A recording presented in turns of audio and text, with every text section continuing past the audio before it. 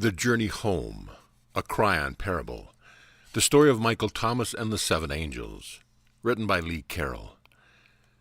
Dedication.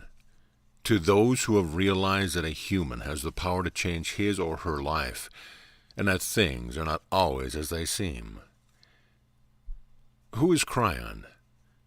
KRYON is a gentle, loving entity who is currently on the earth to help us move into the high energy of what we call our new age.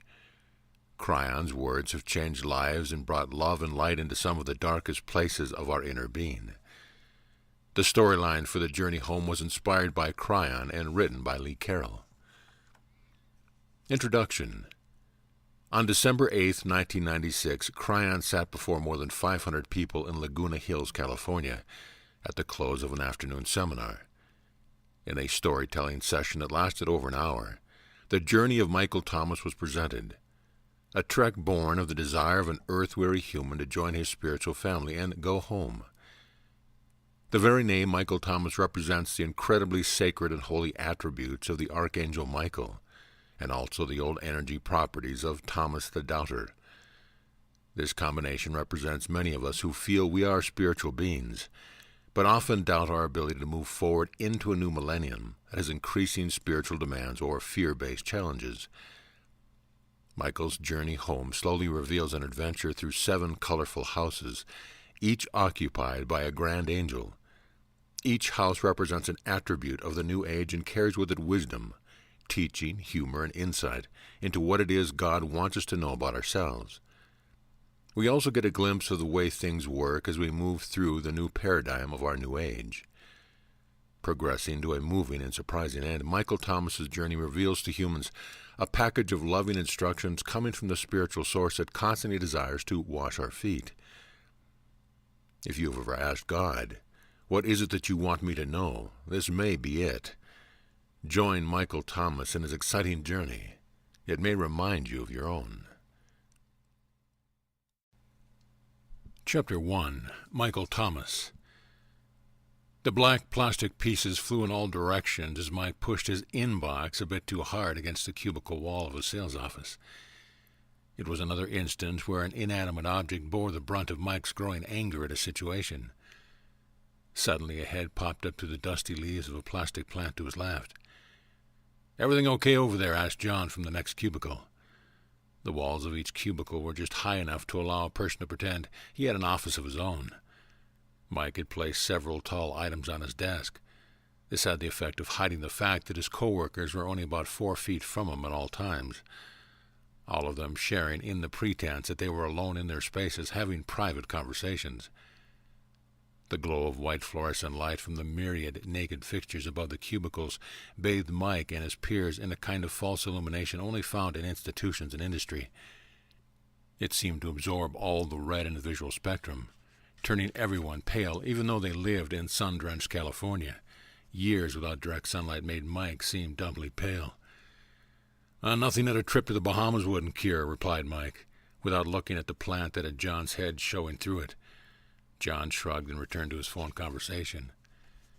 Even as the words escaped his mouth, Mike knew that he would never see the Bahamas on the salary of an order taker working in a coal mine, as the employees called the sales factory that they worked for. He started picking up the pieces of the plastic tray that he had shattered, and he sighed. Something he found himself doing a lot lately. What was he here for? Why didn't he have the energy or the incentive to make his life better? His gaze took in the dumb-looking stuffed bear that he had bought himself. It said, "Hug me." Next to it was his favorite Far Side cartoon. Something about the bluebird of happiness escaped Ned, the cartoon character. Instead, he was being eviscerated by the chicken of depression. It didn't matter how many smiling faces or cartoons he tacked up on the cubicle walls. Mike still felt stuck. He was glued to an existence that resembled the working of an office copy machine. Each day duplicated over and over again without any purpose. The frustration and helplessness that he felt made him angry and depressed, and it was beginning to show. His supervisors had even mentioned it. Michael Thomas was in his mid-30s. Like many others in his office, he was in survival mode. It was the only job he could find where he didn't have to care about what he did very much. He could simply disengage for 8 hours a day, go home, sleep, try to pay his bills on the weekend, and go back to work again on Mondays. Mike realized that he only knew the names of 4 people in his Los Angeles office at over 30 individuals.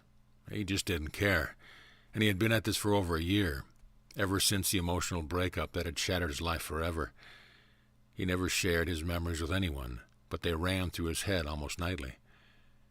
Mike lived alone except for a solitary fish. He had wanted a cat, but the landlord wouldn't allow it. He knew he was playing victim, but his self-esteem was at an all-time low, and he continued to massage the wound that was his life, purposely keeping it open, hurt and bleeding, so he could recall it all at will. There wasn't anything else he felt he could do, and he wasn't certain he had the energy to change things even if he wanted to.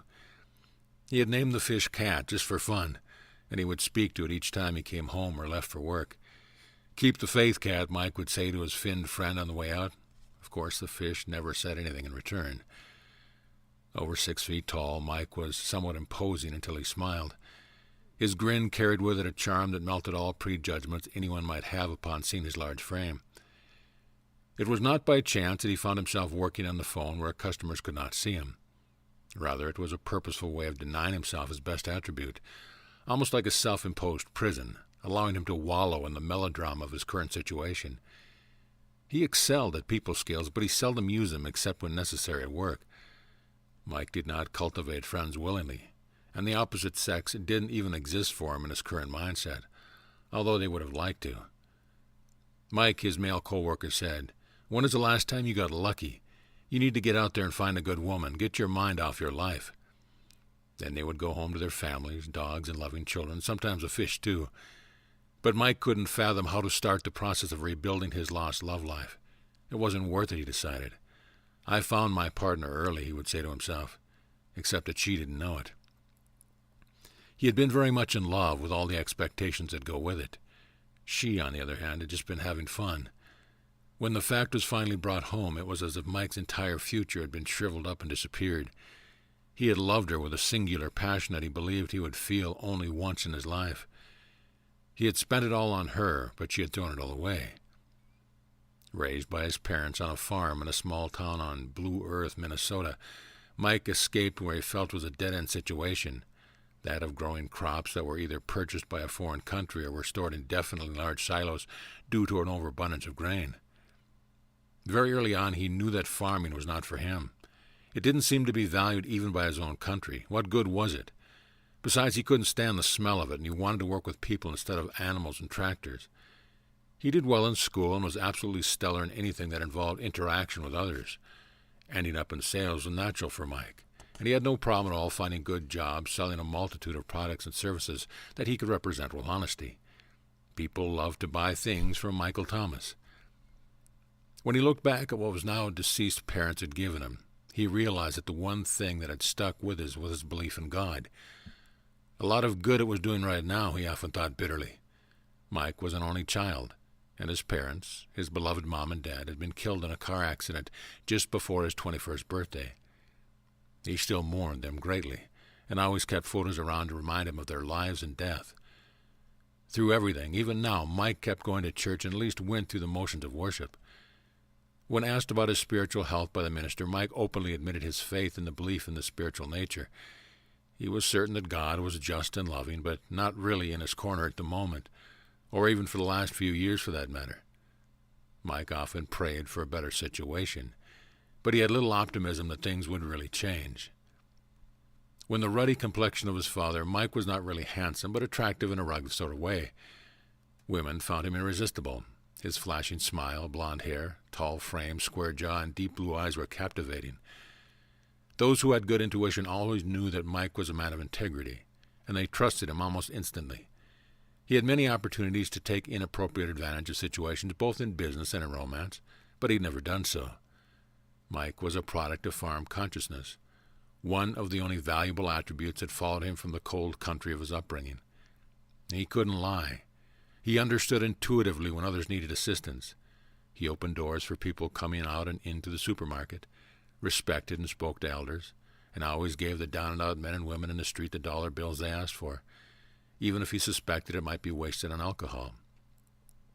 He felt that everyone should work together to make things better, and he never understood why people didn't speak to each other in his adopted town or seldom even met their own neighbors. Perhaps it was because the weather was so nice that people never needed help. How ironic, he thought. Mike's only female role model was his mom. Therefore, he treated all women with the kind of respect he had known for the wonderful, sensitive woman whom he missed greatly. Part of his misery now was the seeming betrayal of this respect in the only real relationship he had ever had. Actually, Mike's experience had only been a result of culture clash. What was expected from one person was not what was given, and vice versa. The California girl who had broken his heart was only following what she believed was her cultural truth about love. But Mike hadn't seen it that way. He had been taught differently, and he didn't have tolerance for other ideas about love. And so it is that our story really begins. Here was Michael Thomas at his lowest ebb, coming home on Friday night ready to greet his studio-style 2-room apartment, 2 rooms that include the bathroom. Mike had stopped at the store to pick up the meager groceries he needed to exist for the next few days. Long ago he had found that he could make his money go far, indeed, if he bought the generic brands and used his coupons wisely. But his real key to frugality is don't eat much. Mike purchased package items that didn't need to be cooked.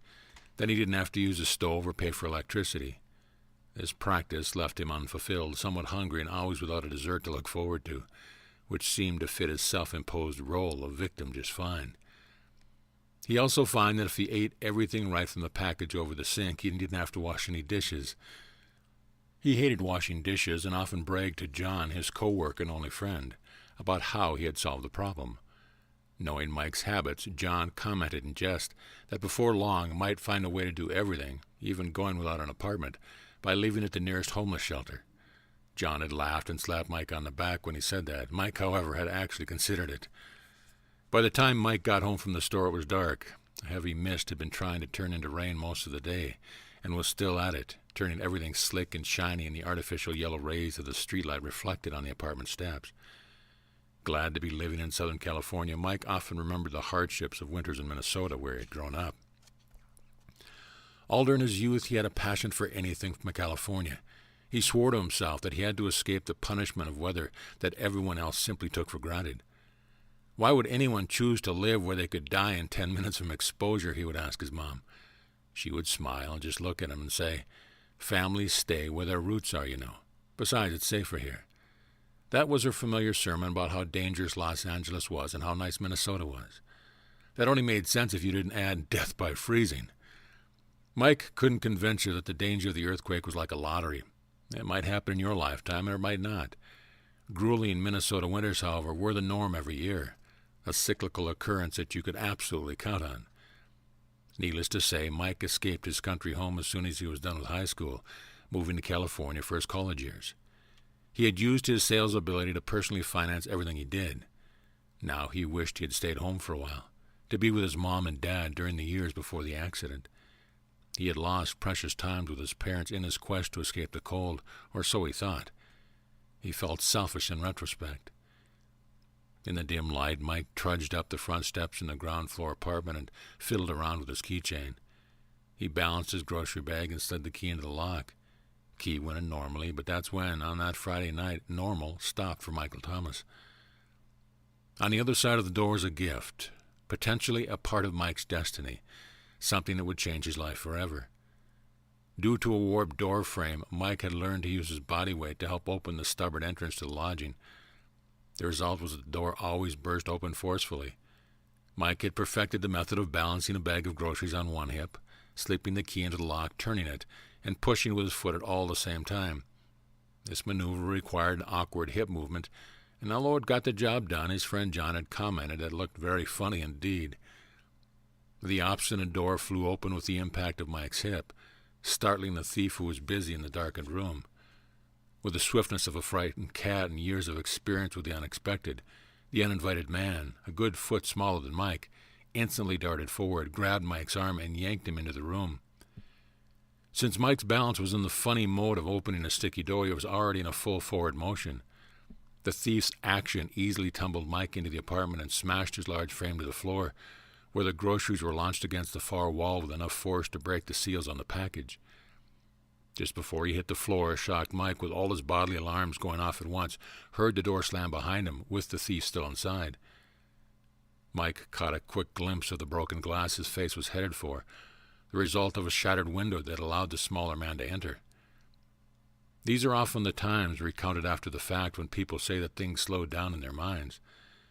This was not the case for Michael Thomas. The seconds screened by in a blur, compressing time and creating overwhelming panic. The man who had broken into the apartment was determined to continue his quest to remove the apartment's television and stereo, and he certainly didn't care what happened to his victim.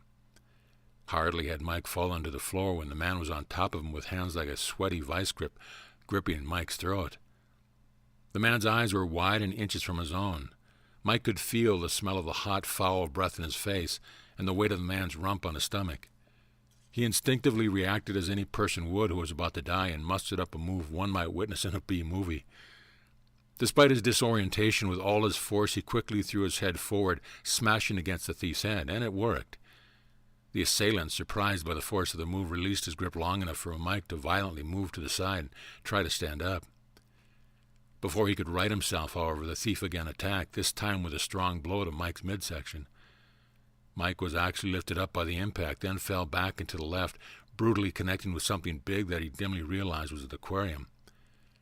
With a hellish noise, the cabinet, the aquarium, and the solitary fish joined the groceries against the back wall of the small room. Mike was in pain and without breath. He gasped, his lungs on fire with oxygen deprivation, and his widening eyes watched a boot that seemed as big as Montana descend upon him. His assailant was grinning now. It happened too fast. The boot found its mark. Mike felt and heard the few bones in his throat and neck crunch in a horrible way. He gasped in horror, knowing absolutely that his air passage was gone and perhaps his spine too. His entire body reacted to the snapping and popping of his mutilated neck. Shock tore through his consciousness as the reality of the situation began to sink in. This was it. Death was near. He tried to cry out, but his voice box wouldn't work. There was no more air for Mike, and things quickly went dark, and all was quiet. The thief hurried to conclude his night's work, unconcerned about the very still man on the floor, when he again startled by a racket of a much-abused apartment door. "What's going on in there? Is everything all right?" A neighbor was frantically pounding his fist on the uncompromising wood. The thief cursed his luck and grudgingly moved toward the broken window.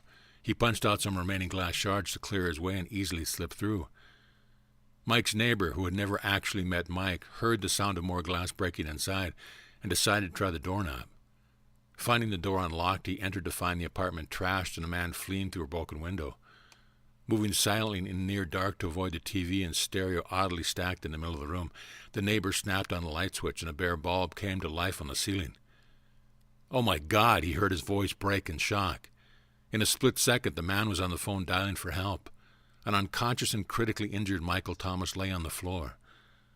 The room was quiet now, the only sound being that of a flopping fish 2 feet from Mike's head. Cat was wriggling among the lettuce and pre-cooked noodles from the spilled groceries, an unsavory mix now beginning to redden from the slowly growing puddle of Mike's blood. End of chapter. Chapter 2, The Vision. Mike woke up in unfamiliar surroundings. Then, with a flash of his returning consciousness, he remembered everything. His eyes darted round, only to discern that he was not in his apartment or a local hospital.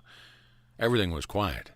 In fact, the silence was so overwhelming that it unnerved him. There was simply no sound other than his own breathing.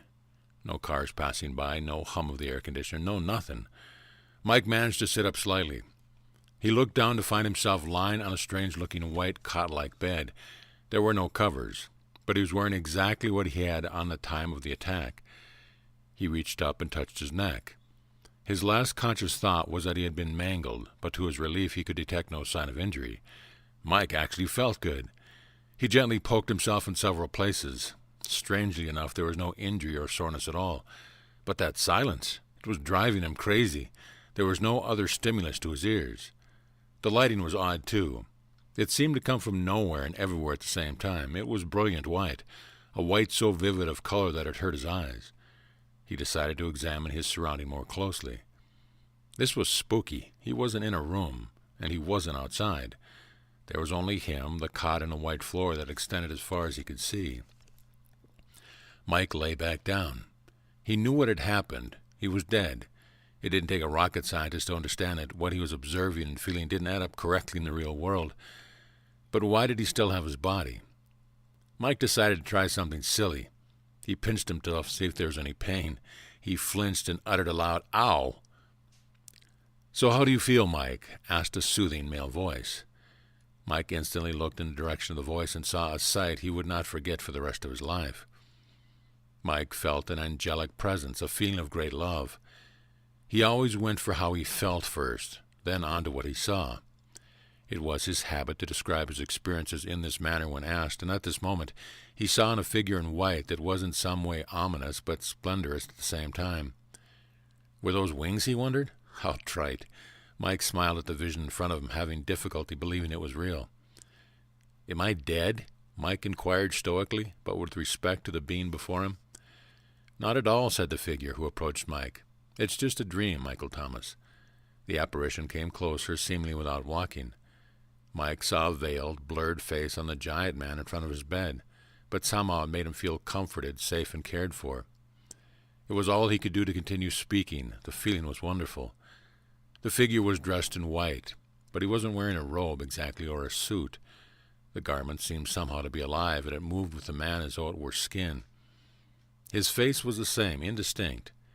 Mike couldn't see any folds, buttons, or creases where clothing ended and skin began, yet the odd apparel was not tight. It was gossamer, flowing, sometimes actually glowing and indistinct. Adding to the vision was that Mike's eyes tended to blend the white of the man's attire into the incredibly white background of his surrounding. It was actually hard to see where the figure ended and the background started. "Where am I?" Sounds like a stupid question, but I guess I'm entitled to ask that, Mike said in a very small voice. "You are in a special place," the figure replied. "A place of your own making, and a place that is filled with great love. That is what you are feeling right now." The angelic figure bowed to Mike, and it seemed to fill the area with even more light than was already there. And you are?" Mike asked respectively, his voice shaking. "Well, you probably guessed. I'm an angel." Mike didn't blink an eye. He knew that the vision in front of him was telling the absolute truth. The situation, however odd, was extremely real. Mike felt all of it clearly. "Are all angels male?" Mike regretted the question as soon as it had left his lips. What a dumb question to ask. This was obviously a very special time. If it was a dream, then it was as real as anything he'd ever experienced. "I am only what you wish to see, Michael Thomas. I am not a human form. So what you see before you has been presented in order to make you feel comfortable. But no, all angels are not male. We are actually neither gender. We don't all have wings either." Mike smiled again, realizing that perhaps what he was seeing was of his own making. "What do you really look like?" asked Mike, who was feeling a bit more free to speak normally to his loving being. "And why is your face hidden?" It was a valid question under the circumstance. "My shape would astound you, and at the same time you would feel an odd remembrance about seeing it, for it is the way you look, also, when you are not on earth. It is simply beyond description, so I will continue to look like this for now. As for my face, you shall see it soon enough." "When I'm not on earth," Mike probed. "Earth existence is temporary, but you know that, don't you? I know who you are, Michael Thomas. You are a spiritual man, and you understand the eternal nature of humans. Many times you have given thanks for your spiritual nature, and those of us on my side have heard every word." Mike was silent. Yes, he had prayed in church and at home, but to really think it was heard clearly was just a bit too startling to grasp. This entity in his dream knew him. "Where do you come from?" asked Mike. "Home." The loving entity seemed to be glowing directly in front of Mike's small cot. The figure cocked its head to the side and was patient while Mike took it all in. Mike felt tingles go up and down his spine. He had a strong sense that there was great truth standing before him, and that he had only to ask and wonderful knowledge would pour in.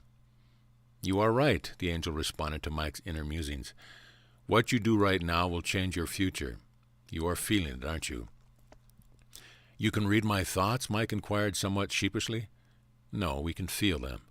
Your heart is linked to the whole, you know, and we respond when you need us." "We?" This was getting spooky. "I only see you." The angel laughed, and the sound was spectacular. What energy that laughter had! Mike felt every cell in his body resound with the humor that the angel expressed.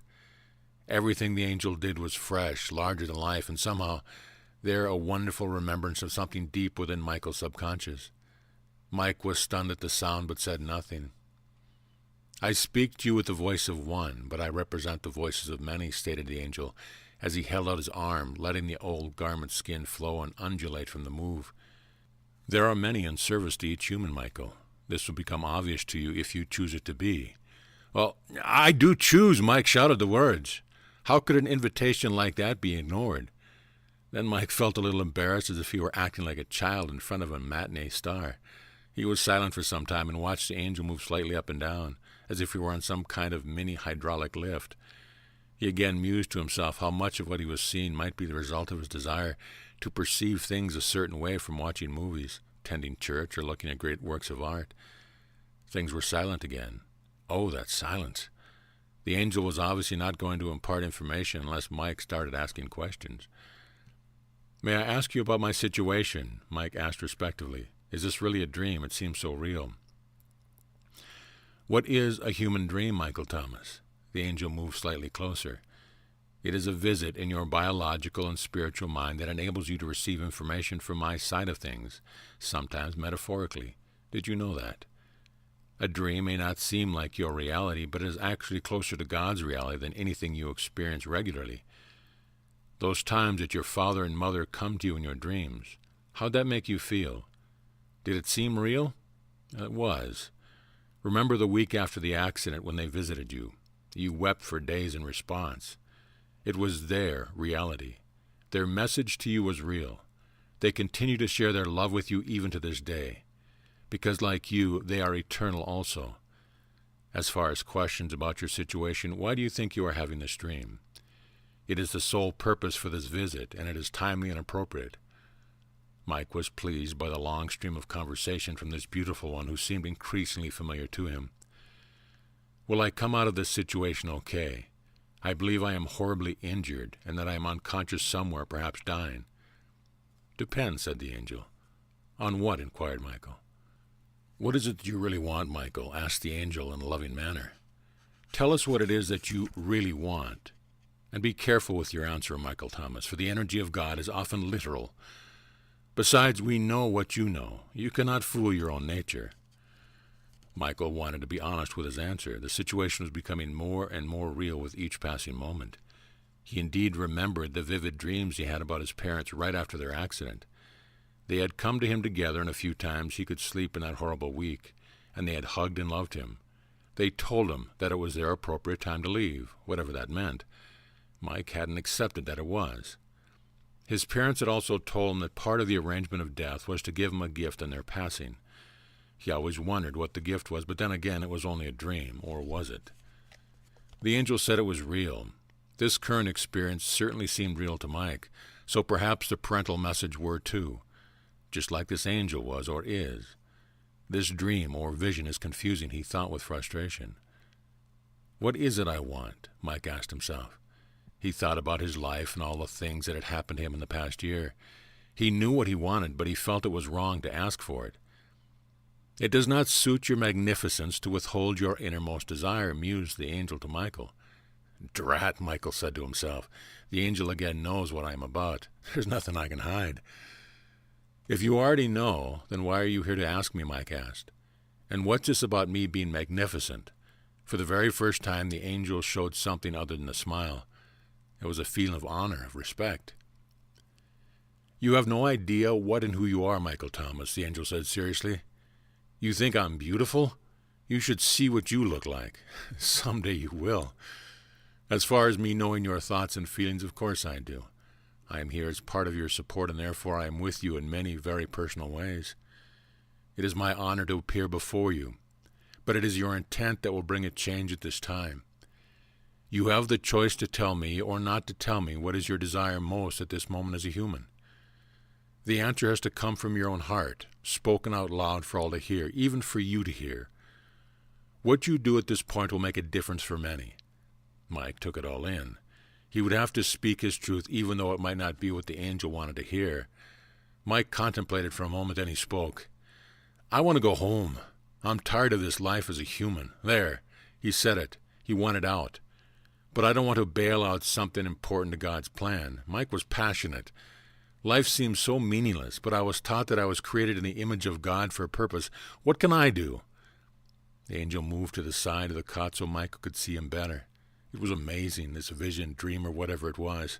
He swore he could smell violets, or was that lilac? Why flowers? The angel actually had a smell. He was more beautiful the closer he got. Michael was also aware that the angel was pleased with the dialogue. He could feel it, even though he could not discern any expression on the angel's face. Tell me, Michael Thomas, is your intent pure? Do you really want what God wants? You want to go home, but you are also somehow aware of a greater plan, so you don't wish to disappoint us or act spiritually inappropriate. Yes, said Mike, that is exactly. I want to leave my situation, but my desire seems like it is odd with itself. It seems selfish. Well, what if I told you you might be able to have both, asked the angel with a smile, and that your wish for home is not selfish but natural, and it is not in conflict with the desire to honor your purpose for being human? How? Please tell me how I can do this, excited Michael now verbalized. The angel had seen Mike's heart, and now he honored him spiritually for the first time. Michael Thomas of pure intent, in order to determine if this can be your quest, I must ask you one more question before I tell you more. The angel moved away slightly. What is it that you expect to gain by going home? Mike thought this through. His silence would have been awkward during a normal human conversation, but the angel understood him completely, knowing that this was a sacred time for the soul of Michael Thomas. As time is measured on earth, Michael was still for 10 minutes or more, but the angel never moved or said a word. No feeling of impatience or weariness was displayed. Mike was beginning to realize that this entity was indeed timeless, without feeling the impatience that humans would, whose only reality was that of a linear time. I wanted to be loved, and to be around love, was Mike's reply. I want to feel peaceful in my existence, he paused. I don't want to be subject to the concerns and trivial interactions of those around me. I don't want to worry about money. I want to feel release. I'm tired of being alone. I want to mean something to other entities in the universe. I want to know that I exist for a reason, and I do my part in heaven, or whatever you call it, to be a correct and appropriate part of God's plan. I don't really want to be human as I have been. I want to be like you. He paused again. That's what going home is about for me. The angel once again moved to the foot of the cot. Then, Michael Thomas of pure intent, you indeed shall have what you strive for. The angel seemed to be taking on still more light, and if that were possible, he absolutely glowed with white, which was now starting to be mixed with a golden hue. But you must follow a path that is predetermined, and you must do it voluntarily with intent and choice. Then you will be rewarded with a trip home. Will you do this? I will, replied Mike.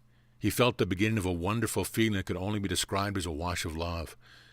The air was starting to feel thick. The glow of the angel was starting to creep into the cot and surround Mike's feet. Chills began to go up his spine, and he involuntarily started to shake with a fast vibration, the likes of which he had never felt before. It was almost a buzz, it was so fast. It traveled right up his body and into his head. His vision started changing, with momentary flashes of blue and violet showing up with great contrast against the intense white that he had been looking at since he had all started. What is happening? Asked Mike fearfully. Your intent is changing your reality. I don't understand. Mike was terrified. I know, replied the angel in a very compassionate tone. Do not fear the integration of God into your being. It is a meld that you have requested, and it will suit your journey home. The angel backed away from Mike's narrow bed as if to give him room. Please don't leave yet, exclaimed the still overwhelmed and fearful Mike. I'm just adjusting myself to accommodate your new size, said the angel in a slightly amused way. I'll leave only when we are complete. I still don't understand, but I'm not afraid, Mike lied. Again the angel laughed and filled the space with a resonance that surprised Mike with its wonderful mirth and intensity of love. Mike realized that there were no secrets here, so he continued to speak. He had to know what this feeling was. Then the angel laughed. What is it that happens when you laugh?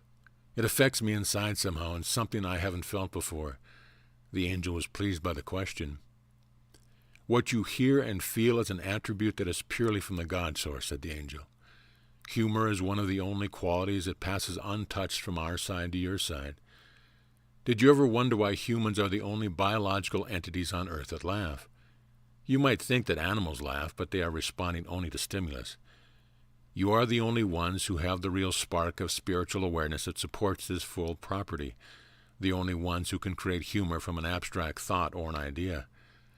Therefore, your consciousness is the key, and believe me, it is sacred. That is why it is so healing, Michael Thomas of Pure Intent. This was more explanation than the angel had provided up until this point. Mike felt that he might squeeze out more gems of truth before his time passed. He eagerly tried. "What is your name?" "I don't have one." There was silence again, a long pause. Oops, Mike thought. We're back to short answers. "How are you known?" Mike continued to probe. "I am known by all, Michael Thomas. And that I am known by all. Therefore I exist." "I don't understand," Mike replied. "I know." Again the angel mused, but not at the expense of Mike. It was an honoring of Mike's naivete in a situation where he was not expected to know more, the way in which a parent might indulge a child who asked probing questions about life. There was love in everything the angel did or said. Mike knew he had to stop pressing and get to the point. "What is the path you speak of, dear angel?" Mike felt uncomfortable for a moment with his salutation of dear, but somehow it fit the personality before him. The angel was parental, brotherly, sisterly, yet had a personal feeling of a lover all the same time. This was a feeling Mike would not soon forget. He longed to stay in the energy, and he dreaded the thought that it might come to an end. "When you return to your reality, Michael, prepare your things for an adventure of many days. When you are ready, the beginning of the path will be shown to you. You will be required to journey to 7 houses of spirit, and in each house you will meet an entity somewhat like me, each with a different purpose. The path may contain surprises and even danger, but you can stop any time you wish, and there will be no judgment about this. You will change along the way and learn many things. You will be required to study the attributes of God. If you traverse all 7 houses, then the door will be shown for you to go home. And Michael Thomas of Pure Intent," the angel paused and smiled, "there will be great celebration when you open that door." Mike had no idea what to say. He felt a sense of release, but also a nervousness about journeying into the unknown. What would he find? Should he do this? Perhaps this was simply a dream that was all nonsense. What was real anyway? "What you have before you now is real, Michael Thomas of Pure Intent," said the angel, again reading Mike's emotions. "What you will return to is a temporary reality built just for you humans to learn within." All Michael had to do was feel his doubt, and the angel knew it. Once again, Mike felt that he was in some way being violated by this new way of communicating, and in another way he was being honored. In a dream, Mike thought, you are in contact with your own brain. Therefore, there can be no secrets from yourself. Perhaps that is why it seemed appropriate to have such a conversation with this entity who knew what he was thinking. Besides, Mike was experiencing just what the angel said. He was beginning to feel quite comfortable in this dream reality, and he was not looking forward to going back to anything short of it. "Oh, what now?" asked Mike hesitantly. "You have given intent for the journey, so does that you will return to your conscious human state. There are some points to remember along the way, however. Things will not always be as they seem, Michael. As you progress, you will become closer to the reality that you experience now with me. Therefore, you may have to develop a new way of being, perhaps a bit more," the angel paused, "current than what you are used to, as you approach the door to home." Mike didn't understand what the angel was talking about, but he listened intently anyway. The angel continued, "There is another question I must now ask you, Michael Thomas of Pure Intent." "I'm ready," replied Mike, feeling less than confident, but honestly ready to move ahead. "What is the question?" The angel moved closer to the end of the cot. "Michael Thomas of Pure Intent, do you love God?" Mike was startled by the question. Of course he did, he thought. Why was this being asked? Mike answered quickly, "As you can see my heart and I know my feelings, you must know that I love God." There was silence, and Mike could tell that the angel was pleased. Indeed, it was the last word that Mike heard from the hidden lips of the beautiful creature who obviously loved Mike a great deal. The angel reached out to Mike and moved his hand in such a fashion that it intersected Mike's throat. How could he reach that far? Immediately, Mike felt as though hundreds of fireflies had flown into his neck and were altering his persona. Mike felt no pain, but suddenly he vomited. End of chapter. Chapter 3. Preparation, the journey begins.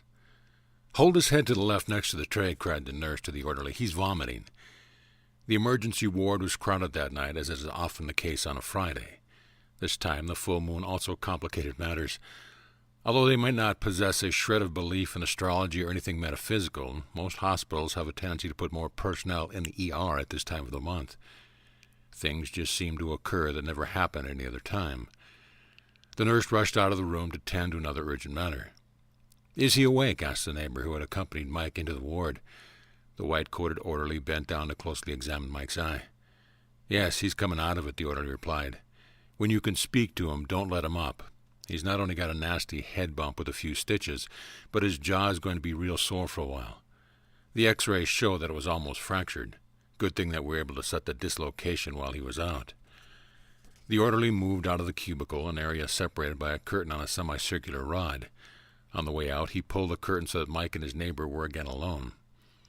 The many sounds of the emergency ward were subtle, but the neighbor could hear people and activities in the cubicle on each side of the one he was in. There was a female stab wound victim in the cubicle to the left, and to the right an elderly man suffering from shortness of breath and a numb arm. They had been there almost as long as Mike had, about an hour and a half.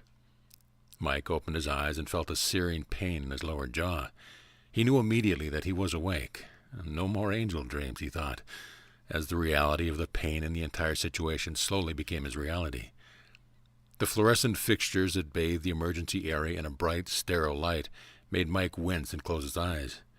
The temperature in the room was cold, and Mike instantly felt the need for a blanket. None was offered. "You've been out for a while, buddy," said the neighbor, feeling a bit embarrassed that he didn't even know Mike's name. "They dressed your head and set your jaw. Don't try to talk." Mike looked appreciatively at the man who was bending over him. Although still in a daze, he analyzed the features of the man's face. Mike recognized him as a tenant in the unit adjacent to his. The man took a seat to the side of Mike, who fell into a very deep sleep. When he woke next, Mike knew he was in a different area. It was still and quiet, and he was still in bed. As he opened his eyes and tried to clear his foggy mind, he realized he was still in the hospital. But this time he was in a private room. It was well appointed for a hospital, Mike thought. His dreary gaze took him to the picture on the wall and the ornate chair by the side of the bed. There was expensive, sound-absorbent material on the ceiling, crisscrossing the room in small, elegant squares, made slightly oblong by Mike's fuzziness. The fluorescent fixtures were still there, but turned off and semi-hidden within the pattern of the soft design. Most of the light was coming from a bay-view window and a couple of incandescent lamps within the room. Instead of a bare shelf on the facing wall holding up a television set as in most hospital rooms, there was a finely finished armoire. The doors of the exquisite cabinet were closed now. The lamps had shades, much like in a fine hotel, and the shades matched the wallpaper. What kind of place was this? A private residence? Further examination with his eyes only, however, revealed the standard hospital air, gas, and electrical outlets available at various points in the room. Mike could also tell that there was a number of diagnostic tools behind him, one that was attached to his arm with some medical tape. It was beeping softly every few minutes. With no one apparently around him, Mike started to analyze what had happened. Did they operate on his throat? Could he talk? Slowly he brought his hand up to his throat, expecting to find massive bandages or even a plaster cast. Instead, Mike found smooth skin. He moved his fingers all over his neck, only to discover that all was as it should be. Mike gradually tried to clear his throat and was surprised to find his voice immediately. It was then he opened his mouth, however, and he realized where the problem was. Stinging red pain, enough to cause nausea, instantly stabbed Mike down behind his mouth and below his ears. "That's pain you can hear," thought Mike as he mentally made a note not to open his mouth so fast again. "Oh, we're awake, I see. We can give you anything you need for the pain, Mr. Thomas," said a whining but kindly female voice from the doorway of the room. "But you will recover faster if you find your own level of tolerance without the pills. Nothing is normal, you know. Your jaw needs to be exercised back to normal." The nurse, wearing what could only be called a designer's nurse outfit, approached the bed. Not only was her outfit pressed and perfect, but it was obvious that she was very experienced. Above her pocket were several awards and experience badges. Mike spoke carefully through his clenched teeth, moving his jaw only slightly with each word. "Where am I?" he mumbled. You're at a private hospital in Beverly Hills, Mr. Thomas. The nurse moved next to him. You spent that night here after they brought you over from the emergency room recovery area. You are also scheduled to leave shortly, you know. Mike's eyes opened wide and his face wrinkled with worry. He had heard stories of $2,000 and $3,000 a day bills for a stay in a place like this. His heart began to race as he wondered how he'd pay for it all. It's okay, Mr. Thomas, the nurse said reassuringly, reading Mike's expression. It's all taken care of. Your father made all of the arrangements, you know. Oh, yeah, he paid for it all. Mike was quiet for a moment, contemplating how his dead father could have made any arrangements. Perhaps she only assumed it was his father, and it was really his neighbor. Mike mustered up the strength to speak through his barely moving mouth. Did you see him? Mike grunted. See him? Oh, yeah, some looker, your dad. Tall and blond like you with the voice of a saint. Had all the nurses a twitter, you know. Just listening to the nurse, Mike knew she was from his home state in Minnesota. They all seemed to talk backwards there, often placing the subject of the sentence first, an odd thing that he had overcome shortly after moving to California. It made them sound like the character Yoda from Star Wars. She continued, paid for everything he did, in cash no less. Don't you worry now, Mr. Thomas, and oh yes, he left a message for you, you know. Mike felt his heart leap even though he suspected that the so-called father was just his neighbor. The nurse's description didn't fit either one. The nurse had left the room to fetch the message. Not more than 5 minutes went by before she returned with a piece of paper that obviously had a typewritten message on it. Dictated it, you know, said the nurse, as she took the piece of folded paper out of the hospital envelope. Said that his handwriting wasn't very good, so we typed it at the desk for you. Kind of hard to understand, if you ask me. Did he used to call you Opie when you were a kid? The nurse handed the paper to Mike, and he read it. Dear Michael Opie, not everything is as it seems. Your quest begins now. Heal quickly and prepare your things for the journey. I have prepared the way home. Accept this gift and move forward. You will be shown the way. Mike felt chills run up and down his spine. He looked at the nurse with grateful eyes and held the paper to his chest. He then closed his eyes as if asking to be left alone. The nurse got the point and left the room. Mike's mind raced with possibilities. Not everything is as it seems, the note said. That's an understatement. He knew that his throat had been mangled and stomped on yesterday by a criminal who almost did him in on the floor of his apartment. He had felt every bone-crunching second of that horrible event. Yet now that there was no injury except a badly dislocated and reset jaw to contend with, along with some cuts and bruises on his face and head. These things would be sore for a while, but they were not incapacitating. Was this the gift? The idea that the angel vision could have been an actual event was not part of Mike's reality until he had read the note. If this wasn't the angel, then who? He simply didn't know anyone who had the money or who knew him well enough to give him anything, much less pay a substantial medical bill. Who else would know of the journey he was promised to take? His body was vibrating with questions, and he was still reeling with doubt over the note and what it meant. When he received the final validation, smiled. The nurse had asked about being called Opie. On the note it was spelled O-P-I, like a name, undoubtedly dictated letter by the angel who had paid his bill. It wasn't a nickname. The letters were initials. O-P-I, of pure intent. Therefore, the salutation was, Dear Michael of Pure Intent. Mike's smile turned into a laugh, and it hurt a lot, but he continued to laugh, and his whole body shook with the mirth of the moment until he was quiet and let the tears of joy also come. He was going home. The next few days were special. Mike left the hospital with some pills that would help him with the pain, but he found he didn't need them. His jaw seemed to be healing with incredible speed, and he was able to exercise it gently. His speech was coming along just fine. Eating, although a chore at first, came back to normal within a day or two. Through the process, pain simply wasn't a concern. There was stiffness, but it was bearable under the circumstance. Mike didn't want any pain pills to interrupt the high he was feeling about going on his spiritual quest. The cuts and bruises slowly vanished with time, although Mike was again astonished by how fast it was all happening.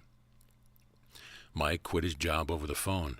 He had practiced doing it so many times in his mind, he really savored the act of terminating his connection with that awful job. He then called his friend John and explained as best as he could that he would be leaving for an extended vacation and might not be back. John wished him well, but he expressed concern over Mike's secrecy regarding his plans. Buddy, John said persuasively, you can tell me. I'm not going to do anything. What's going on?" Mike knew very well that John would not understand if he told him that an angel had appeared and given Mike instructions, so he kept quiet. "I have a private journey to take," he told John. "It's meaningful for me," and he left it at that. Mike gave notice at his apartment, packed his things. He carefully separated his very personal belongings from his clothing and his appliances. He didn't have much, but the things he cherished the most, the photos and the few books, he packed into 2 special cases. Mike realized that he could not take many clothes, so he packed the bare minimum for a very light journey, which also fit into the cases along with the photos and the books. Mike invited his neighbor over, the one who had saved him, and gave the man some clothes, his television set, the bike he used to pedal to work, and various other meager belongings that he had accumulated over the past year or so. "If you don't want these," Mike had said, "then give them to charity." The neighbor seemed overwhelmed by the gesture, and he smiled broadly while pumping Mike's hand. Mike got the impression that the man had indeed needed much of what was offered. Cat the fish had been saved by the neighbor after calling 911, and it only seemed fitting that it should also go to him, seeing as how it was now in the man's aquarium anyway. "Goodbye, Cat," Mike had said with a smile while in the man's apartment. "Keep the faith." Cat didn't even look at him. He was busy with his new fish friends. It was the 5th day after Mike returned home from the hospital that he realized that he was approaching the end of his preparation. He didn't know exactly how to proceed, and he didn't know where precisely he was going. It was evening, and all was quiet. He knew that the angel would be aware when he was ready, and that tomorrow would be the start of something new. Mike felt that the reality of his journey was absolute. He owned the belief that he would be shown what to do. Everything that had happened in the last week justified the logic of his faith. Mike decided to review the precious belongings in the case he was hauling along his spiritual track. He opened them and painstakingly examined the items that he felt needed to be taken along. The first group of items consisted of the photos. The photo album was fairly tattered with time. Many of the aged pictures had been originally attached with the old-fashioned gummed corner mounts from the 50s. He opened them carefully so not to disturb the weaker mounts, and once again he felt the familiar feeling of melancholy when he gazed upon the wedding photos of his parents, the first photo in the book. He had found this and other personal photos of them after the accident, and he'd barely had the strength to look at them back then. There they were, very much in love, smiling at the camera, beginning their lives together. Their clothes looked funny to Mike, and that's the only time he remembered seeing his dad in a tie. Later, Mike found Mom's old wedding dress in the attic. He had asked a neighbor to pack it for him, since it was too painful. Mike was just a glimmer in their eye when the photo was taken, and their photo was filled with expectation of good things. Mike stared at the photo for a very long time, finally speaking softly to it. "Mom and Dad, I am your only child. I hope what I'm about to do will not disappoint you in any way. I love both of you and wish to see you soon." Precious moments went by as Mike turned the pages of the book that contained the lineage of his boyhood. He smiled often. There was the old farm, the occasional picture of his friends along the way. He loved the photo of himself on the tractor when he was 6. What a treasure this album was. Mike felt that God would be happy to have him honor his parents and his upbringing by taking the photos on a special trip. What would eventually become of the album was unknown, but for now Mike felt that he could not leave these items behind. Then there were his books. He loved them. His Bible was worn thin with many readings, and it had comforted him so many times. Even if he didn't understand all of it, he felt its spiritual energy. It was carefully packed, and Mike could never leave it behind. Then there were his boyhood books that meant so much, The Hardy Boys, Charlotte's Webs. These were just a few paperbacks that he continued to read periodically, each time remembering what he was doing at the age when he first experienced these great stories and characters. Finally, The Great Adventure of Moby Dick when he got older, and the Sherlock Holmes series, and then some of his favorite poetry by obscure writers.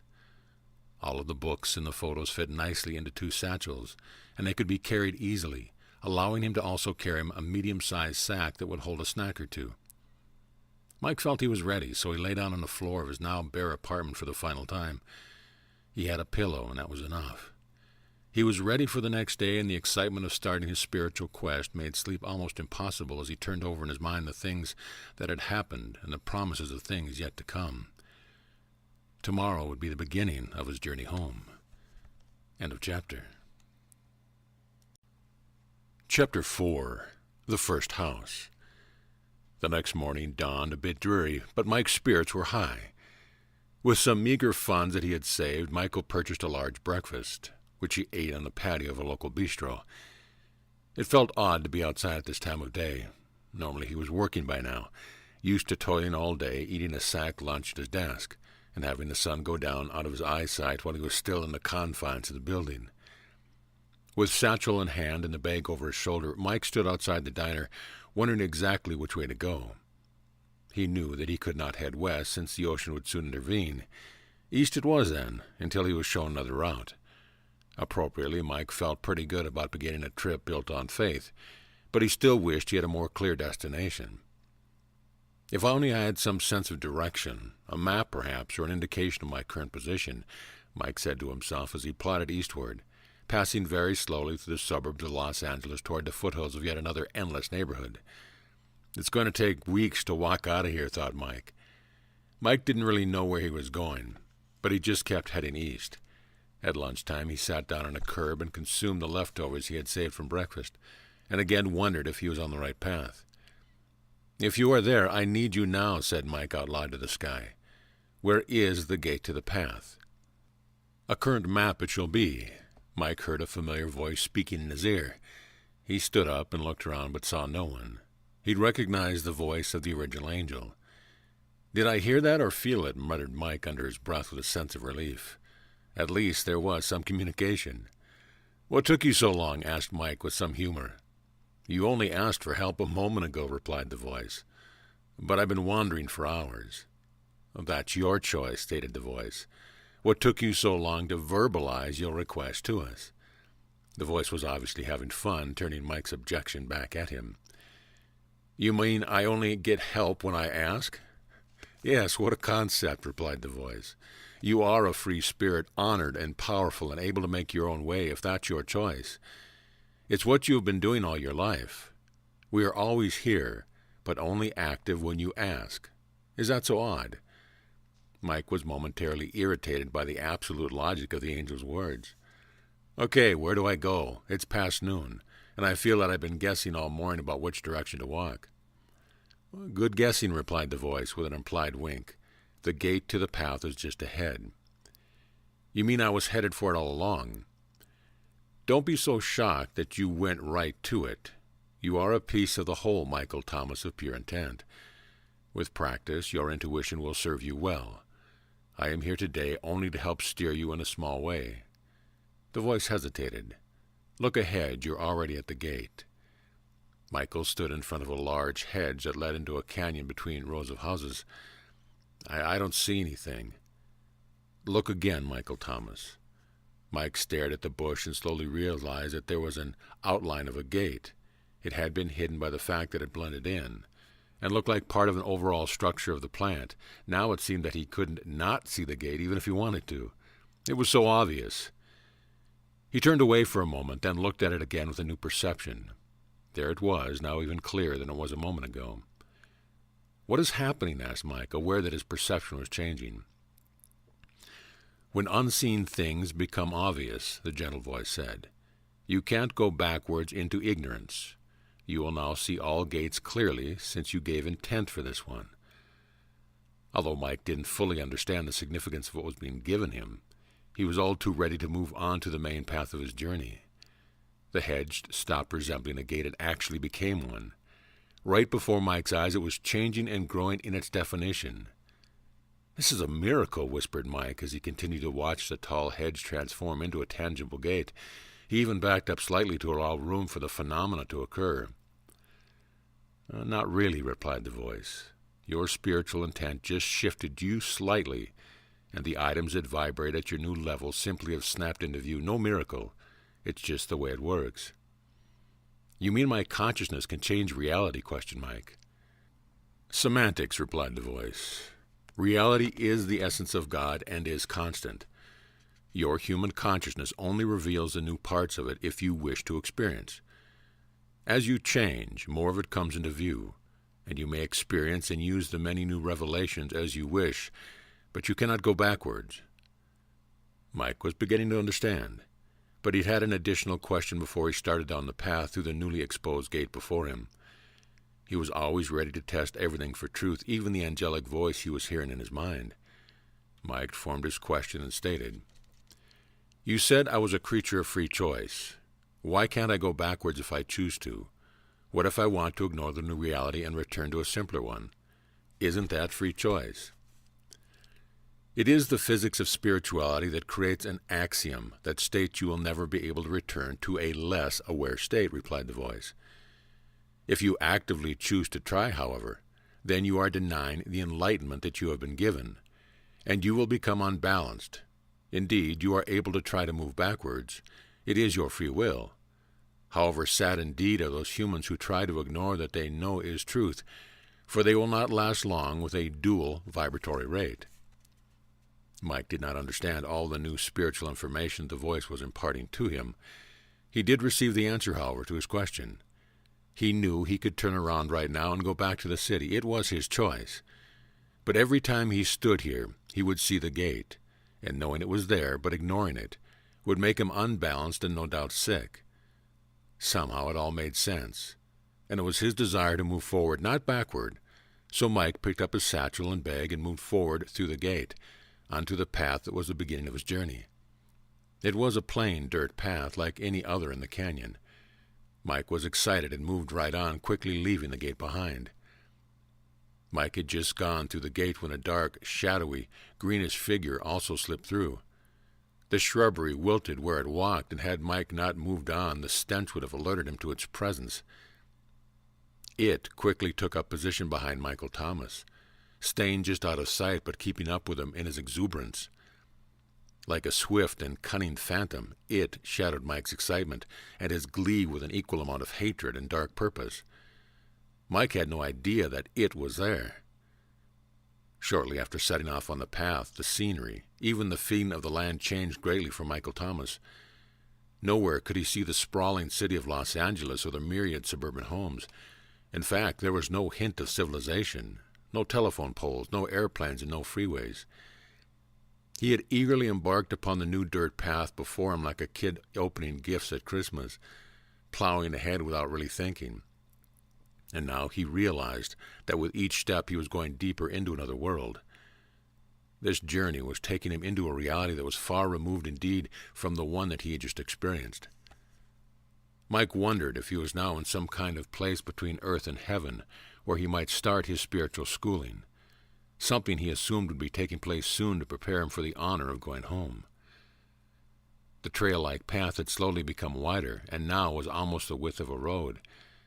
It was about 3 to 4 feet wide, without footprints of any kind, and very easy to follow. Mike turned around suddenly. What was that? Something dark, green, and quick caught his eyes as it darted to the left behind a boulder. Must be the wildlife, Mike thought. The road behind was now a mirror image of where he was heading. A long path that twisted and turned, disappearing over hill after hill in the distance, all within a glorious, lush countryside of green trees, meadows, and rocky outcrops. Flowers dotted the landscapes like so many blips of color, precisely in the right place on the perfect canvas of nature. Mike stopped to rest. He didn't have a watch, but by looking at the sun's position, he estimated that it was about 2 p.m., time for food. Mike sat down next to the road and ate the final crumbs from the large breakfast that he had partially hoarded for his last 2 snacks. He looked around and felt the stillness. No birds, he thought. He looked even closer at the dirt at his feet. No insects either. This is really a strange place. Mike contemplated it all. He felt the sudden breeze in his hair. Well, at least there is air. He looked up at the sky and saw the pure blue of a refreshing grand day. Mike realized that there was no more snacks in his bag, but he also knew that he was not alone, and that he would be afforded sustenance from God somehow. He remembered the stories about Moses in the desert, roaming for 40 years with the tribes of Israel. He remembered how those nomads were fed from the sky, and he mused at this story, wondering if it was true. All those families following Moses probably had headstrong teenagers, just like we do today, he thought. He could just see them turning to their parents complaining, "Hey, we've been by this same rock 8 times since I was a kid.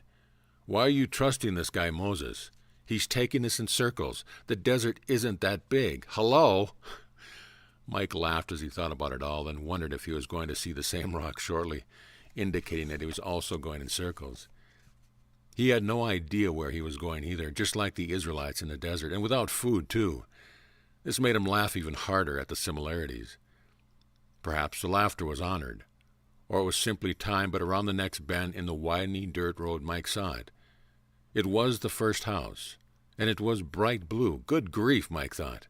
If Frank Lloyd Wright could see this, he would scream. Mike inwardly chuckled to himself. I hope this is not irreverent, he thought, but I've never seen a blue house before. The path actually led up to the door, so he knew that it was supposed to be his first stop. It was also obvious in there that there were no other structures anywhere. As Mike approached the small cottage, he could see that it was more of a cobalt blue, and it softly glowed from within somehow. As he turned to go up the path to the door, Mike saw a small sign that identified the house as House of Maps. Mike realized that this is what he had asked for. Now he was getting somewhere. Perhaps the rest of the journey would not be so filled with uncertainty. A current local map would be a valuable commodity in this strange land. The door to the house opened suddenly, and out strolled a beautiful, large, blue creature that exactly matched the color of the house. It was obviously an angelic entity, for like the original angel in the vision, it was larger than life, bigger than a human. Its presence filled the air with a feeling of splendor and flowery essence. Again, Michael could actually smell the fragrance of the entity. The large blue one faced him. Greetings, Michael Thomas of pure intent. We have been expecting you. Unlike the angel of the vision, this angel's face was clearly visible, and Mike could see the expression of well-being and mirth that seemed to be constant, no matter what the entity said. Mike was appreciative of the company and was respectful of the situation. He greeted the angels. Greetings also to you, O great blue one. Michael swallowed hard right away. What if the angel didn't want to be called blue? What if his blueness was only a human perception and he really wasn't blue at all? Maybe he doesn't even like blue. Mike sighed at the stream of what-ifs that ran through this human mind. I'm blue to every entity, Michael Thomas of pure intent, mused the angel, and I accept your greeting with joy. Please enter the House of Maps and prepare to stay the night. This time Mike was glad an angel had read his thoughts, or what was the original angel had said. He could feel them. In any case, Mike was glad that he had not offended the keeper of the first house. Mike and the blue angel, two unevenly matched entities, turned and entered the house. Even as the door shut behind him, two huge, intense, angry, beet-red eyes peered from the ample brush slightly to the left of the house entrance. They were very alert. They didn't get weary. They were silent and very patient. They wouldn't move or blink again until they saw that Michael Thomas was ready to continue. As Mike entered, he was astounded by what he saw. The inside of the structure was immense. It seemed to go on forever. Yet the outside was humble and modest. He remembered that the original angel had said that all might not be as it seemed, and this was obviously part of this strange new reality of his awareness. Mike wondered about this new perception. Did it have a greater meaning? Mike wandered the huge halls of the House of Maps while following the angel. The interior resembled a library of the highest order, perhaps like some illustrious ones you would visit in Europe, where important historical books of every kind would be stored. Instead of books on shelves, however, there were seemingly tens of thousands of small wooden holes lining the walls, each containing what Mike felt might be a scroll. The walls seemed to go on forever, and there were holes on both sides of every hall they entered, several stories high. He couldn't see the holes up close yet, but contained in them might be maps, since the name of the house implied such. But why so many of them? The journey around the giant room seemed endless, and in the process not one other living soul was encountered. Are we alone, Mike asked. The angel turned and chuckled. Depends on what you mean by alone, I suppose. You are looking at the contracts of every human being on the planet. The angel casually continued walking forward. Mike stopped and stared, reacting with amazement to what the blue entity had just said. The distance between them widened as the angel continued forward without Mike. Sensing that he was not being followed, the angel stopped, turned, and waited patiently for Mike. He said nothing. Mike saw the ladders leaning up against the high walls on the multi-story racks of endless wooden cubbyholes that contained scroll after scroll. Contracts, the angel had called them. What could that mean? I don't understand this at all, exclaimed Mike as he caught up to the angel. Oh, before your journey is over, you will, replied the angel with a comforting voice. There is nothing here that is frightening, Michael. All is in order, and your visit was expected and is honored. Your intent is pure, and we can all see that. Relax and enjoy being loved by us." The Blue One's words really impacted Mike. There was nothing that any entity could say in the universe that was better than what had just been said. Was he starting to feel more? The original angel had given Mike some of the same loving vibrations, but he now felt a great deal more of the emotional reaction than he had before. "It's a grand feeling to be loved, isn't it, Michael?" The Blue Angel had returned to Mike's side and was towering over him. "What is this feeling?" Mike asked softly. "I feel almost teary." "You are shifting into another vibration, Michael." "I don't understand what that means. Do you have a name, sir?" Michael again wondered if he had offended the entity. What if it was a she-angel? Mike had no idea about these kinds of things, but the angel's demeanor and appearance could easily have been feminine. "Just call me Blue," said the angel as it winked at Mike. "I'm genderless, but my size and voice tell your mind that I am a male." "Call me a he, it's okay." The angel paused to let Mike take it all in. Blue continued, "Your cellular structure as a human may exist in many vibratory rates, Michael. The one you have grown used to is, let's say, rate number 1. You are familiar with it, and it has served you well. On this trip, however, it will be necessary for you to move forward to rate 6 or 7 in order to move toward your goal. Right now you are passing into what I call rate 2, for want of a better name. Each vibratory rate brings more awareness of the actual reality of God, as you have been told. What you are feeling now is the awareness of love. Love is thick, Michael. It has physical properties and is powerful. Your new vibratory rate is letting you feel it more than you ever have before. It is the essence of home and will intensify with each house you visit." Michael loved listening to Blue. This was more explanation than he had received up till now. "Are you a teacher?" asked Mike. "Yes. Each of the house angels are here for that very purpose, except the last one. I will have truth to reveal to you that are part of my house, and the others will as well. When you are finished, you will have a larger overview of how things work in the universe than you do now. My job is to dispense something to you that you have earned through your expression of intent. You are here in my house to receive your contract map. Early tomorrow I will present it to you and answer a few questions before you continue on your path. It is important that this house is first, for it will help you with your journey. For now, I encourage you to enjoy your gifts of sustenance and rest." Mike again followed Blue, who was starting to feel like a very familiar friend, but a very blue one. He was taken into a wonderful interior garden, where every possible fruit and vegetable was being grown in row after row of carefully cultivated agriculture. The light as in every room was streaming in through ports in the roof. It filled every area with a natural outdoor essence. He could also smell the aroma of baking bread coming from another area of the complex. "Who takes care of all this?" Mike asked. "I only see you, and do you eat?" "Each house has rooms like this, Michael, and no, I don't eat. This garden exists totally for the humans who are on the same path you are, spending time suspended in this learning experience passing through here. The garden is attended by many. You just don't see them now. You will not be without sustenance, health, and shelter while you walk your path of knowledge. It is our way of honoring you and your intent." Mike started to feel the overwhelming sense of being cared for as the two continued on into another room, the human following the large blue entity. Finally, they reached a quaint sleeping area, private quarters with a wonderful canopied bed and pristine white lace sheets, inviting Mike to plop his weary body down. Overstuffed pillows beckoned to him, offering the comfort and security of a deep sleep. Mike was astounded by the degree of preparation. "All of this for me?" Mike was impressed. "You and others, Michael. It is prepared for any who have the kind of intent that you do." In the adjacent room was a feast that Mike could not have even begun to consume. There was more succulent food than he could ever seen, much more than just one person could eat. "Eat what you wish," Michael suggested Blue. "None will be wasted. But do not hoard the extra. Resist the temptation to carry it with you. This is a test of your process, something you will understand fully later."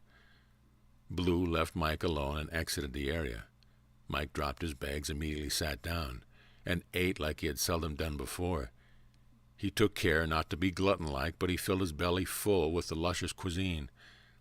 His eyelids were starting to droop. and the surroundings created a degree of comfort that Mike hadn't experienced since he had been a child in the care of his loving parents. Oh, that I could sustain this feeling, Mike thought. It made being a human all worth it.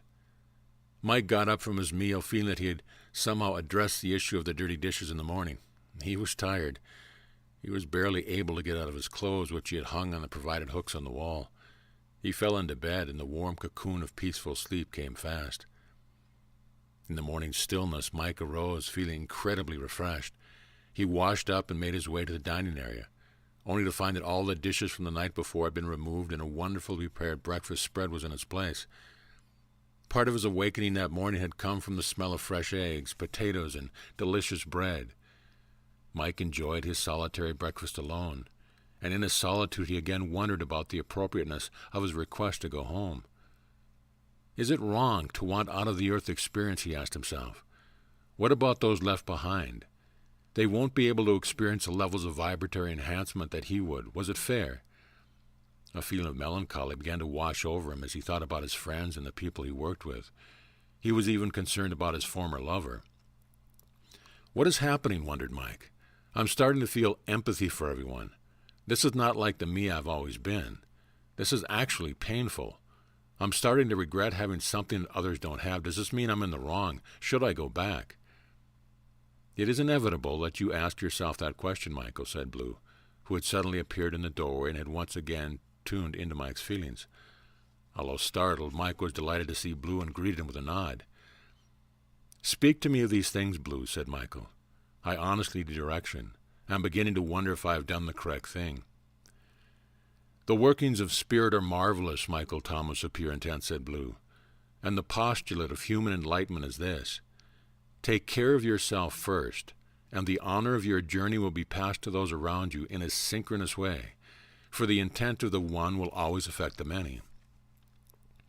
Again, I don't fully understand, Blue, replied a confused Mike. Even though you do not understand at the moment, Michael, your actions will affect others, giving them opportunities for their own decisions, something they would not have had without your decision to be right here, right now. Trust that these things are true, and do not be reproachful with yourself. Mike felt a burden lifted from his soul. Blue hadn't been able to fully make himself understand why things work spiritually, but the assurance was enough, and he felt much better about continuing. Mike picked up his belongings and left the private dining and sleeping quarters. He stepped back into the great hallway that led to the door that he had originally entered yesterday from the outside. Blue walked slowly behind him as Mike marveled at the immensity of it all. Blue said nothing as he noticed the bagel and other breadsticks protruding from Mike's sack. Where are we going? Said Mike. Should I continue in this direction? He knew that he was about to receive his own map, and he wanted Blue to take the lead. You may stop now, said Blue. The two paused in the middle of a huge blue ornate hall where Blue silently walked over to a far wall near a ladder. Come over here, Michael. Mike did as he was told, and before long, Blue had him climbing a very tall ladder on a quest to find a specific cubicle where his map resided. As Mike clawed his way up the ladder, he noticed that each cubicle hole had a name on it. There were actually 2 names for each compartment. One name looked like it was in Arabic lettering, and one was in Roman lettering. Rather than being placed alphabetically, the boxes were arranged in some other system unknown to Mike, but no doubt understood by Blue.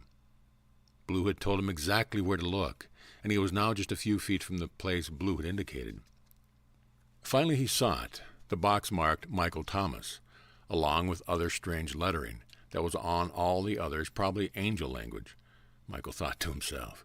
His instructions were to not look around, but to retrieve the scroll from the selected box and return it to the floor for examination. Mike had just pulled out the scroll and was starting down the ladder when his eyes caught another group of names and his heart stopped. His mom and dad were also here. The arrangement was in family groups. That was the spiritual system used in the great hall. Mike knew he was absolutely forbidden to touch another scrolls, but he lingered a bit too long as he examined some of the names that made no sense to him. Why were these other names with his family, he wondered. Michael, Blue inquired from below. Coming, sir, said a sheepish Mike. Blue knew that he was thinking, but Mike would not ask the kind of question that might violate the protocol of this sacred place. Pensively, Mike made his way down the ladder and presented the scroll to Blue. Blue looked at Mike for a long moment, and in that steady gaze there were no secrets. Instead, there was a transmittal of gratitude from Blue that Mike had honored the anointed ways of the system, and Mike felt the love of God permeate his very being. Both Mike and Blue smiled broadly at the wordless communication. Mike was starting to feel that words were no longer necessary. It seemed that he could communicate anything he wanted to Blue without saying it out loud. "This is weird," thought Mike. "Not as strange as what you are about to see," replied Blue to Mike's thoughts. "Rats," thought Mike. "I can't get away with anything in here." Blue ignored Mike's last thoughts and placed the small scroll on the table. He then turned and faced Mike. "Michael Thomas of Pure Intent," Blue formally stated. "This is your life map. In some form you will have it with you from this point on. It is given in love and will be one of the most valuable items you will own." Mike suddenly remembered the original angel's words about the new energy being far more current than before. Mike asked the obvious question. "Is the map current?"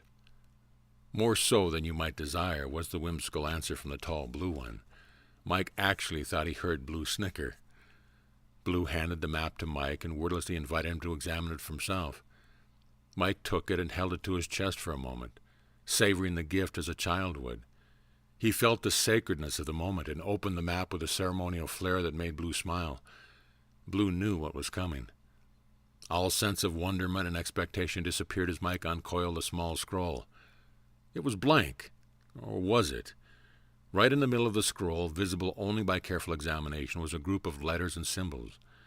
Mike bent over and peered at the grouping. An arrow pointed to a small red dot.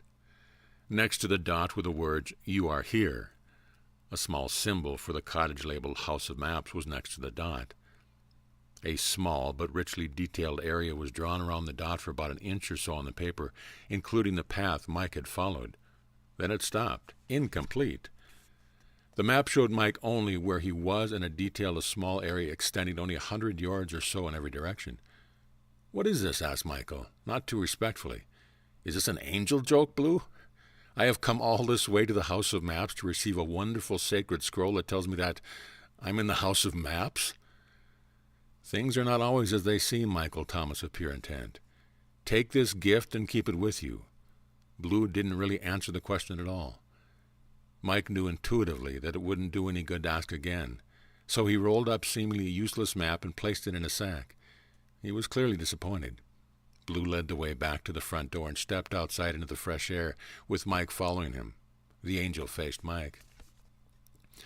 "Michael Thomas of Pure Intent, there is one question that I must ask before you continue on your journey home." "What is the question, my Blue friend?" asked Mike. "Michael Thomas of Pure Intent, do you love God?" Blue was very serious. Mike found it strange that the original angel had asked the same question, in almost the same tone. He wondered what the significance of such a repetition was. "Dear magnificent Blue teacher, since you can see my heart, you know that I indeed love God." Mike stood and faced the angel as he delivered his honest answer.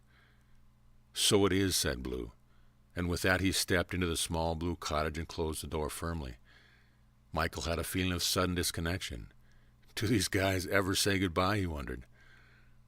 The weather was balmy and pleasant. Mike picked up his bag and a sack of supplies, including the bread he had removed from the blue house, and he started down the dirt road in a direction he knew would bring him to yet another house of lesson. He started to review all of the humorous elements and the events that had occurred while in the House of Maps. Imagine a map that only tells you where you are at the moment. How useless. Of course I know where I am. What a funny place this is, thought Mike. Peals of laughter echoed from the halls as Michael Thomas of Pure Intent bellowed his enjoyment of his situation to the rocks and trees as he continued on his path home. His laughter also fell on the wart-covered green ears of a very dark entity lurking just 200 yards behind him. Mike had no idea that this dark shape had patiently waited for him to resume his journey and was once again following his every step. This thing didn't belong in this realm. It didn't need to eat or sleep. It had no joy, only the determination that Michael Thomas would never, ever reach the last house. Its agenda was set, and it was closing the distance between itself and Michael Thomas of Pure Intent. End of chapter. Chapter 5, The Second House. It wasn't long before Mike realized that there was a change at hand from what he was used to up to this point in his journey. Easily moving forward on this path, he never considered that there would be any kind of choice presented to him as which way to go. In addition, he was perplexed by what he intuitively perceived was a feeling of being watched. In the distance up ahead, he could clearly see a troubling situation developing. There was a fork in the road that would require him to choose the path that would take him to the next house. Mike shrugged his shoulders and stopped, staring at what was up ahead. "What is this?" he thought to himself. "How am I supposed to know my way around in this strange land of colored houses and angels?" Mike didn't expect any answers, since the questions were rhetorical and only for his own mind to hear, but he was bothered. Then he remembered the map. He sat down along the side of the road. Mike had placed the map in the same bag with the bread and was about to retrieve it when he was almost knocked over by the smell emanating from the bag. "What died in there?" Mike said out loud to himself. It smelled so bad that Mike almost didn't want to see what was causing it. It was definitely an organic smell, so he guessed that the bread was responsible, and he was right. Mike gently removed the map from the bag, treating it as a precious gift that it was, and hoping that the smell had not somehow damaged the sacred but seemingly useless object. It came out in one piece, but the bread did not. He emptied the contents of the bread on the ground and winced at what he saw. There on the ground were the rotten remains of a bagel and breadsticks that looked like they had spent months hanging outside in the tropical rainforest. The putrid pieces were black with mold, and Mike saw the first and only insects of this truly strange land. And there were thousands of them. It looked like Maggot City. Mike dropped the bag and stood up quickly. "Bread isn't carrion," Mike thought to himself. "There is no dead flesh here. How can this be? In addition, I just left the blue house a few hours ago. Even rotting meat wouldn't do this. What's happening?" Holding his nose, Mike stooped and came in for a closer look. The black, seething mass on the ground was continuing to age before his eyes. He watched as the small, disgusting creatures ate the rest of the aberrant, decomposing mess, and then each other. Mike was revolted by the sight and turned his head away from the loathsome vision when something caught his eye from behind. Yes, there is something there. He knew he had seen something green and indistinct flee his gaze and take cover within the brush. Mike felt chills go up and down his spine. Intuitively, he knew the danger in going back to see what it was, so he remained. A fork in the road? An animal or creature or something perhaps following him? What is happening in this sacred place? And what about the bread? Mike turned to again gape at the detestable mess that had dumped on the road and realized he was now looking at a pile of dust. No maggots, no bread, no smell. It had completely reverted to its basic origins, which were beginning to blow away with the gentle wind. What was the meaning of this? Mike remembered that the angel had admonished him not to take any food, but he didn't think it meant snacks for the road. Perhaps the items within the house were somehow different and could not survive long on the path. He looked at the map with concern, picking up carefully so as not to touch any lingering maggots. The map was pristine, just like when he had placed it in the bag. Mike didn't understand. It had been resting alongside the food, yet it was unaffected. Mike attempted another test. He picked up the bag and hesitantly smelt it. There was no residue from the horrible odor that was permeating his senses a few minutes ago. He had no idea what had truly taken place, but he had learned a valuable lesson. He would never again remove food from any house along the path. There was movement behind him again. Alarms were starting to go off in his head. Get moving! Mike felt desperate. He instinctively unrolled the map in the hopes that it would give him a hint as to which way to turn at the fork. There it was again on the map, the red "You are here" dot, with nothing around it but his current status. The fork didn't even show on the useless thing. "Damn!" Mike exploded out loud. Somehow the expletive was completely out of place in his land, but it reflected Mike's frustration. "Some map, Lou!" Again he detected movement and back. Was it getting closer? Why couldn't he see it? How could it be so quick, and what was it? By now the sensors in Mike's brain were on panic alarm, and he quickly rose and walked forward, looking over his shoulder about every other step. The fleeting shape didn't show itself when Mike's eyes were looking behind it. How could it know exactly when Mike was going to look forward? Each time he did so, his pace quickened until he actually speed-walking. The presence behind him matched his pace. The quarter-mile to the fork was covered faster than he had traveled in this puzzling land. Mike was afraid. He quickly arrived at the fork, panting from the exertion of his fast pace and his fear. He arrived at the crossroads without any inkling as to the direction he was going to take, but now he was distraught with indecision. Mike stood motionless at the junction, heaving with panic, and he shouted to the clouds in desperation, "Blue, which way?" Mike didn't really expect to hear from Blue, so the gentle voice that seemed to emanate from within his head was a shock. "Use the map, Michael, quickly." Mike was in no mood to question either the strangeness of the request or the illogicality of it, since he had just done exactly that only a moment earlier. With practiced speed, Mike again unfurled the map.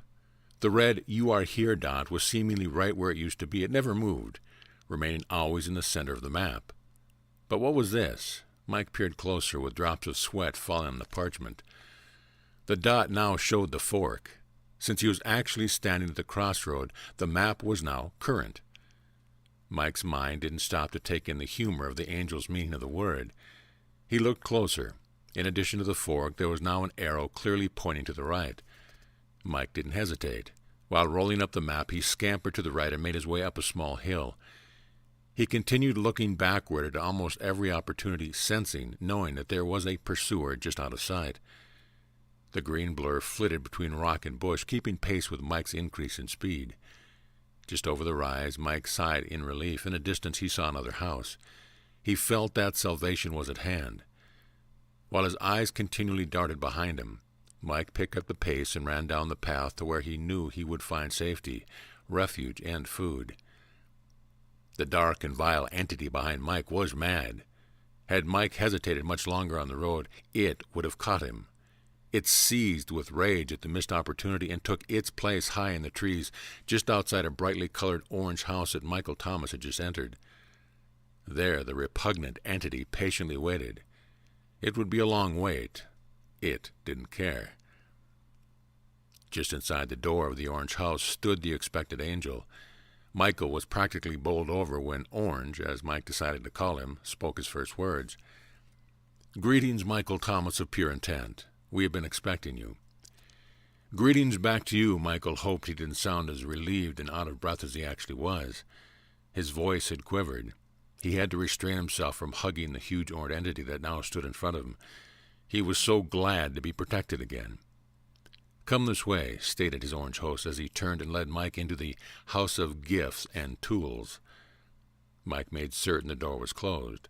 He followed, still shaking and out of breath from the experience he had only moments before. He was still frightened and filled with more questions than ever about the land of perplexing contrasts. As before, this angel was magnificent.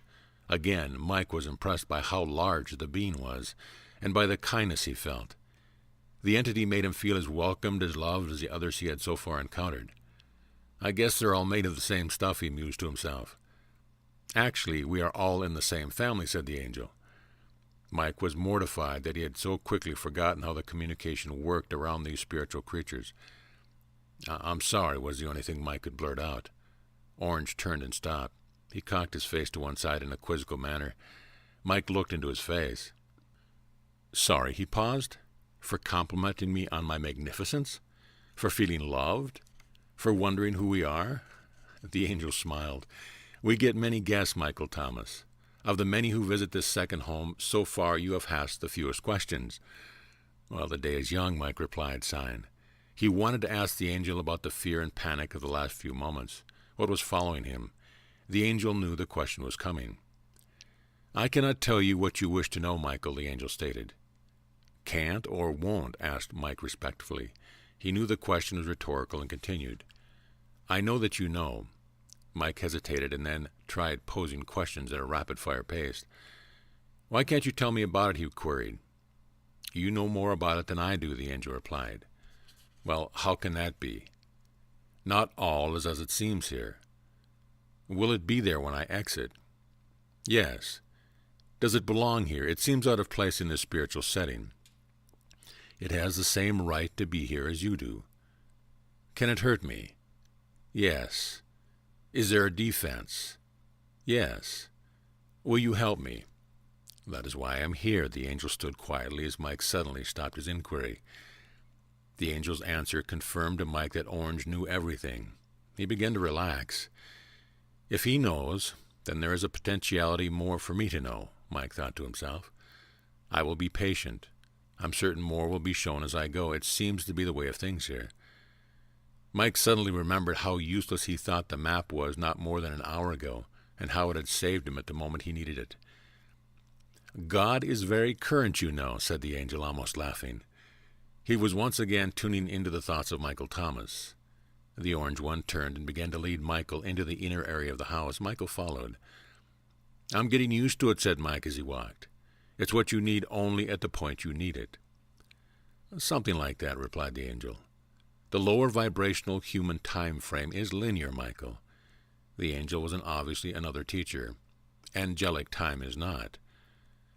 So how do you perceive time? As they spoke, Michael was being led through a warehouse. A warehouse? Like the previous house, the internal portions of this one was titanic. Mike's jaw dropped as he observed dozens of rows of stacked crates within a room with a ceiling that had to be at least 50 feet high. We don't have a past or future, replied the angel. Your concept of time travels on a straight track, and ours is a turntable rotating clockwise with the engine at rest. We can always see the full extent of our track, since it is always beneath us, and therefore we are always in the now of our time. Our motion is always around a known center. Because your track is straight and you are in a forward motion, you never get to fully experience the present. You look behind you and see where you have been. You look forward and see where you are going. You are never allowed to experience a being type of existence. Instead, you experience a doing existence. It is part of your lower vibration, and it is appropriate for your dimension.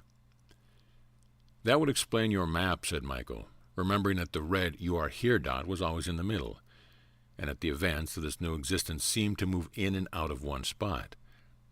Mike thought to himself, it's exactly the opposite of a human map. Correct, said Orange over his shoulder as he continued to lead. In your time frame, the map is known, and the human moves. That's because you perceive time and reality as a constant, and the human is the variable. When you move closer to our vibration and time frame, the human entity is the known constant, and the map or reality is the variable. Mike had to really think about this one. It was confusing, but somehow familiar. His experience at the fork outside the orange house had shown him the value of his spiritual map, even if it was different from what he had expected. He knew that the next time he had a choice of that nature, he wouldn't worry about it until he actually got to the fork. Then the map would work. As Blue had, Orange led Mike in and out of many beautiful and ornate areas of their way to a place of refuge, sustenance, and rest. This grand house, however, contained crates with names on them instead of cubbyholes with names on them, as was the case in the House of Maps. Again, the names were mostly in that strange Arabic lettering and unreadable to Mike, but he assumed correctly that somewhere there was a crate with his name on it, and he would know soon enough. These are your quarters, stated Orange. Tomorrow we will begin. Your meals will be served in the room to the left. You may wash in the room to the right. A meal has been prepared for you. With that statement, Orange closed the door to Mike's room and left. Mike stared at the closed door. You might be an angel, but your social graces leave a lot to be desired, Mike thought to himself, regarding the lack of a farewell gesture. I guess I can't expect them to understand human nature completely. Mike dined sumptuously as before.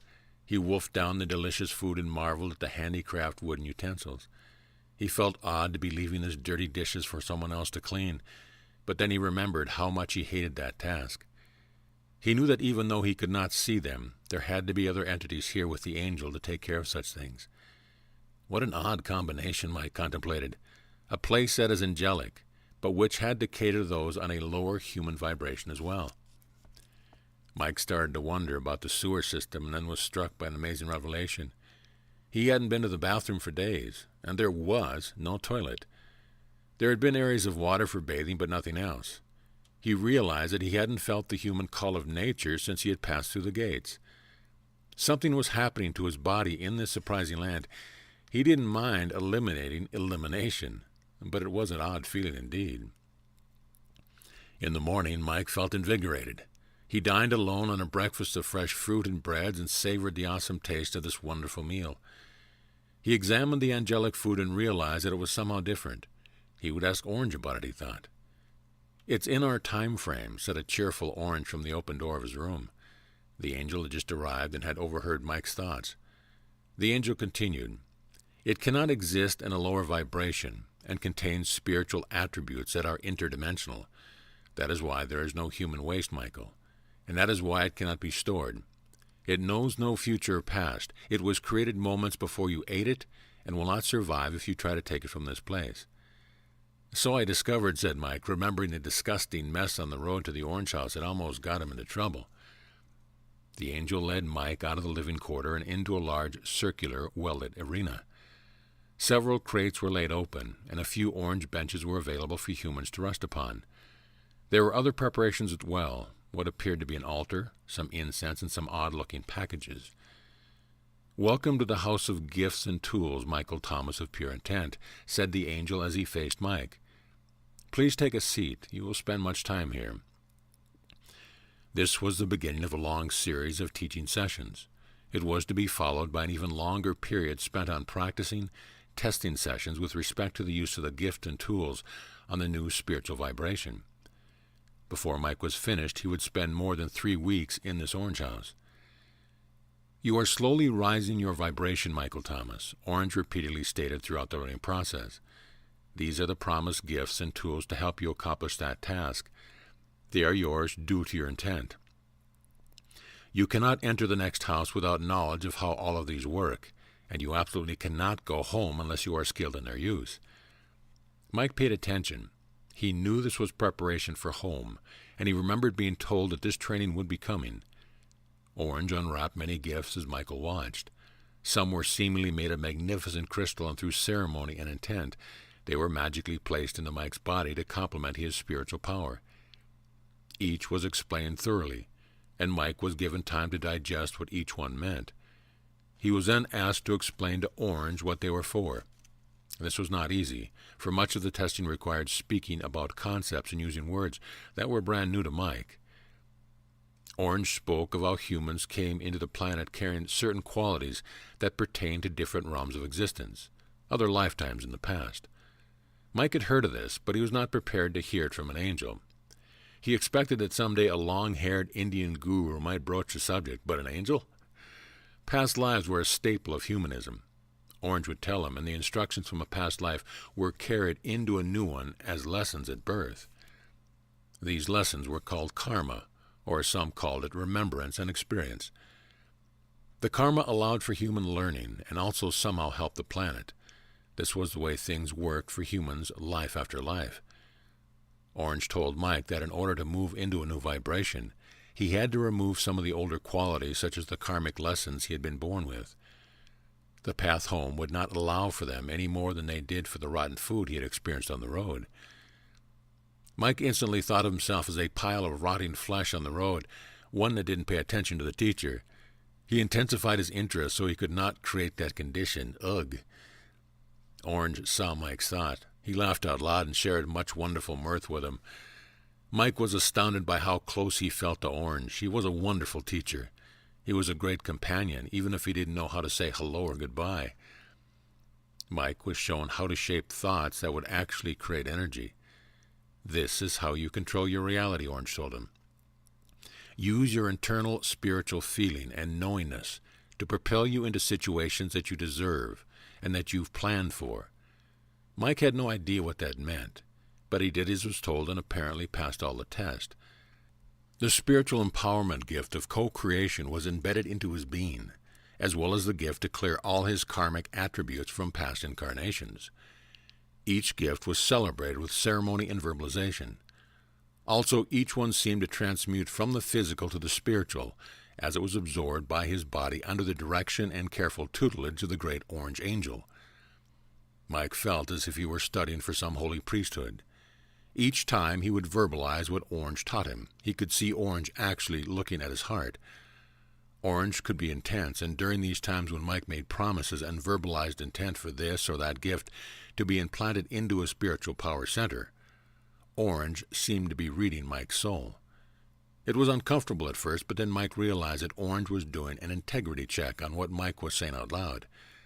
If Mike had been faking it, Orange would have known it instantly, and he would not have let Mike go any further.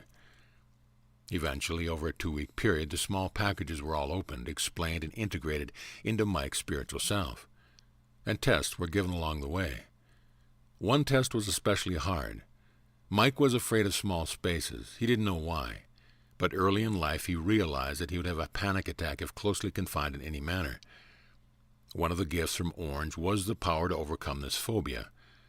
Mike gave the intent and did the ceremony. Orange told him that the feeling of panic in enclosed spaces was a karmic overlay, and that clearing it represented the clearing of many other past life experiences that Mike had brought into his humanness this time around. Days later, a large crate was opened during the training period. Instead of something coming out, Mike was asked by a very loving Orange to step in. The lid was closed, and darkness was all around Mike as he crouched in the container. He heard the ominous, loud pounding of each nail as the cover of the lid was secured by Orange. Then silence and more darkness. He could clearly hear his breath in the enclosed space, and he was very aware of his cramped position. He could hear his heart. Orange gave no explanation. He didn't have to. It was another test that Mike could not fake. For about 10 seconds, Mike's heart raced with the remembrance of his problem. Then, when his entire body should have turned into a fit of shaking panic, the claustrophobic feeling fizzled completely and he relaxed. Mike realized, much to his joy, that the gift had worked, and that his body had first reacted as in the old days, but his new spirit had stopped it. Peace took over, and Mike sang some songs to himself and finally dozed off. A delighted Orange opened the box and let Mike out about an hour later. "You are remarkable, Michael Thomas of Pure Intent," said the broadly smiling angelic being. Mike could actually see pride in the eyes of Orange. Not all make it this far. This was the first time Mike actually realized that he was among others who had also asked for the same home. This fact had come up several times before, but he had not seen the implication of it. He thought about this for many nights as Orange finally progressed through the gifts and started to bring out the big tools. It was during the 3rd week of training that Orange brought out the big case. "There are 3 tools you will need on your journey," Orange said with great emphasis. He went over to a special crate and opened it. Each time Orange opened a package or crate, Mike would sit expectantly on the bench provided, wondering what magic item was next that would increase his spiritual awareness, knowledge, or power. He was not prepared for what Orange had to give him. Orange's back was toward Mike, so he couldn't see what the angel had drawn from the crate. As the angel turned the present to the first tool, Mike caught a flash of something silver. No, it couldn't be. Orange was holding an immense sword. "Behold the sword of truth," stated the Orange Angel as he presented the weapon to Michael Thomas. If it looked big when the angel held it, it looked huge when Mike did. It was heavy beyond belief and unwieldy. Mike couldn't believe this was happening. "This is a real sword," Mike exclaimed to Orange. "As real as the other gifts," reminded Orange. "Only this is one of 3 that you will carry with you on the outside of your body as you travel to the next 4 houses. Michael held the sword for some time, examining its beauty. Yes, it had his name on it, he guessed. The weapon was intricately embossed with design, which all had great spiritual meaning. Its handle was large, and the grip was very bright cobalt blue stone of some kind. It was breathtaking, and very sharp on both of its edges. "Try to swing it." The angel stepped back. Michael did as he was told, and the sword almost swung itself. The unexpected power of the weapon toppled Mike over. He felt stupid and clumsy as he rose to try it again. Orange held up his hand to stop Mike from continuing. "Here, see if this helps." The angel approached the crate again and brought out something else. Again, the new object flashed a silver color upon being retrieved. It was a huge shield. Mike shook his head in disbelief. What was this all about? This was odd indeed. Spiritual gifts? Weapons of war? Am I being prepared for a past life in Camelot? "Everything is not as it seems, Michael Thomas of Pure Intent." Orange stood before him with the shield in his hand, answering the thoughts of a confused student. "Try this." Orange showed Mike how to strap the shield to his arm and gave him a few tips of how the shield and sword balanced each other in weight, so that it was possible to swing the sword without falling over. A good thing to learn. "Michael," said the angel, "the shield is the knowledge of spirit, together with truth. The balance is all-powerful. Darkness cannot exist where there is knowledge. No secrets can survive in the light, and light will be created when truth is revealed from examination of knowledge. There is no greater combination than this, and they must be used together. Anything else in that crate? Asked Mike in a joking way as he staggered with the weight of the new sword and shield. Oh, funny you should ask. Orange again went to the crate with a disbelieving Mike staring after him. The angel reached down and picked up an object that was even larger than the rest, and again silver in color. "Behold the armor," exclaimed a very amused orange angel, almost laughing at the expression of disbelief on Mike's face. "I don't understand." Mike sat down dejectedly on the bench. "How can I ever be expected to carry all this?" "With practice," replied Orange. "Here, let me show you." Orange took the sword and the shield. He helped Mike put on the heavy, ornate armor.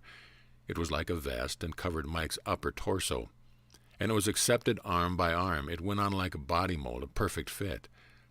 The snaps were secured, and Orange belted Mike with a special scabbard to sheathe the sword of truth. Then he showed him how to stow the heavy shield with a special fastener on his back for traveling. When all was complete, the angel again stood back. "Michael Thomas of pure intent, you now possess the triad of tools that will allow passage into the new vibration. You have the sword of truth, the shield of knowledge, and finally, the armor of spirit. The armor is called the mantle of God. It represents the wisdom necessary to use the other two tools appropriately. Tomorrow you will begin your training as a warrior of the light. There is great power in the triad. Never use them separately." Orange took the weapons from Michael and led him back to his room, where Mike washed, ate, and went to sleep. He lay in bed for a very long time, wondering about the many inconsistencies that he perceived in this great land. He dozed off to sleep with many conflicting thoughts in his mind. In the morning, Mike again found himself in the hall of training. It was during the next few days that Orange began to show Mike how to use the old weapons with some skill. The first practice was balance. He made Mike run up and down stairs in full battle dress, sword out and shield at the ready. He showed him how to fall and get up quickly by using the shield as a counterweight. Through all of this, Mike noticed that the tools never got dirty, and they never became dented or scarred. He ran with the tools, walked with them, twirled with them, did everything but fight with them. Mike was slowly getting a feeling of balance. With time, an odd thing developed. At night, when he took the battle dress off, there was no feeling of relief in discarding the heavy weapons. Instead, he felt small and defenseless and much too light. Many days went by before Orange began the final training on how to actually use the sword of truth. Mike expected Orange to turn into some kind of samurai master and teach Mike how to fight. Instead, Mike got an entirely different training. "You are now ready to learn how to use the weapons," Michael Thomas Orange said. "Draw your sword." With a flourish that would have made any knight proud, Mike easily produced the massive sword of great length. The angel watched approvingly. "Now raise it to God." Michael did as he was told. "Before you speak your truth, Michael Thomas, feel the sword." Mike didn't have any idea what Orange meant. Feel the sword. It was in his hands. How could he not feel the sword? Michael Thomas of pure intent, said the intense Orange One, "Hold the sword up high and speak your truth. Do you love God?" Michael was beginning to get the picture. There was that question again. Only this time he was holding a massive spiritual weapon pointed toward heaven, and he was expected to give some kind of speech. Michael began his now standard reply. "Yes, I do, Orange. As you examine my heart." Mike was stunned and could not finish. The sword was starting to vibrate. It was almost singing as it seemed to sweep an intense vibratory warmth down his arm and into his chest. The shield was humming in response. He was certain of it. And the armor was growing warm as well. The tools he had grown so used to carrying with ease were somehow alive with his intent. He was being overtaken by the feeling of power within these elements that he was holding and wearing. He remembered that he was speaking. "I do most certainly love God." Mike held the sword high and was able to feel it vibrate with his truthful intent. He felt empowered. He felt enlightened. He felt as if he could stand there for another hour with the heavy, vibrating weapon at the ready, intending his purpose to go home where he belonged. He felt the 3 units vibrate and sing with a musical F note that resounded within his heart. Tears began to stream down his face as he felt and saw the appropriateness of the ceremony at hand. The units were accepting Mike's biology. They were integrating themselves into his spirit, and his truthful intent was the catalyst for the ceremony. So this was the reason for the sword, shield, and armor. It was a metaphor. What else could it be? This explanation was good enough for Michael Thomas, for it had taken him to a new level of commitment and awareness. Orange and Michael Thomas exchanged loving feelings at night. Mike knew it was almost time to leave. Orange never did show Mike how to fight, and Mike knew that it was due to the fact that the weapons were only symbols. Mike asked Orange about home and the path. He repeatedly wondered why weapons of earth war were being taught in sacred spiritual land. Orange successfully dodged all the questions except the ones that Mike was allowed to have answered, and even those answers were vague. "Orange, you would have made a wonderful earth politician," kidded Mike. "What did I do that would cause you to insult me like that?" Orange kidded back. "I feel a genuine bond with you." Mike realized he was choking up. He really didn't want to leave this great master angel. "Say no more," Michael Thomas of pure intent. "I will share a secret of angeldom with you." Orange had made up a word just for Mike. He bent down that he was eye level with him and continued. "You and I, we are of the same family. We don't say goodbye because we never leave one another. I am always with you and available. You will see. Now it is time for you to retire." Mike was shocked by the forthright nature of his communication with Orange. The same family? How could that be? Then Mike felt foolish, for he realized that Orange had indeed overheard him the first night when he complained that angels never say goodbye. What an answer, what a great revelation, and what a thought. They never leave me. Mike remembered for the first time since he had arrived 3 weeks ago that at the fork in the road, Blue had somehow given him advice on how to use the map. He had actually heard Blue's voice in his head. "Do you know Blue?" asked Mike on a whim. "As I do myself," was the reply from the orange one. Mike said nothing and retired to his room. He was growing very fond of the place where he ate and slept. Although nothing had been said about leaving, Mike found himself packing his things into the bag that he had almost forgotten about, readying himself to continue his journey in the morning. He took a few looks at the books and photos and sighed again at his earth experience and the preciousness of his few possessions. Somehow they were beginning to seem out of place. It was a pensive Michael Thomas who appeared at the door of the Orange house the morning after his meal. Orange had silently led him in that direction, with Michael following behind. This time, however, Mike had some extra burdens to carry. The bag with his map, the new tools swinging and clanking as he walked, and the 2 suitcases of books and photos. "Michael, are you certain you wish to take all those items in your journey?" asked the orange one. "It would be better if you didn't have them." "They represent all of my earthly possessions," replied Mike. "I need them." "For what?" Mike thought about that question, but to leave his bag was not an option. "For remembrance and honor of my former life," said Mike. "For connecting to the old ways, Michael." Mike was getting irritated by the line of questioning. The angel spoke again. "Why don't you leave your bags with me, Michael? I love you, and I will keep them safe for you if you should ever return here." No. Michael didn't want to hear any more about his bags. It was his stuff, and he would keep it as long as possible. He needed something in this odd place to remind him of who he really was. The angel nodded. Mike always got his way. He noticed that all the angels had honored his choices, never argued with his final decisions. Michael Thomas didn't say goodbye to Orange that morning. Standing on the steps facing the angel he had been with for weeks, he remembered the explanation from Orange about such things. "See you shortly," said Michael, not believing it. Orange simply went inside and shut the door. "I don't know how they do that," thought Mike to himself. "Never any closure except doors." Mike started down the path in a direction he had not yet been. It was all he could do to hold everything together, for he was overburdened with his load. The addition of the sword, shield, and armor, along with his bags and map pouch, were almost too much. He lamented the fact that these heavy symbols of the new age actually had to be physically carried around. What a dumb deal, Mike secretly thought. I must look very silly. Are these weapons really necessary? I'll never use them in any battle. I really don't know how. Orange never taught me. They are only for looks and ceremony, so wouldn't it have been enough to acknowledge them? as he was preoccupied trying to balance all his new gear and the old bags. He had forgotten about his trouble on the path before. He had forgotten that something was waiting for him, as Mike noisily clanked off down the path, dragging his bags and balancing his tools. A dark green, ominous force was watching him from the trees. The thing examined Mike with a new interest. Gone was the old Mike.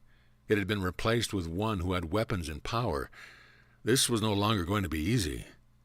A new strategy would be called for, one that would confront Michael Thomas with great power and directness. Time will make the difference, but until then the Dark One would continue to follow Mike at a distance, waiting for the opportunity to strike. It took up its chase just out of sight and detection, following the journey of Michael Thomas of pure intent. It was confident that this human would never make it to the final door marked home. End of chapter.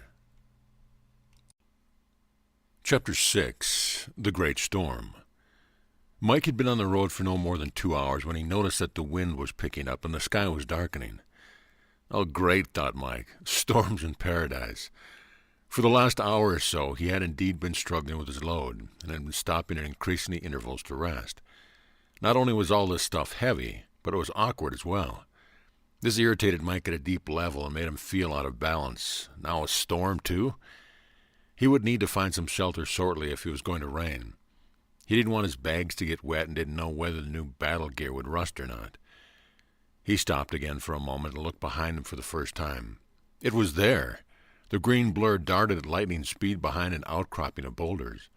This time Mike had seen it. It had substance and was huge. Feelings of apprehension swept over Mike's tired body as he realized that his apparition had not gone away since he had visited the last house. He remembered Orange telling him that it was dangerous and it could hurt him. As he rested, he positioned himself to face the rear so that he could observe the path behind him at all times. He knew that he must stay alert. He had no idea how alert. The wind picked up, making it more difficult to walk. An unencumbered person would have had no difficulty at this point, but the new battle shield acted almost as a sail, strapped to his back as it was. If he hadn't had all the baggage, he would simply held it in the balancing position he had practiced and would have probably moved much faster, holding it against the wind to stabilize himself. But that was not possible while carrying his satchel. Mike knew that he would have to find a place soon that would protect him until his unusual weather calmed down and returned to the balmy conditions he had been used to so far. Mike had never seen anything like it. The weather was changing drastically within a very short period of time. Constantly on the alert for his pursuer, Mike noted to his horror that the thing was gaining on him despite the wind and the driving rain. It was quick. How could it move so fast in this wind? The increasingly inclement weather prompted Mike to take action. Things were changing too fast.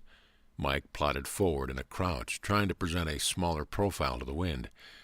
Finally he stopped and huddled on the ground. Moving motion became utterly impossible. The storm was starting to take on a personality of its own as it began to groan and wail with its increased wind velocity. Where he was not protected by his armor, the rain felt like so many needles drilling into his flesh as it was propelled horizontally with hurricane force. Mike knew he was in grave trouble. He sneaked a peek at the path behind, which was now practically obscured by the driving rain and fog. But he could clearly see the dark green figure now standing tall, its eyes appearing to glow red. It was starting to move forward. It wasn't affected by the storm. How could this be? Mike was fearful. Blue's voice was unmistakable as once again it prompted Michael from within. Use the map. The voice was so clear, Mike thought. He is indeed with me. The storm's fury was beginning to rival anything that this Minnesota boy had ever witnessed. He felt like he was inside the funnel of a twister. He was now flat on the ground and was still trying his best not to be swept away by the incredible force of the storm. The flatter he could get, the better. The screaming of the elemental bombardment had grown. The noise was deafening. Mike's fear could have been destabilizing. It might have gripped him with terror, but somehow there was sense in all of this. If only he could reach the map. Unfortunately, Mike didn't have the ability to retrieve the map. He was too preoccupied with just staying alive. The fierceness of the elements was like an attack on his very being, and he was literally hanging on to the plants of the earth with one hand and his precious cargo of books and photos with the other. The map bag had been slung around his neck and was crumpled beneath him, safe but completely out of reach. Momentarily he felt his body lifted by the driving, howling wind and the sail-like qualities of the shield on his back. Like a bullying personality, the fierce storm poked and prodded him to action. Mike forced his body closer to the ground, and by sheer will he anchored it by driving the toes of his feet into the mud and hanging onto an especially obstinate weed with one hand. It was completely dark now. The billows of black clouds that had developed in the sky had descended to the very area where Mike was laying, making sight a thing of the past. His eyes were barely slits, trying to protect themselves from the attacking wind and rain, but there was nothing to see. He was even having difficulty seeing the ground beneath him. Where was the dark thing? Was it coming to get him? Did he dare move, or would the storm blow him to his death? Like bells in a fire drill, Mike's every cell vibrated with alertness he had never experienced before. Fear? No. His will to survive and fight the situation was dominant. He was committed. He had to find a way to get the map. Orange's voice inside Mike's head was an incredible welcome sound. How could a soft sound be heard when there was so much noise, Mike thought. Michael Thomas, let go of the baggage. Mike knew it was either that or he would die. His clothing, even beneath the armor, was thoroughly soaked now, and he was starting to shiver. Through the shriek of the attacking wind, Mike heard and felt a tremendous percussive wallop. What was that new sound? He felt its vibration through the ground. Was it coming closer now? He had to do as Orange advised.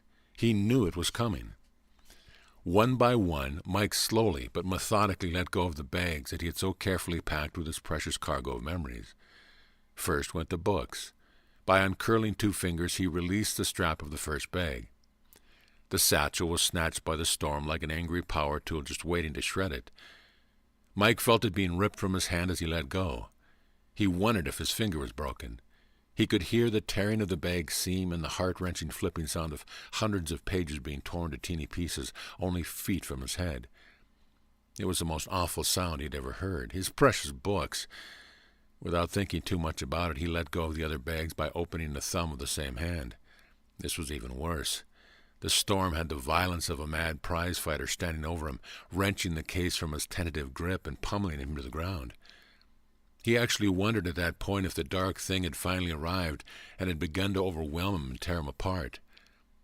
The battering from the storm was like a team of drill sergeants jumping up and down on his back. Unlike the books, the photos disappeared without a sound. They were simply gone in an instant, and it made Michael Thomas angry. His entire lineage and the priceless, beloved memories of his dead parents were being scattered over the landscape by an uncaring force of nature, while he continued to be hammered by the same wrathful force. The pandemonium around Mike was fierce. He tried to raise up slightly so that he could slip his now free hand under him to grasp the map.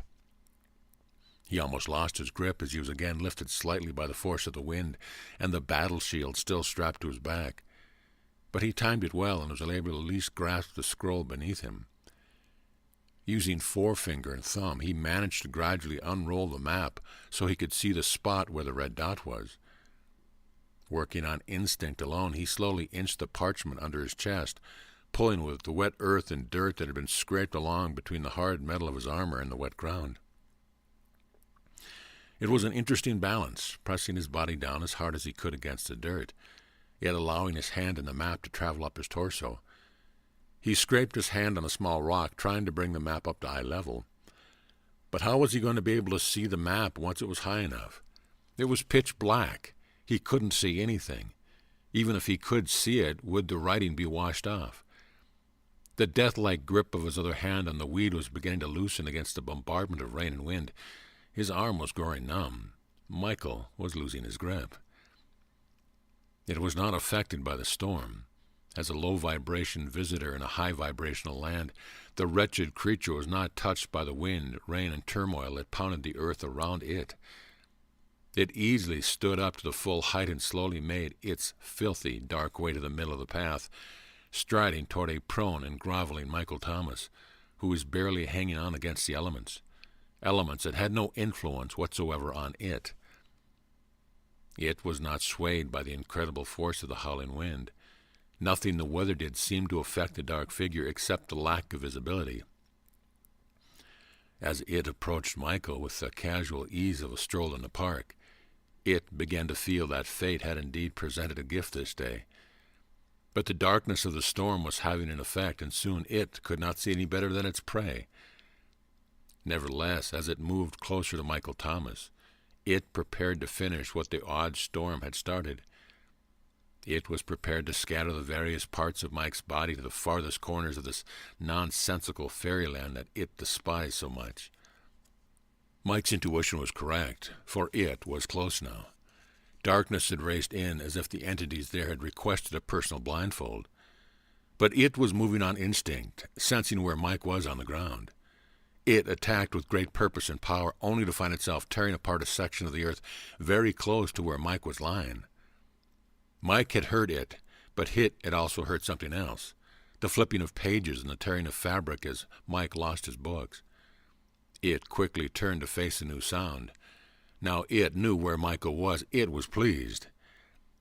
It came closer, and finally, in the dimness of the great raging storm that it could not participate in, it barely made out the shape of a helpless Michael Thomas with one hand under him and one hand grasping a small, resolute weed. If it could have smiled, it would have at that moment. It descended on Michael Thomas's back with a vengeance, slamming down with the force of 12 grown, muscular men. Instantly, it felt a million dart pierce its wart-covered carcass. In a blinding flash of pure white light and a gleam of silver, it was repelled by a tremendous force. Like being shot from a cannon, it traveled a long trajectory and landed unceremoniously in almost the exact place where it had started. With its exterior smoking from contact with something extremely hot, it tried to take stock of what had happened. It was dazed, to say the least, and was momentarily weakened by the force that had thrust it away with such power. Michael Thomas's shield had been firmly strapped to his back and had covered most of his body. The item that Mike thought was going to be his undoing, his shield, had suddenly become his protection. It had done its work even without Mike's direction. It was part of him. The intermingling of the dark creature's low vibration with the high vibratory rate of the shield had immediately caused a powerful physical reaction. Like two powerful forces of opposite polarity, the shield of knowledge had repelled the attack. Michael Thomas had managed to bring the map up to throat level. He peered down into the darkness of that small pocket, hoping he might be able to see something in the blackness. Suddenly there was light. To Michael it seemed like an especially violent blast of wind had hit him, but with it came a miracle. A light so bright that it didn't matter that his eyes were almost closed as protection against the wailing wind and rain. It was a light so intense that it illumined everything around him long enough for him to clearly see through the slits that were his eyes. The section of the map he had so carefully unwrapped while the storm had raged was indeed here. His eyes danced over the map and quickly found the "You are here" dot. Michael ignored the sudden smell of smoke and ozone around him. The map showed his path, and right around the corner was a cave, a few yards east, and he would be safe. In retrospect, Michael Thomas thought that God had brought him a close lightning strike in that needful moment. He never understood that it was a negative force bent on undoing him that synchronistically was responsible for his miracle of illumination at the exact point he needed it the most. Michael Thomas of pure intent had experienced his first co-creation. He didn't even know it. Orange had instructed him of the use of the gift that would help him be in the right place at the right time. But Michael never dreamed that this could have been the right place that day. It was at the act of sheer strength and will that allowed Mike to crawl at a snail's pace from weed to weed and rock to rock, planting his toes firmly every few inches to maintain stability and direction. It took almost 20 minutes to accomplish this task, as he hugged the soggy earth and was flattened against the dirt by the fierceness of the storm. All this effort just to travel a few yards eastward, but Michael had to do it. Even in almost total blackness, he found the entrance to the small cave that would be his respite from certain death after he remained in the elements. With each agonizing pull of his body along the ground, he thanked God that the dark entity behind him had not come closer. Even as he slowly pulled himself into the opening, he heard the storm intensify. He was astounded by what he heard going on around him. This magic place is not immune to trouble, thought Michael. All seemed quiet in the cave, but Mike was a mess. His hands were bleeding where he had scraped it on the rock. His clothes were soaked with mud and dirt. But it was still too cold in the cave to remove them. Slowly he arose and took stock of the situation. You might think at this point that Michael Thomas would have felt overwhelmingly grateful to have escaped the storm and the mysterious enemy that came so close to claiming its prey. Instead, Mike was angry. He shook, not from the cold, but from his sudden anger and fury at the situation. His precious belongings had been ripped from him. He knew who controlled the elements, and he blurted out his rage to anyone who would listen.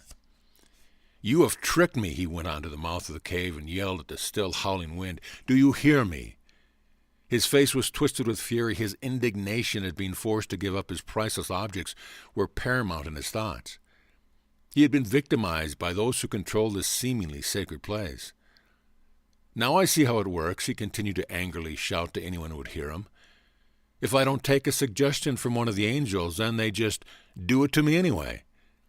Mike shook uncontrollably from both his rage and the cold as he continued to face the mouth of the cave. He felt the sting of grief at the loss of his parents' photos. He began to sob, uncontrollably racked by emotional pain, until there were no tears left. He felt violated and robbed. Mike felt a sensation of warmth behind him and could see the subtle flickering of a small fire on the walls of the cave. He turned to look as a gentle voice said, "I gave you good advice, Michael Thomas of pure intent." Orange was standing in the back of the cave. In front of him was a small fire, inviting Mike to feel its warmth. Mike had calmed down now and slowly came to the fire and sat before it with his head down in resolve. In time, still with tears in his eyes, he finally looked at Orange and asked the question, "Was all of this necessary?" "No," said Orange. "That's the whole point. Why did you take away my things? This is still a land of free choice, Michael Thomas. Despite what you think, the human is the focal point, and the human is honored above all creatures in this place." "Free choice!" exclaimed Mike. "If I hadn't let go of my bags, I would have died." "Exactly," stated Orange. "You chose not to relinquish the bags at the point when you had the chance. Had you taken my suggestion, you could have learned more about these things. The bags would have been safe. You cannot understand the overview of this place. That is why we are here, and why the new gifts and tools were given to you." "I still don't understand," countered Mike. "Why couldn't I simply keep a few things I loved? They wouldn't have hurt anyone here. They meant a great deal to me." "They were inappropriate for your journey, Michael." Orange sat down on the rock at the other side of the fire. "These things that you carried represented the earthly part of you. They pull on your old self and keep you in a place that is not comfortable with the new vibration that you are studying and accepting. All of you is changing, Michael, and we know you feel it.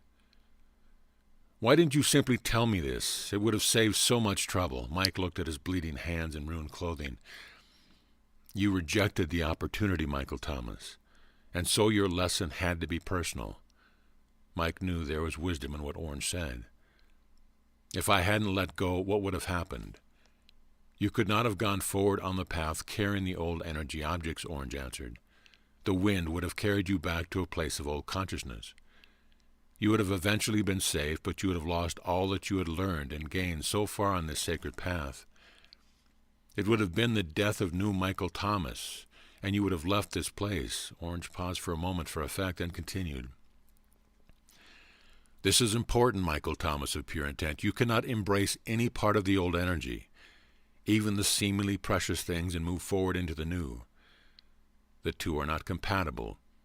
You are actually moving into a new dimension, and the physics of the old do not mix with the physics of the new. Let me ask you this." Orange came closer to Mike. "Does part of you still hold love and remembrance for your parents, even though the physical items are gone? Or did you lose that too in the storm?" "Well, I still have it," replied Mike, knowing where this conversation was going. "Then where is the loss?" Orange inquired. Mike was silent. He realized what was being taught. Orange continued, like a wise father imparting simple wisdom to an inquisitive child. The memories of your loved ones are in the energy of your life experience, and not from any old objects. When you wish to remember, then do so using the love consciousness and gifts of the new Michael Thomas. When you start doing this, you will even find that your perceptions are different from what you thought there were in the past. You are gaining new wisdom about who your parents were and who you are. The new tools and gifts will actually enhance your memory of these things. Old memorabilia simply draw you backward to a time where you could not understand the overview. Mike still didn't understand all this new language and spirit talk. Orange knew his thoughts and spoke again. When you have finished with the 7th house, Orange smiled, there will be full understanding. Mike understood only a portion of what Orange was saying, but he was beginning to get the picture. Much like the rotting food explanation, he realized that he could carry nothing of the old Mike to the place called home. He lamented the loss and still felt somewhat betrayed by his angel friends because they had not been more specific. But he was starting to see the metamorphosis that was being asked of him, and he also realized that he had now been given 2 suggestions along the way, one by Blue not to take the food and one by Orange to leave his baggage. In both cases he ignored the advice, and both times it had gotten him into trouble. Mike vowed to himself to start listening closer to what the angels along the way told him. This was a strange place with a multidimensional facet, and he realized that he had the biological information, that the angels had the spiritual information. If he would listen more and assume less, his journey would be far smoother. Even if he didn't yet understand all the language and many of the concepts, he still had to trust the angels' overview of the land they knew. And yet he had to do the work of traversing the path himself. Orange, Michael wanted to get the angels' attention. Why are there storms here? Michael Thomas of pure intent, I will give you still another answer that is true, but that you will not understand. Orange retreated to the mouth of the cave, turned and delivered the answer. When the human is not here, there are no storms. Orange was right. Mike had no idea why they should be. Mike stood up and asked the dark thing that he had seen chasing him and realized that Orange was gone. Goodbye again, my brightly colored orange friend, said Mike, to the vacant space where the orange spirit had been a moment before. For the first time there was a response to his farewell. In his mind he clearly heard the voice of Orange, soothing and loving as wise. It is when you realize why we never say goodbye that you will know that you are part of our dimension. More confusing talk, thought Mike, but somehow comforting. Mike used the fire that Orange had somehow provided to warm himself and dry his clothes, which he removed and laid on rocks next to the warm blaze. He noticed that the armor and shield had suffered no damage as he carefully laid the pieces next to his clothes. Gradually he fell into a slumber, not knowing if it was day or night outside, and slept for several hours. The storm continued for a while, but it totally cleared up by the time Michael had awakened. Michael peered out the cave and could see that it was now dusk of the same day. He had slept the afternoon away during the remainder of the storm and was now feeling energetic. Slowly and cautiously he assembled his battle gear, put it on as he had been told, lifted the map bag over his neck, and stepped into the roadway. All seemed so peaceful. He looked backward, but could sense no danger, nor could he detect any wisp of a dark shape scurrying to hide behind a rock or tree. Mike felt good. Even though it was almost dark, Mike felt the next house would present itself shortly, and he was right. He strode down the path with another house just out of sight over a hill. He felt light. Both hands were free, and without the bags there was no irritating clanking on his battle gear. He almost forgot he had it on. His step was nimble. Michael Thomas had accepted his physical loss as being appropriate for his journey, and had put the experience behind him. He practiced seeing the photos of his parents in his mind and was rewarded with a full memory. He still felt their love, and he had all the feelings he used to experience when gazing at their photos. Orange was right. What was really his was in his mind. It was all he really needed. Several hundred yards behind, a revolting dark green shape was recovering from a painful experience. Each time it moved, there was a painful reminder of the burn it had received. It didn't know it, but that wound would never heal. It was perplexed, but still determined to thwart Michael Thomas's path. As if life itself were in the balance, it knew that even if it had to completely sacrifice itself in battle, there would come a time soon where Michael Thomas would look into its searing red eyes, feel its hot breath, and know what ultimate fear was before he could take another step toward home. End of chapter. Chapter 7. The Third House. Mike paused at the footpath before he entered the third house. This one had a sign on the lawn that read, House of Biology. The entire house and the sign were all one hue, just as the other houses had been. This cottage-style structure was a beautiful Kelly green that seemed to blend in with the surrounding natural color of the luxurious grass and trees, tempered by the subdued lighting of dusk. Mike knew that he was about to meet still another angel who would undoubtedly become his friend. He took stock of what he had been so far and guessed correctly that the first two houses had both been preparation-oriented, helping him prepare for his journey. Now came the beginning of substance and training. After what he had been through so far, this had to be easier, Mike thought. As he approached the door, an enormous green angel stepped onto the porch, watched him approach, and gave Mike the standard salutation. Greetings, Michael Thomas of pure intent. This angel, whom Mike would automatically call Green, seemed especially stout and filled with mirth. Mike felt that all the angels had a great humorous streak in them, but Green always seemed to be smiling. The angel looked Mike up and down and winked. Nice sword. Good evening to you, Green, Mike replied, ignoring the comment about the sword. I'll bet he did that just to make me feel more comfortable about carrying something so seemingly out of place in this spiritual quest, thought Mike. Nope, replied the angel, reading Mike's thoughts. Not all swords are as grand as the one you have. I know, I've seen a lot of them. So what makes a difference, Mike asked. We named you for a reason, Michael. Your intent is indeed pure, and your heart literally rings with your quest. Your tools, therefore, reflect something that all such as I can see. Please come in. Mike followed Green into the house, continuing the conversation. Does that make me different? Special? Better? It makes your potential huge, Michael. Remember that as a human you have choice. We never grade humans or compartmentalize them. We view each of you as a level of energy potential. Potential for what? Change, exclaimed Green. Why? Green stopped and faced Mike. They had just passed through a number of small green rooms and were now in what seemed to be an entrance to another of Mike's temporary quarters. The angel spoke softly and with tremendous sense of patience and honor for the human he was standing before. Why are you here, Michael Thomas? To allow for my journey home, Mike stated quickly and honestly.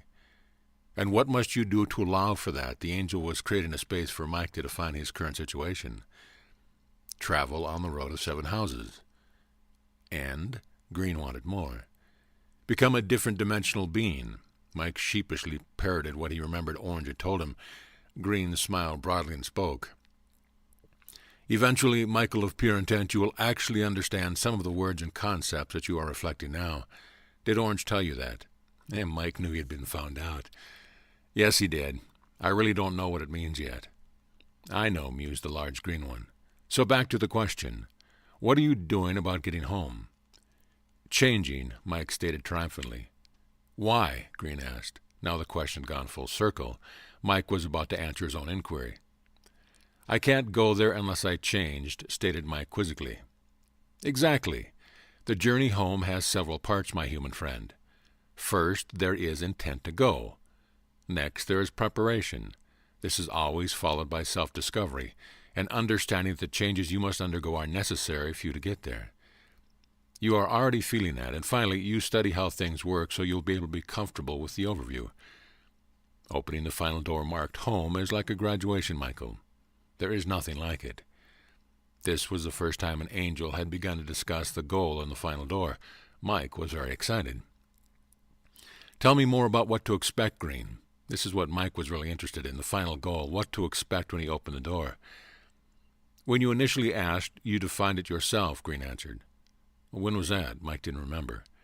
When you first asked for this journey, Green said. Mike suddenly remembered the conversation that had started all this with a great white faceless one when he was asked to describe home. You know about that? Mike was shocked. We are all part of the family, Michael.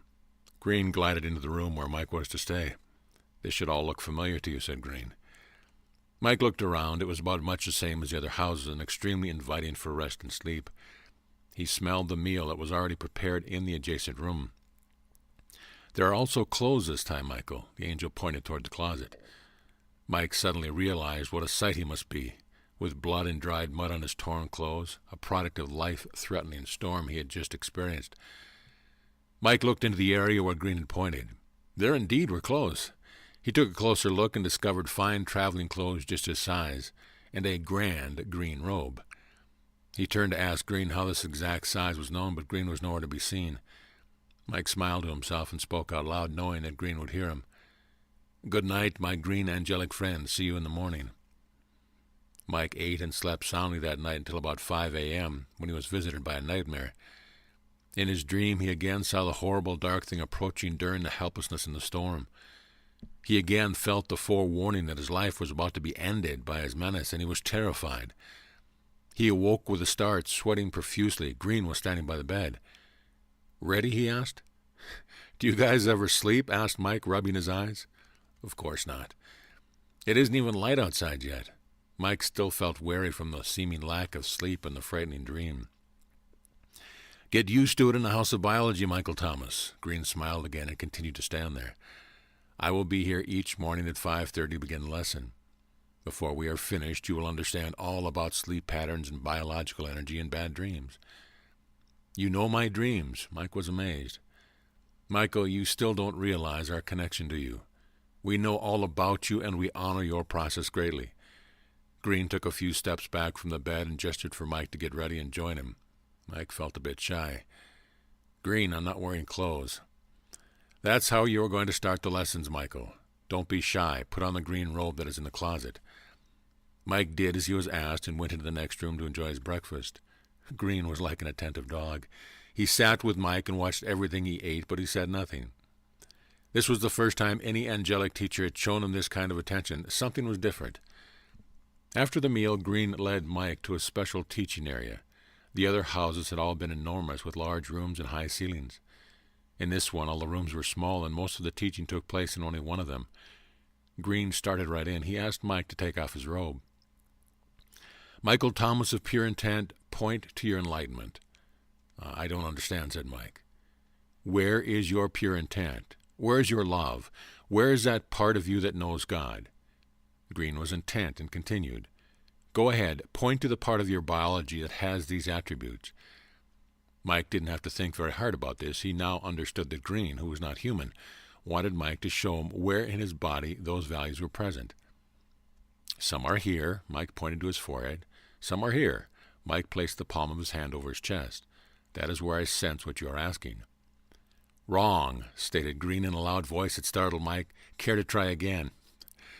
Slowly, Mike began a tour of his body, asking Green if it should be here or there as he continued to point. Each time, Green gave a negative answer.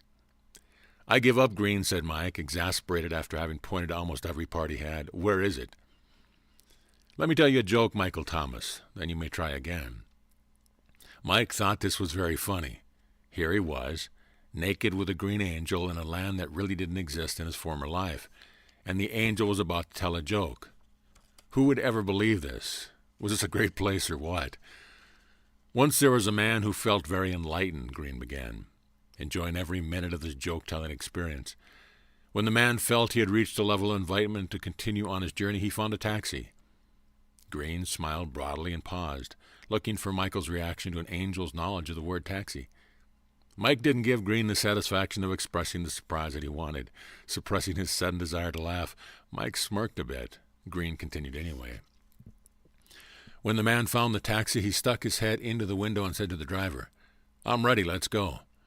The driver, in reaction to the instruction, immediately took off in the direction the man wanted, taking only the man's head with him.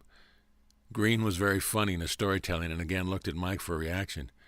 Mike was deadpan and looked at Green, turning his head to the side and twisting his face in an expression that said, 'And?' Green got to the punchline. 'Blessed is the man who places his whole body into the taxi before announcing that he is ready to go.' Green was proud of his storytelling despite Mike's obviously stifled reaction, and he gloated in the silence that followed. Don't quit your day job, Mike announced, barely containing his desire to laugh out loud at this funny angel's antics. So what exactly does your joke mean, Green? Michael Thomas of pure intent, each and every cell of your human body contains a consciousness that knows about God. Each cell, therefore, has the potential for enlightenment, love, and the pursuit of vibratory change. Let me show you. With that, Green did something that shocked and dismayed Mike. He quickly approached, and with a lightning move, he stomped on Mike's toe. "Ow!" yelled Mike in disgust at such a violation of trust. "What is that about?" Mike's toe was throbbing with pain. He grabbed it and tried to soothe it, as any human would, hoping not hopping around on the floor in the process. "That hurt!" Mike shouted at Green. The toe was turning red, then black. "That hurt a lot. I think you broke it." "Well, what hurts, Michael?" asked Green casually as he watched Mike move around the room while grimacing at every step. "My toe, you slime-colored sadist." Mike didn't know what he was saying, but he was angry. Green was unaffected by Mike's outburst and came closer to him. "Stay away," said Mike, holding his hands defensively. "I don't want to sample another angelic foot massage or your idea of soul therapy. Don't come any closer." "What hurts, Michael?" Green asked again, also stating, "It's not your toe." "It's not?" Mike asked incredulously as he found himself on the floor in a lotus position, blowing on his foot, trying not to tip over. "Then you tell me, your holy greenness, what is it that hurts?" Mike was being sarcastic, but the angel didn't mind. "We do, Michael," Green stated. "Every cell in your body is feeling your discomfort right now. Say it, Michael. Say, 'We hurt.'" Mike did as he was told.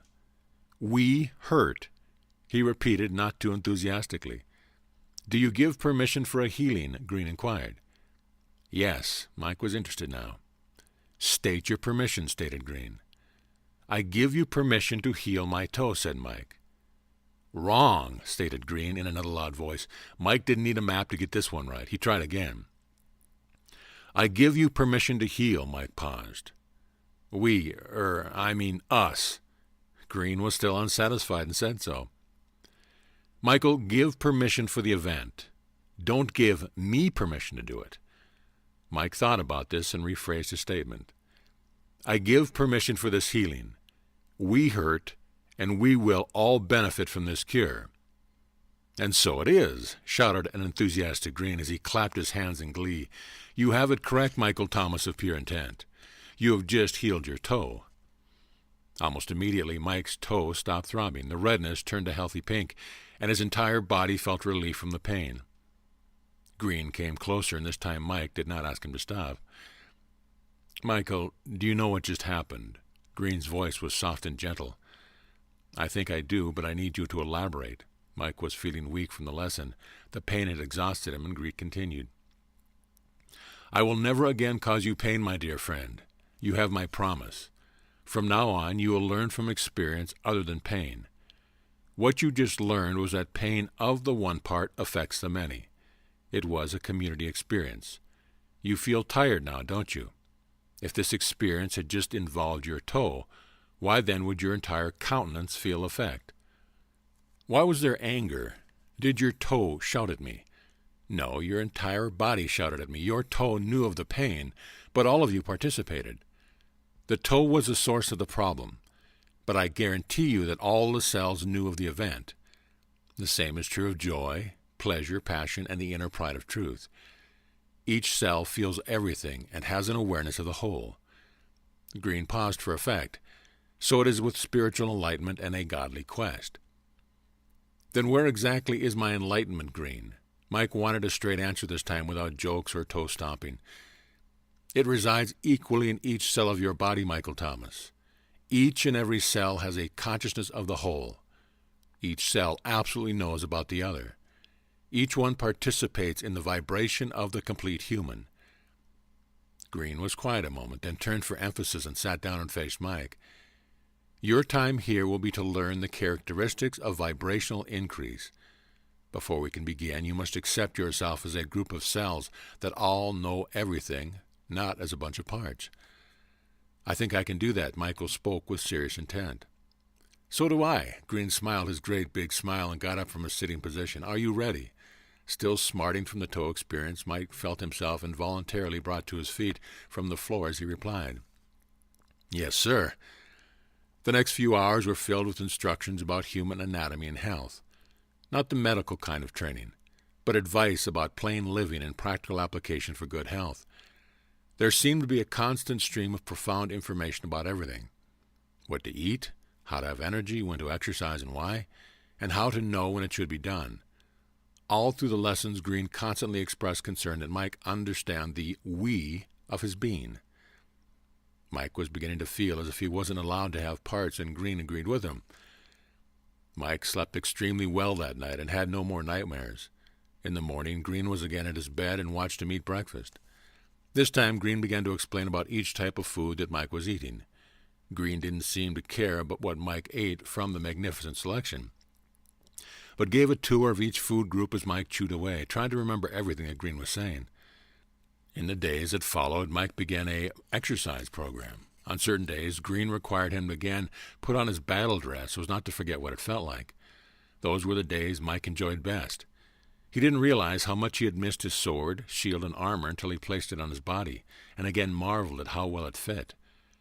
Green instructed Mike on food, plants, herbs, and how the body balanced itself naturally. Mike marveled at how the cells worked together as if they somehow knew something that Mike did not. It was all so wonderful. Green told Mike that there was a fine magnetic polarity for each organ and for each cell.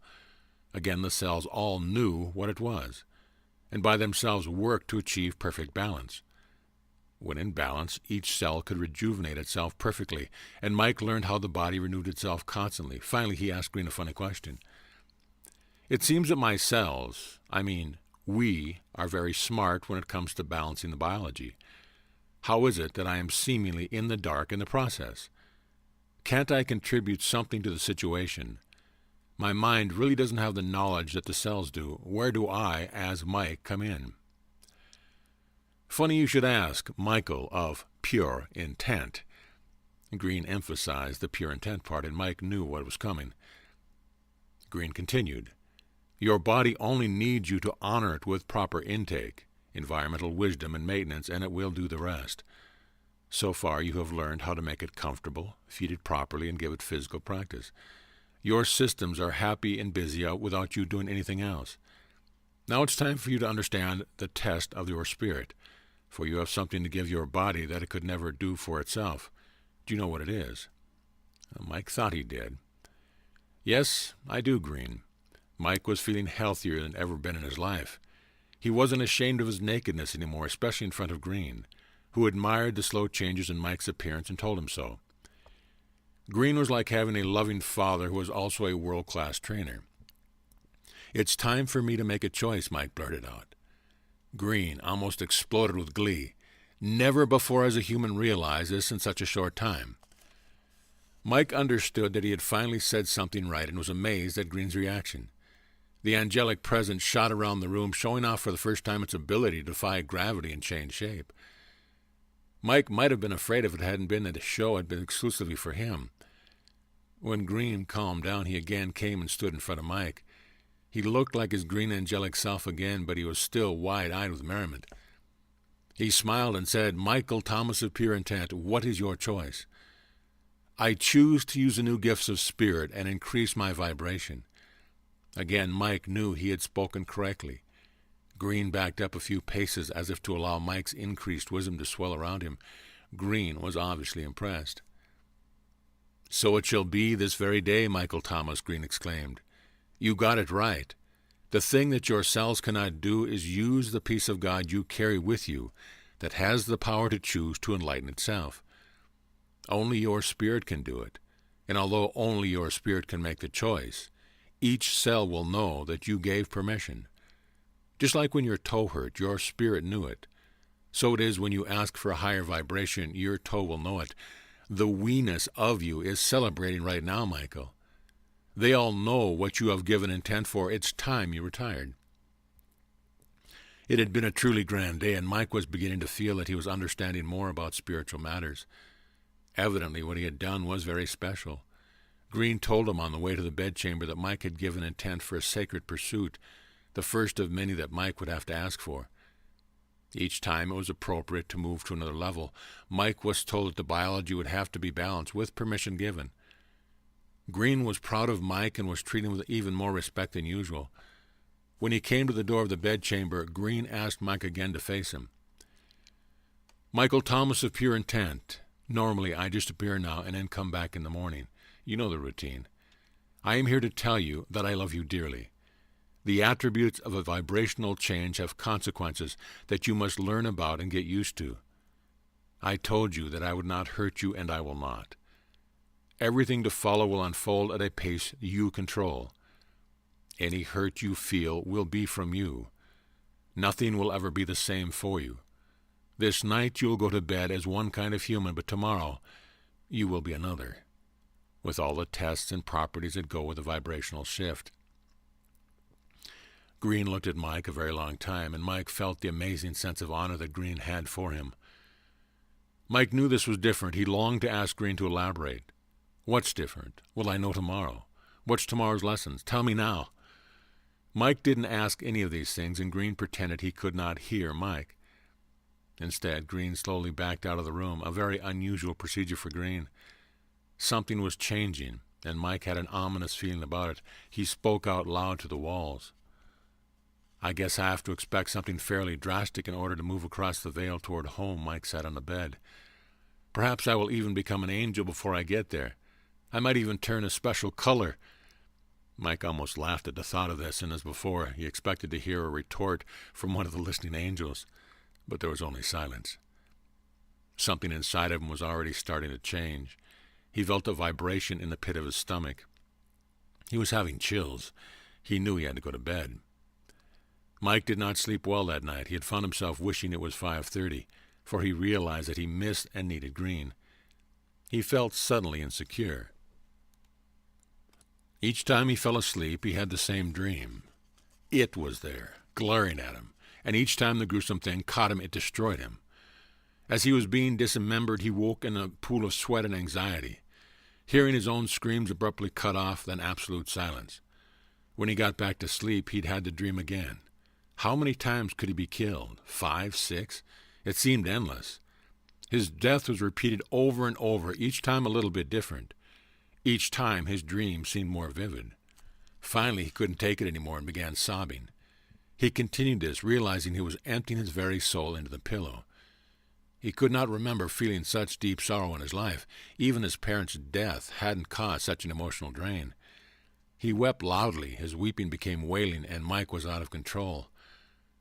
Mike cried for himself and for his parents. He cried for lost love and for lost opportunity.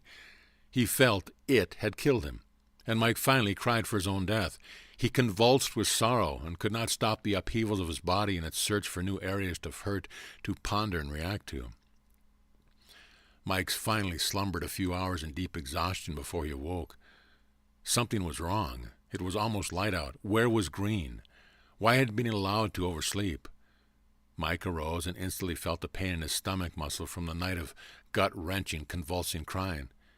He held his side. "Boy, do we hurt," he heard himself say to his body. Mike went into the room normally reserved for his meals. There was no food. He put on his green robe and began to search for Green. He noticed that the rooms he was familiar with had somehow begun to turn a brownish green. Or was that just the light? Speaking of light, it seemed to be failing. Where was Green? What's happening here? "Green, where are you?" No response. Green toured the house, but he didn't find the angel anywhere. Finally, hungry and tired, Mike sat down alone in a room where Green had lectured him many times. He was puzzled and felt a blackness begin to overtake him that was very uncharacteristic of his journey. He recognized it. It was the same depression that he had experienced for so long in Los Angeles before all this had begun to happen. "What's happening?" Mike wondered aloud. There was only silence. Where is everyone? Blue, orange, green. Hey, guys, I need you. Silence. Mike realized that his depression was starting to take over his personality. It wouldn't be long before he was in that same hole where he didn't care about anything or anyone. He refused to let that happen. "Okay, guys, if you won't help me, then I'll do it the hard way," whatever that meant. Mike was grasping at straws for a reaction from anyone. He went back to his bedchamber and looked around. When he opened his closet, he remembered the map. Perhaps it would give him some insight. It always did when something went wrong in this odd spiritual current land. Mike easily found the scroll and unrolled it. Mike wasn't prepared for what he saw. He stared in disbelief and slowly put away the map. He got back into bed, robe and all, and pulled the covers up around him. It was only 1 in the afternoon. Mike didn't care. He stared at the wall. On the parchment where "You are here" indicator always was, there was only a black smudge. No words. There were no markings on it. The map was dead. It had lost its magic. Had it invaded the house and actually killed Mike during the night? Had Mike experienced dreams or reality during his sleep? Had it also killed the angels? How could all this be? Mike was fighting depression and blackness. He tried to make sense of it all and stretched his mind, trying to remember anything that Green said that would explain this. In the approaching black haze of his consciousness, Mike remembered Green telling him, "Any pain from now on will be from you. Nothing will ever be the same, and I love you dearly."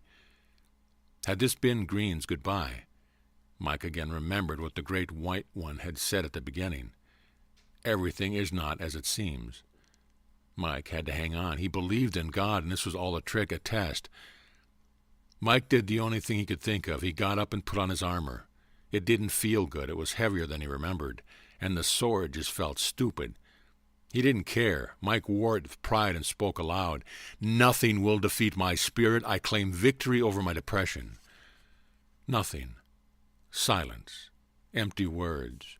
No feelings of love or honor or that anyone or anything cared about Michael Thomas. This land was completely empty. Michael Thomas was the only one there. Mike was fighting for his very sanity. He would not give up. He went to the learning room and took his place in full battle dress in the student's chair.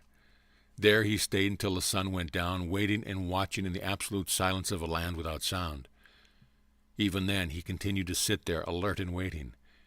He didn't know what to expect, but he would not give in to the darkness and the depression that he had conquered so completely before he entered this beautiful land. Finally, in the darkened room, he dozed off. His sleep was not fitful this time. He was beginning to create peace where peace had not been before. His power to do so was beginning to show. As he slept, his sword gently oscillated and sang to itself, responding to the new vibratory rate of the precious human who owned it. But Michael Thomas was unaware of it. His shield glowed slightly, reacting to a new set of instructions from a changing biology. But Michael Thomas was unaware of it. His armor kept him warm, replying to the spiritual instructions from a newly awakened source within Michael's DNA. But Michael Thomas was unaware of it. All the cells in Michael Thomas' body were being changed, and the metamorphosis was almost complete. Mike slept very well indeed. Things were different when Michael woke up in the morning. He was still in the chair that he had been spending the night in, but it was somehow brighter and more cheerful in the room. He arose and tested his mind. Odd that his first thought was not to see if he was still alone, but instead if he was okay. The depression was gone. Mike realized that he was wearing his battle dress, but somehow he didn't even feel it. As he briskly walked toward the area where food had previously been served in order to see if he was going to starve again that day, he was greeted halfway by a wonderful aroma of a fine breakfast. Mike knew all was going to be well again. Mike ate like he had never eaten before. He was famished, almost ravenous in his attack upon the meal before him. He reveled in his feeling of well-being. He found himself singing out loud with his mouth full. "Mom should see me now," Mike mused aloud, egg yolk dripping from the corner of his mouth. "She would be so ashamed at my manners." "She's actually very proud of you, Mike." Green was standing in the doorway. "We all are." Mike stood up in respect for his Green friend. He was overjoyed to see the angel. "Green," Mike yelled in delight, "I wondered if I had lost you. Please come and sit with me." Mike sit back down and continued eating. The large angel moved to the table and sat before Mike, but waited for Mike to speak first. He knew that his friend must have dozens of questions about what had happened the day before, but Green wanted to see when he would ask. There was silence while Mike continued eating and humming at the same time, smiling foolishly and looking at Green with sparkling eyes. Green took it all in, scanning Michael's body, obviously noticing the battle dress. He couldn't contain himself any longer. "Nice sword," said the smirking green one. Mike burst out laughing at the remark, remembering that this was Green's first remark to him when he'd arrived. Food spewed everywhere, and the great green one joined Mike in his laughter. They embraced for the first time, hugging each other affectionately. It was the first time Mike had been allowed to touch any of the angels of the land, but he knew intuitively that it was somehow appropriate now. Neither could stop laughing. Michael found himself actually dancing with the great green angel of the music of his very soul, trudging on bagels and other delightful breads that were knocked off the table during the ruckus. He realized that now there would be pieces of blueberry muffins stuck between his toes. The room was a mess, but he didn't care. Mike's chest was still heaving from the exertion and hilarity as he sat down again, trying to recover from his joyful antics. He finally spoke to Green, who stood before him. "I knew you would come back, you know." "How did you know?" "Because you told me that you loved me." "I do," replied Green, smiling again. Mike took another bite of the now decimated meal before him, and he paused. "Can my mother and father really see me, Green?" This was the most important question to him. He remembered Green's comments when he had entered the room a few moments ago. "It is a measure of your new awareness that you ask this question first, Michael Thomas of Pure Intent. Sometimes the angels of the land take wagers about which questions will be asked first after the challenge of the change. The one that is normally asked you have not yet voiced. We have been together again in this room for some time, yet you have still not asked. Instead, you ask about your parents. Truly, I stand before a special human being." Mike wasn't certain, but he thought that Green was getting emotional, if that was possible for an angel. There was a pause until Green spoke again. "Yes, Michael Thomas, your parents can see you, and they are indeed proud." Green waited for more questions. Mike thought about what Green had said. He spoke again. I think I know what yesterday was all about." Green cocked his head to one side. "Really? Tell me then." Green was all ears. Normally at this point in the human lessons in the House of Biology, the angel spent all of his time trying to explain to a puzzled human where in the world everyone had gone the day before, and the reason for the horrible, lonely journey and apparent blackness of spirit. "I've changed, Green, just like you said I would. I feel different.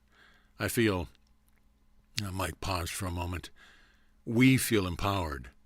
I have an awareness about you, Green, that I did not have before. You have somehow moved from being my teacher into a role of—" Mike thought about the right word, but paused a bit too long. Green interrupted him. "Family?" "Yes," Mike quickly agreed. He was becoming introspective, but continued. "What happened yesterday, I thought it was a test, but it wasn't." Green continued to listen, letting Mike pour out his ideas of what had taken place. "I know you will eventually give me the details of what took place, but I think I know why." Mike spoke slowly and deliberately, as an instructor would. "Green, every cell in my body felt a withdrawal. It's like I turned off a switch and died. There was no solace anywhere, yet my own mind could come up with any reason to exist. I was somehow a neutral human being. That's when I knew what was happening. When I looked at the map, it was a signal to my mind, and I knew what was happening." Green was impressed. Never before had a student in the greenhouse been so accurate and aware of the characteristics of vibrational shift. Usually it took a very long time to explain. Green knew he sat before a special entity, this Michael Thomas. Green was proud of his student and loved him even more. Mike continued. "The map died, too. I was in limbo then. I knew what was taking place. In order to receive this spiritual gift of intent, I had to go through a rebirth of sorts. Almost like the power was turned off of my existence for a day, and it was restarted with new circuitry. I knew that if I could somehow keep my sanity through it all, I would eventually be okay. I used a visualization of you telling me that you loved me, Green. It's the only thing that worked. When I thought about you, then I could focus on why I was here." Mike looked at Green and smiled. He tried to hide the fact that his eyes were tearing. "Am I right?" "There is almost nothing I can add, Michael Thomas of Pure Intent." Green stood up for emphasis. "What I will tell you is this. When you were thinking of my love for you, it wasn't just me. I am part of a collective, Michael. When you speak to me, you are speaking to the whole. You are part of it, too. But you don't feel it as I do. As you vibrate higher, these things will come to focus. When you felt the love of the one you call green, you are also feeling the love of blue, orange, and even of your parents, as well as the ones you are going to meet next along this path. You don't even know them yet, but they know you. We are all one, Michael, and you felt it at the moment of your greatest need. Your intuition won. What a gift you already have. Mike knew there was more, so he kept quiet, waiting for Green to gather his thoughts. Green continued. Everything you said is correct, my wise human friend. In order for you to move to a higher level, there is a time of challenge.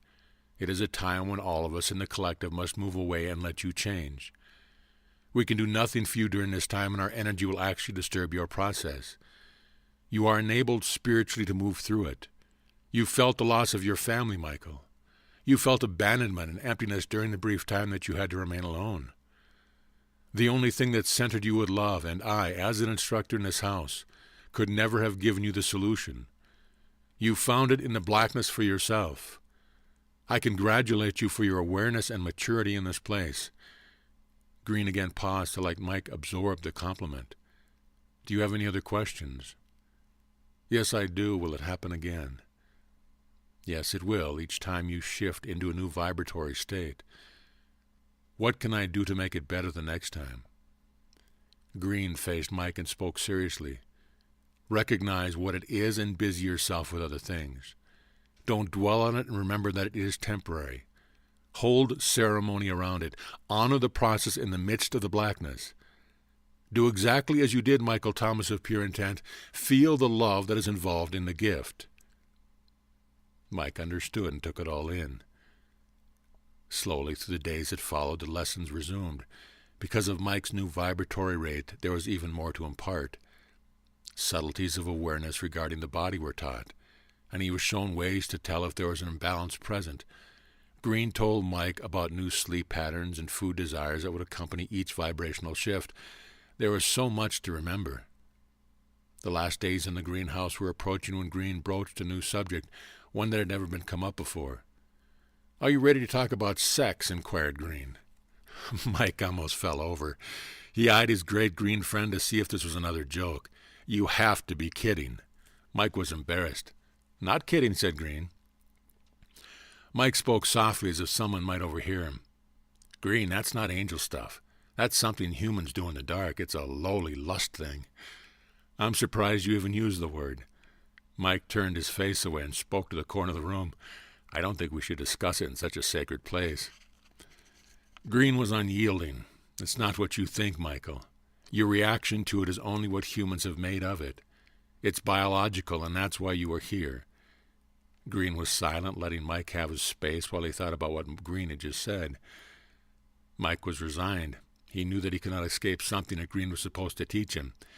He had visions of high school sex education class where some unlucky male teacher was given the task of explaining to a group of guys what they already knew. They giggled like girls the whole time, giving each other those knowing looks and wishing they were somewhere else. It was just too personal. Green, do we have to? Yes. What followed will forever change Michael Thomas's view of the physical relationship between human beings. Green spoke eloquently as though from personal experience, but Green was genderless. He told Mike that sex was one of the greatest spiritual aspects of biology. He described to an astounded Mike what the real purpose was, what males and females were supposed to get from the experience besides children. He spoke of the elegance of raising the consciousness of two individuals simultaneously through the bringing together of emotion in a specific way. Green even gave Michael an example of how things worked in the spiritual realm of the body when passion was controlled and channeled in a specific way. Sex was an actual catalyst to enlightenment. When he finished, Mike was silent. I just can't believe it, Mike said, holding his face in his hands. All this time and I thought it was dirty. Something you didn't bring into the light. Something carnal that we brought with us through the evolutionary chain. And now you tell me it's spiritual. Wow, what a concept. Wait till the priest hear about this. Mike was being funny. But the concept was overwhelming to a farm boy who had only learned about such things by watching animals and later in bits and pieces of misinformation from his adolescent friends. Mike suddenly lifted his head in realization. Green, I missed so much. I wish I could have had this experience with a woman I love. Now it's too late. Don't be harsh with your path, Michael. Not everything is as it seems. This information, although delivered late, will have its purpose as you proceed. The information is the important thing, even though its application might seem out of place where you're headed. The key is to change your attitude. See, the process is sacred. It will help you to honor your biology even more than you do now. Green was right. As a male human, Mike still had his imagining and his dream, even in a place like this. He would have to start honoring them now, instead of feeling that they were somehow wrong or corrupt. It meant a great deal to him. He understood how it all fit into the picture, and he felt more complete because of it. Now there were even private parts of his body that could join the we with more respect. Mike laughed at this thought, and Green saw his process and grinned in response. The next day it was time to go. Mike dressed himself in his new clothing, somehow magically supplied by those in the greenhouse. This had been the most profound experience in Mike's life. As he stood on the doorstep of the Green cottage in the warm sun next to Green, he didn't know what to say. Mike felt good. His battle gear looked great over his new clothes, and the materials chosen for him felt wonderful on his body. Everything fit perfectly, and he marveled at how those who tailored the garments would have known his new size due to the workouts he had been through in the past week. Green looked him over carefully, his eyes pausing momentarily on Mike's weapons, and was about to speak. Mike interrupted him. I know. Nice sword." It was Green's turn to burst out laughing, and he did. "You took the words right out of my green angel mouth." There was awkward silence while the two stood in the warm sunlight. Mike spoke first. "Promise me that I will see you again." "I promise," replied Green instantly, without reservation. "Do you have a question for me?" Mike spoke the words, remembering the protocol as in the house before, when he asked each time if he loved God before he departed. "Yes, I have a question, and you know what it is." Green looked intensely at Michael Thomas. "Do you wish to answer it before I ask?" "Yes, I do," spoke a ceremonial Michael Thomas. "I love God with all my heart. My intent is pure, and my body is one with the spirit of all of you. I am closer to your vibration than ever before, and with that closeness comes a feeling of purpose, sacredness, and belonging. I am on my way home." There was nothing Green could say, whereas before the angel had simply gone inside the house without a word. This time it was Mike who departed without saying goodbye. He confidently strode down the pathway, heading north toward the hills where the next house would be. Green stayed on the porch until Mike was out of sight and hearing range. Then he spoke aloud, seeming to himself. "Michael Thomas of pure intent, if you survive the next house, you indeed will be the warrior I think you are." Green remained on the porch, waiting. It wasn't long before a detestable, ugly green creature silently passed the house on its dark quest, following Mike and looking directly at Green.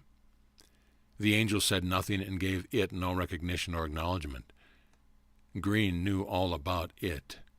Green also knew that Michael would know shortly. Green smiled at the thought. "What a meeting that will be," he spoke. Then he turned and re-entered the greenhouse. End of chapter. Chapter 8. The Fourth House. As Mike casually continued on the path, he felt better than he had so far on his journey. His new custom-tailored clothes and battle gear fit together in a package that seemed to belong to this great place. He had an odd sense of familiarity regarding his surrounding. Although he had spent most of his time actually in the various houses, his trek on the pathway seemed somehow commonplace to him. He was beginning to recognize the smell of things and the way they looked. It was as if memories of Mike's former life were beginning to fade, and the unusual characteristic of this new land were becoming his home. In addition, Mike kept having the feeling that he remembered these things, although he consciously knew better since he had never been here before. Mike also had a keen sense of new power. He actually felt as if he belonged to this land. He knew that much of this feeling came from the recent events in the House of Biology, and he smiled broadly each time he remembered Green. As he walked, he reflected that he had truly moved to a new level while he had been there. What more could there be? He had been through only 3 houses of 7, and he wondered what other lessons awaited him. There was a sound behind him. Like lightning, Mike spun around automatically, taking a position of alert defense. He even surprised himself at how instinctive his reaction was. He found himself leaning forward, his hand gripping the ornate handle of his fine sword of truth. Was he imagining it, or was the handle vibrating? His ears became the focus of all this concentration, and he stood poised like a statue waiting to spring into some unknown but perfect action. Nothing. It could have been the wind, but Mike noticed there was no leaves moving in the surrounding trees. Moving only his eyes, keeping the rest of his body absolutely still, Mike scanned the area. What keen vision he had in this place. He did not remember having such wonderful acuity before on the path. It was almost as if someone had turned on a bright light that had not previously been there. Mike willed the focus of his concentration from his ears to his eyes, and he slowly looked at every large rock and bluff in sight. Nothing. Mike began to realize that as comfortable as he now felt with his newly found country of colored houses, it was a dangerous place for him. The dark apparition that had been so present in his dreams while in the House of Biology might still be here. He had to be careful. Oddly, Mike felt no fear. He remained motionless, watching, sensing his senses to the limit. In this state of heightened awareness, Mike was discovering something new about his abilities. Although he could neither hear nor see anything unusual, he felt that something was there. There was a feeling of discomfort in his very soul, a feeling of danger and of warning for his very being, yet nothing. Slowly he turned and continued along the sunny path, his head turned slightly from left to right in order to hear behind him, straining for early detection of anything unusual. As he continued, he again contemplated the puzzle. What could it be? In a land dripping with so much love and spiritual discovery, how could such a dark entity exist? And why was it chasing him? Why hadn't any angel been willing to speak of it? It was a great mystery indeed, but Mike felt forewarned, and he wasn't about to let this evil dark thing sneak up on him again. He remained alert, with the feeling of danger always present. Michael walked well into the afternoon, with dusk approaching and the next house not in sight. Mike stopped his brisk pace, turned around to face the way he had come, and slowly removed his map. He continued to scan the area behind him for motion or sound. He was relieved to see that his precious map was active again, and again showed the currentness of a situation. The "You Are Here" dot appeared as before, and just on the edge of the small area around the dot was the next house. It was just around the bend. Mike smiled to himself, put his map away, and continued. The journey to the next house had taken almost a day.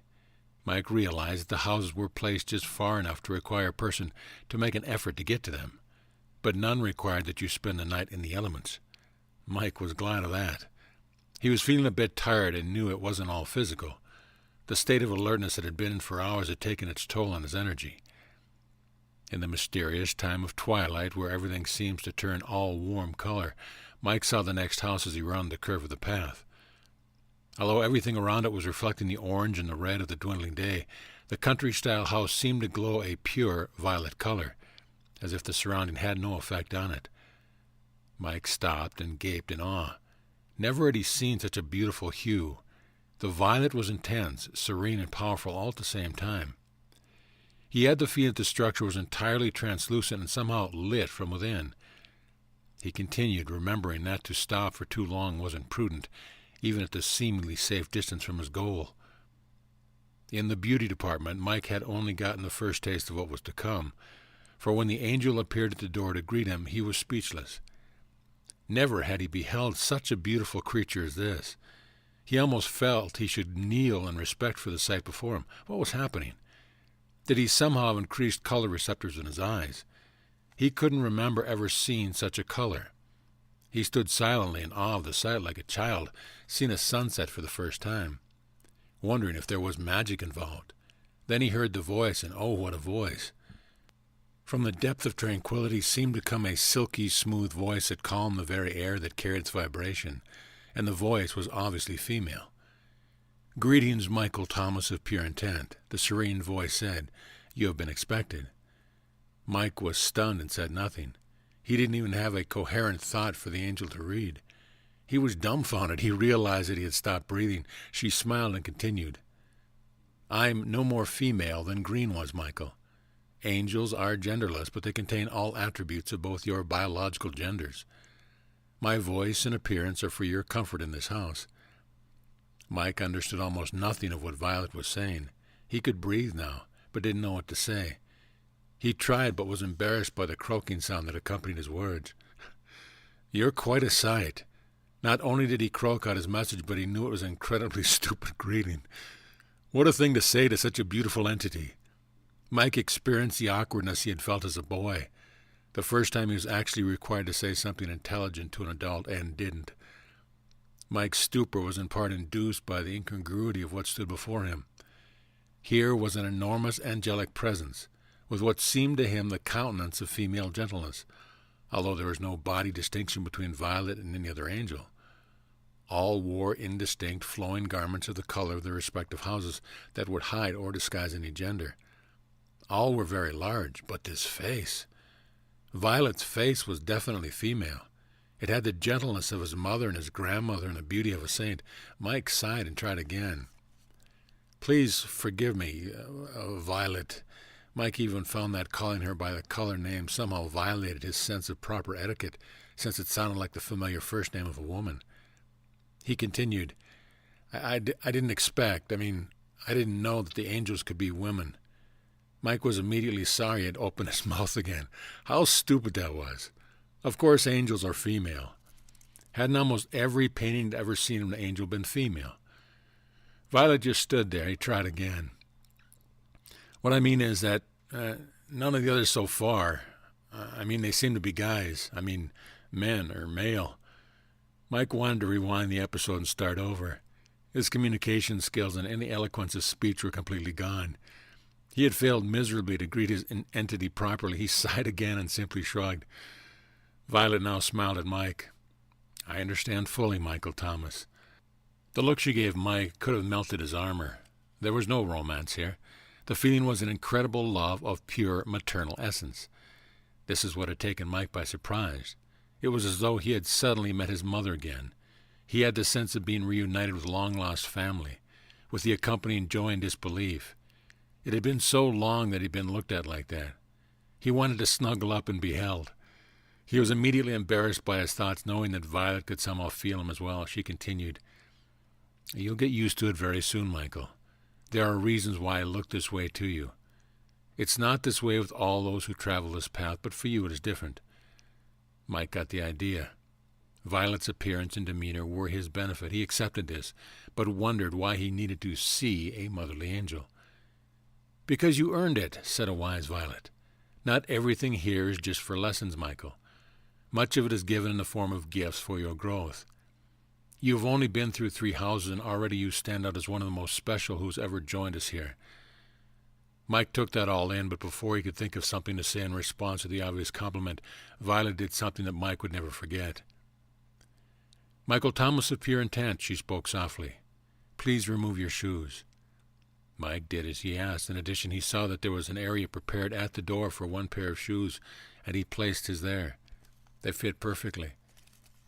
"Michael, do you know why I asked you this?" inquired Violet. Michael thought about it. Because it's sacred ground inside. He remembered Moses and the burning bush and the dialogue of that story. If that were the case, why didn't the others ask the same of you? Mike continued to think about it. He tried again. "Because you are a very special angel." Violet was amused at this game and began to chuckle. Mike was perplexed. He knew he hadn't given the right answer. "Please come inside," Violet said as she turned and entered the house. Mike followed her, but was bothered by their conversation lack of closure. He called after her as he followed her inside. "Violet, tell me, why did you ask me to remove my shoes?" "You indeed will tell me, Michael, before you leave this place." Violet continued, leading the way. Mike didn't like it when the angels made him wait for answers, especially when he was required to somehow figure it out for himself. Too much work, Mike thought. "That's why you're here," said Violet as she led him further into the Violet house. Mike again felt silly at his thoughts. The Violet house was very plain, unlike its host. Mike realized that in his awe of the new angel's appearance, he had neglected to read the sign naming the house. "Violet, what is the name of this house?" Mike asked. Violet stopped, turned, and faced Mike. "It is the House of Responsibility, Michael Thomas." She waited for Michael's response, her beautiful expression one of expectation. Mike immediately knew there was trouble ahead. "Oh," he said with little expression. He didn't give Violet the reaction she wanted as she turned and continued the tour. Mike was disturbed at hearing the name of the house. In his mind, he had conjured up many scenarios that might take place here.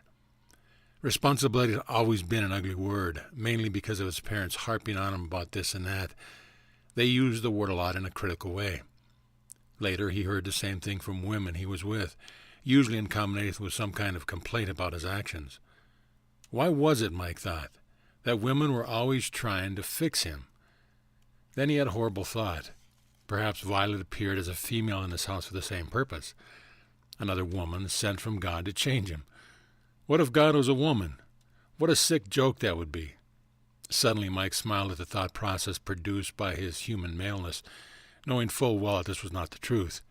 God was neither male nor female, but Mike was amused. So what could the House of Responsibility be about? Violet was leading them through a maze of smallish rooms on their way to Mike's dinner.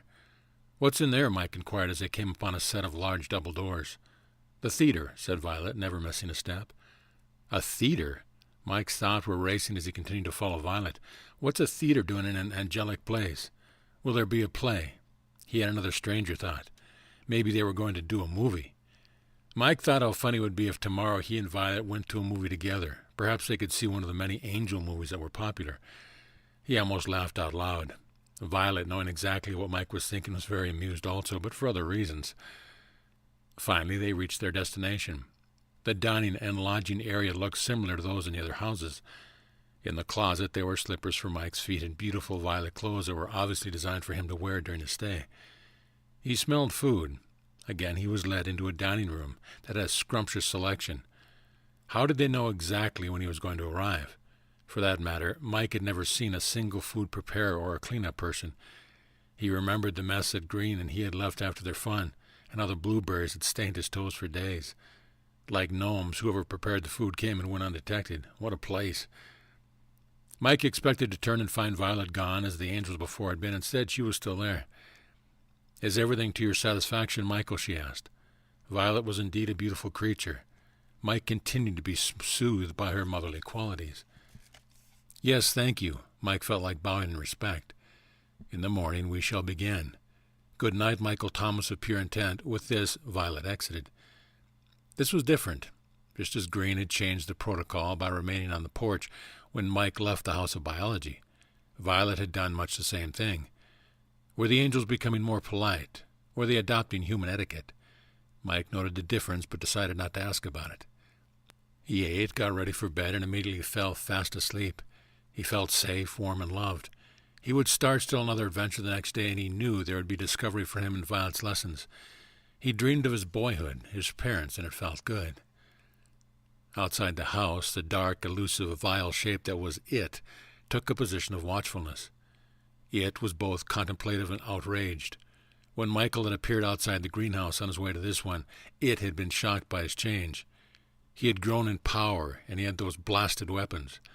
Michael's alertness was now suddenly warrior-like, and he had no fear. What had happened in the last house that would change him like that? It seethed with anger that the chance to confront Mike had failed so miserably during the storm. It started to develop a better plan to trap the human. It reasoned that if Michael Thomas had wanted to be an elusive warrior, he should have taken a less-known route instead of traveling on a known path as he did. Then it realized that Mike would also follow the path. He had to, since he didn't know where the next house would be. Therefore, it decided the answer was to go ahead of Mike's prey and wait for him to step into a trap. If it could be said to smile, it did. It didn't sleep, but had visions of the imminent demise of Michael Thomas of pure intent. The next morning was typical of all of them. It was glorious. The meal was splendid. Michael topped it off with a favorite blueberry muffin, shaking his head in disbelief at the freshness of all of it and the wonderful flavor. "It didn't taste as good between my toes," Mike laughed out loud as he again thought of himself and Green in their wild, humorous abandon in the dining room of the last house. Just as he had finished dressing in his newly supplied clothes, a knock sounded at the door. A knock? Since when did any angel knock? "Please enter," said a polite Mike. Violet seemed to float in, and Mike smiled at her. "Please thank whoever's responsible for such a fine human breakfast." "You're welcome," said Violet. "It's you?" "It's all of us," she replied. "We are not separate." "I've heard that before. Someday I'll understand it. Until then, thank all of you," Mike said. "Are you ready?" Violet asked. "I am." Violet turned and led the way back to the area that had passed the day before. This time the double doors were open. and Mike followed her into the beautifully appointed, violet-colored movie theater. Mike stopped in disbelief. He stood amazed, and Violet chuckled. Before them was a giant wraparound movie screen. In the rear of the room, Mike saw a modern film projector with reel after reel of film stacked in giant metal cans, ready for showing. It seemed as if there were hundreds. "Guess what, Michael Thomas?" asked Violet. "We are going to watch movies together." "I don't believe it," exclaimed Mike. "This has to be a joke." With that comment, Violet dropped her smile and looked at Mike in a serious way. "Far from that, Michael. Far from that. Please take a seat in the front row." Violet went to the back room where she began warming up the machinery. Mike was still confused at the dichotomy he was observing. Angels don't thread film projectors, he thought. They don't have movie theaters in sacred places. This is very strange indeed. But he did as he was asked and took his place in the middle of the front row. Unlike movie houses where he had come from, the front row of the theater was at the midpoint of the room. He also noticed something else odd. The middle chair in the front row was plush and padded. All the rest of the seats in the room were not, almost as if they were only placed there for effect. Mike sat down in a plush, violet chair and faced the giant movie screen. "What movie are we going to see, Violet?" Mike was a bit apprehensive at first. "Home movies, Michael," she replied, continuing to prepare the first reel, not looking up. Mike didn't like the sound of that answer at all. He felt his stomach grip his ribs. There was that feeling again. His new intuition was working overtime, letting him know that what was coming might be unpleasant. He thought about trying humor, maybe a comment about some popcorn. He didn't get the chance. The lights dimmed in a very professional manner. Mike heard the clutter of the projector and the screen came to life. Mike's eyes were glued to what he saw.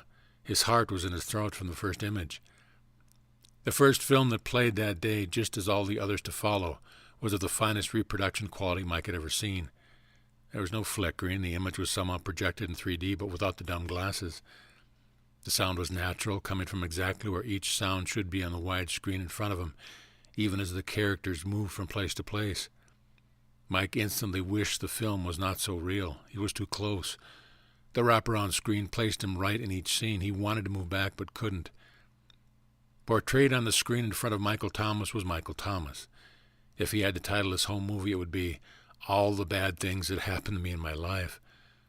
The film started with him as a child, and it was so real. His mother looked very young, and his father so handsome. He was deeply moved by the remembrance of these dear ones, and the current presentation in this violet theater made them come alive to his tender heart. It was as though he were living it again. Each episode took an entire reel of film and was presented unedited in real time, just as it happened in his life, only jumping from one potent negative experience to the next.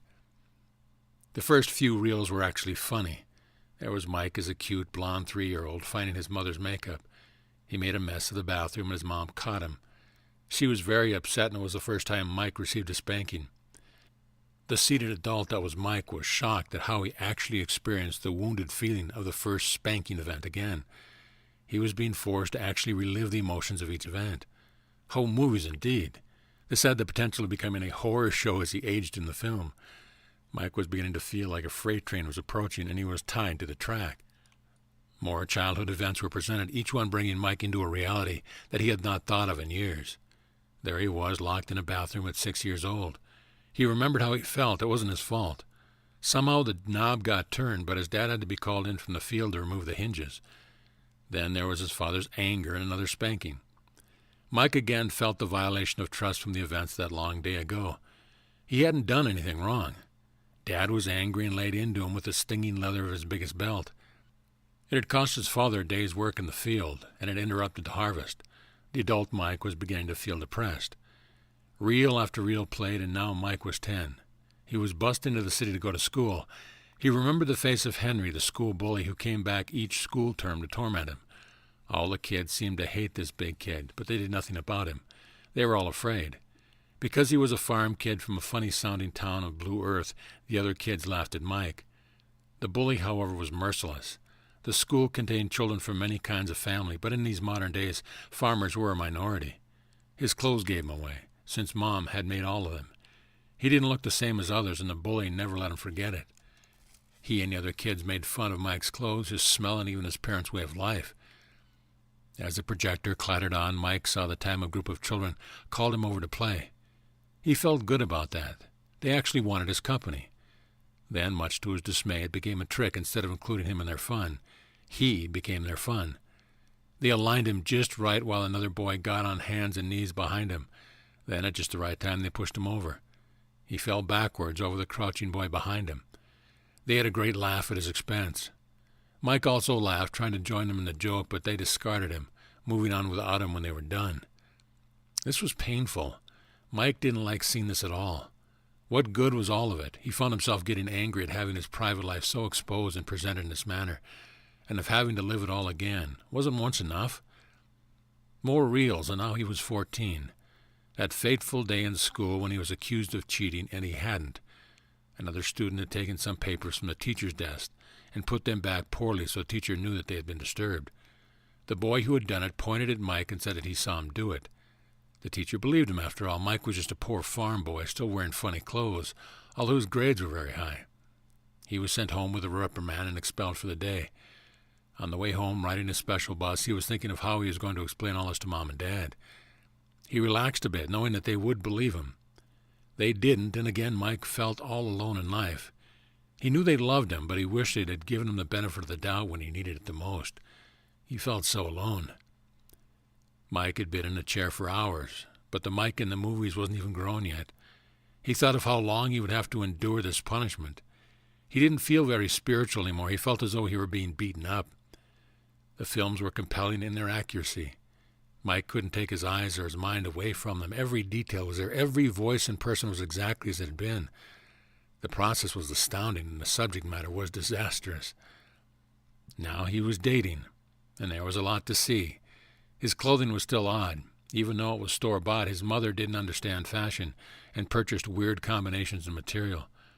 The girls at school and at church thought Mike was cute, but he overheard them making fun of his clothes. He was devastated. It wasn't long after that experience that Mike, then 16, began saving his allowance, started buying his own clothing. That's when his self-esteem started to grow, for Mike knew what looked good on him. He made a study of it and always brought along a girl acquaintance or two to help him shop. The girls loved that. Just think, a guy who liked to shop. It was the beginning of his big metamorphosis from teenage geek to handsome, desirable young man. His personality changed along with it. Mike became more self-assured. His grades remained high, and he was involved in many school activities. Then it happened. A smear campaign by someone jealous of Mike caused him to lose the school presidential election in his senior year. They said he had been caught in the girls' lavatory doing obscene things. Everyone wanted to believe it. It was so sensational and completely false. The election had been a shoo-in since he had been president of the sophomore and junior class too, but the rumor mill won and Mike lost big. It also cost him the affection of Carroll, his first real heartthrob. She wouldn't speak to him. He mourned the event for weeks and dropped out of all school function. He had been victimized again. There it was in a full blow-by-blow detail on the screen in front of him. The event dragged on in real time, showing every awful aspect of this part of his life. It changed Mike then, and it further weighed on him now as he sat reliving his past. The films played on and on. Lunch was not offered, since at some level the great angel in the back room knew that Mike would not be hungry, and she was right. Each time a reel was finished, there would be a temporary flapping sound. The room would go dark. There would follow an awkward silence broken only by the sound of levers being engaged and switches being moved on the projection equipment. Neither Michael nor Violet said a word. Then the screen would come to life again and carry on the worst things that ever happened to Mike. He knew as the films played that the big event was closing in. Then it was there in front of him the day his parents were killed. Mike knew that he didn't have to stay in the chair if he really didn't want to. All the angels had told him that he had a choice. Right now he wanted to run. In his mind he begged loudly enough for all angels to hear him. Please, God, I don't want to experience this again. Enough is enough. It came anyway, and Mike felt like a truck had hit him. Mike didn't break down and cry in his chair. He would wait until later that night. He sat stoically watching the play of all his life go forward in real time. He relived the phone call, the shock, the funeral, the grief and the sorrow, the auction of the house, barn, and land, and the sale of his father's farm equipment, including the old tractor.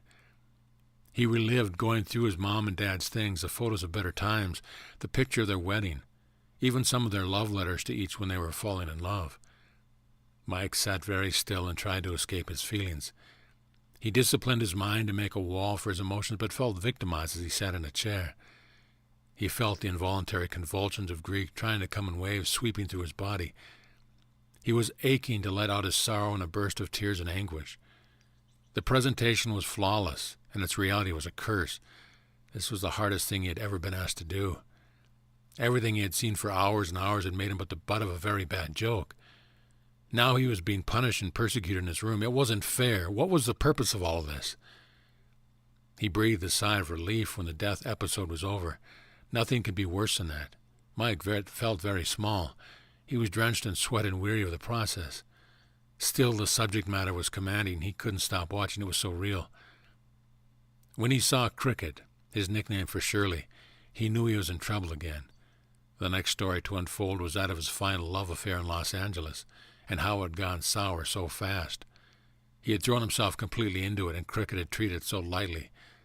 It wasn't death, but it could have been, for it was the death of his heart. Again, he tried to harden his heart as he watched the images on the screen. She looked so good. Her voice was so memorable. The situation was still so recent. After all, it had been the reason for his recent depression, for his lack of self-worth and his crummy job. Mike watched all of it, reliving the details of the second most depressing incident of his life. The episodes moved forward to his workplace, highlighting his verbally abusive manager and showing the claustrophobic cubicle he had been so willingly worked in when he lived in Los Angeles. The films ended at 4 o'clock, the last scene where the breaking in and the robbery of his apartment, ending with him being taken to the hospital. When the screen went blank, he heard the flapping noise that signaled the end of the reel. A piece of leader was being beaten ragged against the take-up reel. The flapping continued, but the lights did not come on.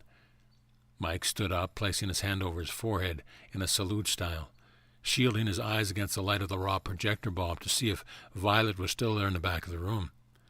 She was not. It marked the end of the lesson for that day, the end of the movie. As in the subject matter of the film, Mike was alone. With the projector still flapping, Mike moved out of the room and into the hallway of the house and to his quarters. He didn't need to eat dinner either. He was depressed. He had been beaten to a pulp emotionally, and he instantly fell into bed fully clothed. Violet never appeared to say good night. Mike knew that it was a wise angel who left him alone that night. He was in no mood to talk. Mike's dreams continued showing the film as he slept. They reran the part of the bully, his parents, and Cricket. They would not leave him alone, and he finally let go, sobbing uncontrollably into his pillow. Vision of his parents, so alive and vibrant, made his sorrow all the worse. It was the second time in this sacred, angelic, anointed land that Michael felt completely alone and black, a victim of life. And now he even had the movies to prove it. In the morning, Mike felt a little bit more rested, but pensive. He was hungry, too, and easily consumed a large breakfast. He still felt victimized from the day before, but somehow had convinced himself that the worst was over. He was tough, and all he didn't understand why all this was necessary. He had decided it was not going to let him slip into blackness and depression. Whatever awaited him today had to be better. After breakfast, Mike got dressed.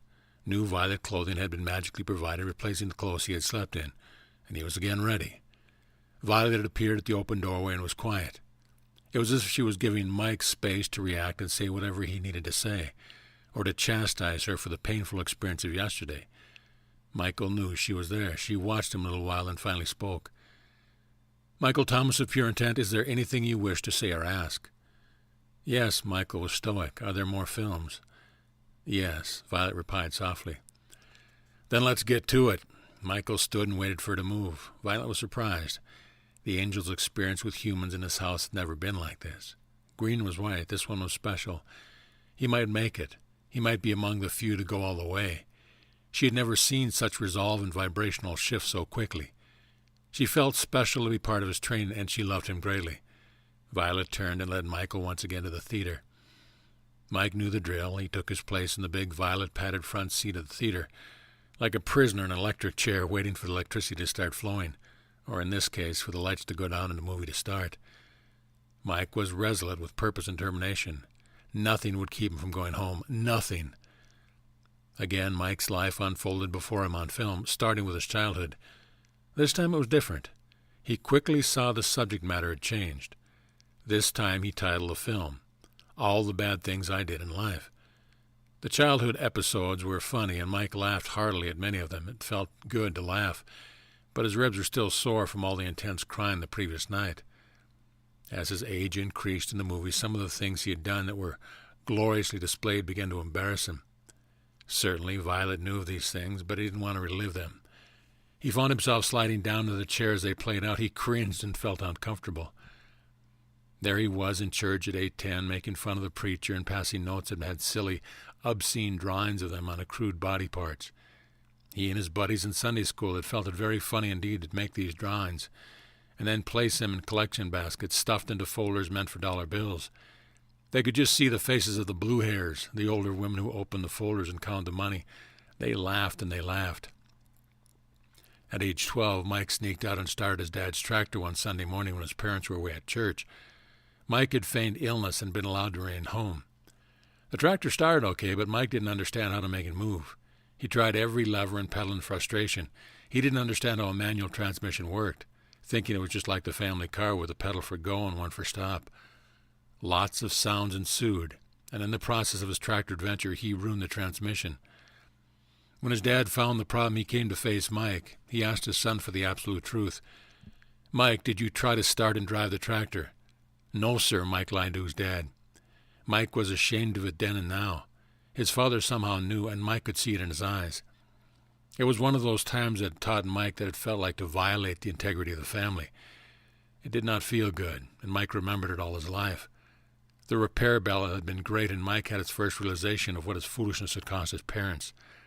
They ate Spam and beans for weeks after that, trying to recover from the unexpected expense.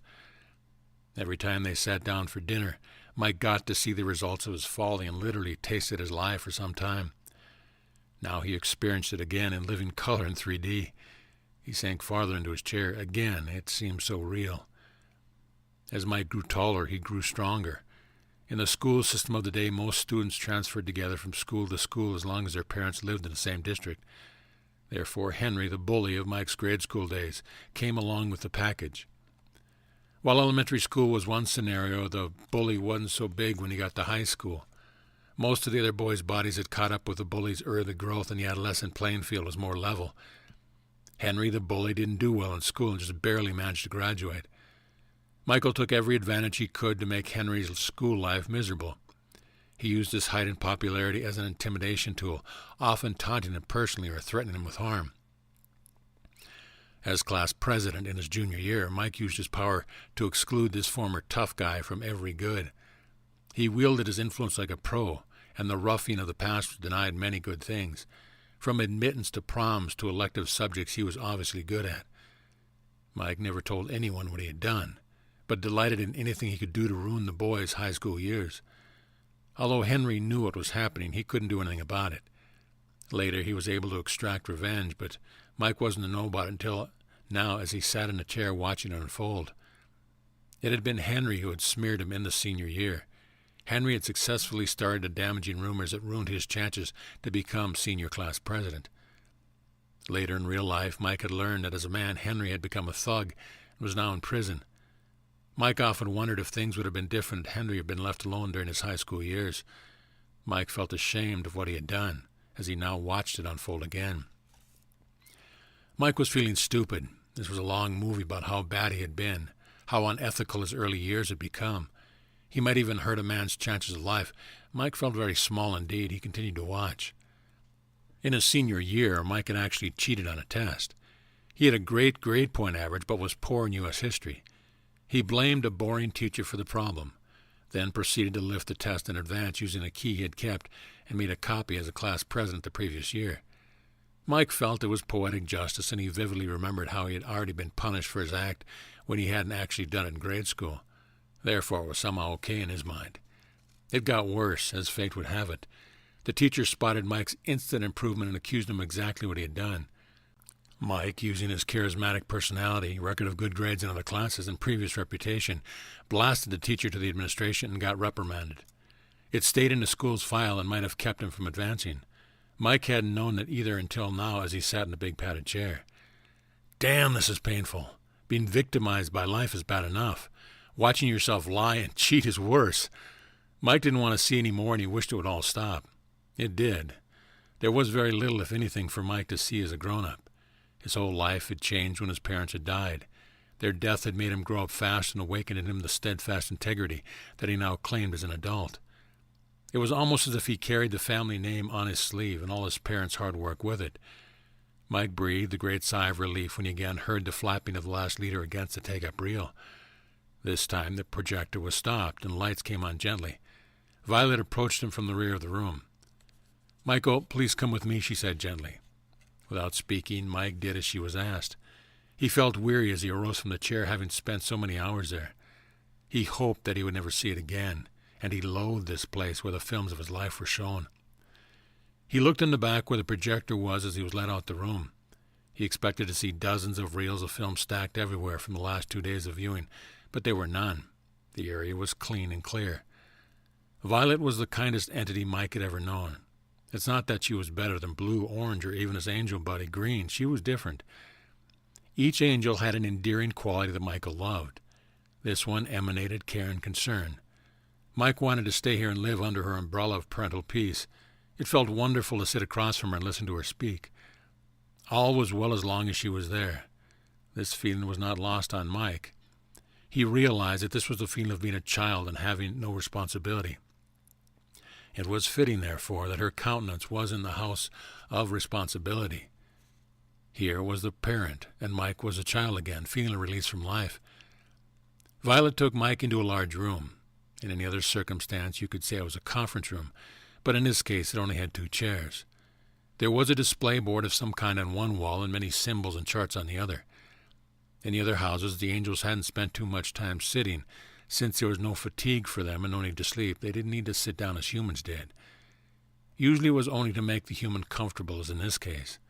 Violet gracefully took a seat and faced Michael. "Michael Thomas of Pure Intent, how do you feel?" She had opened the conversation with a question that would allow Mike to vent his feelings of the last day's theater viewing. He did, and accompanied with something that he had thought much about the evening before. "Violet, oh precious one, Mike really loved this great caring angel. I know that you cannot willingly hurt a human being. I know that it is not in your angelic consciousness to cause pain, suffering, doubt, or fear. But by showing these films you have done all of these things. So I know there must be a fine reason for it all. How do I feel?" Mike paused and thought for some time, trying to be totally honest about his emotions over the last few days. "Violated," he paused again. "Horrible, victimized, saddened by my own failing, guilty about what I have done, angry at those who did things to me, devastated by the grief caused by circumstances beyond my control, beat up, introspective." Mike continued to pour out his heart to Violet. There was very little emotion since it had been wrung from him during the previous night. Instead, Mike was trying his best to really tell Violet what his human side was feeling. The words kept coming, and then he started repeating himself. Violet didn't ask him to stop. His catharsis was beginning to run out of steam. He had expressed himself, complained about it all, then complained again.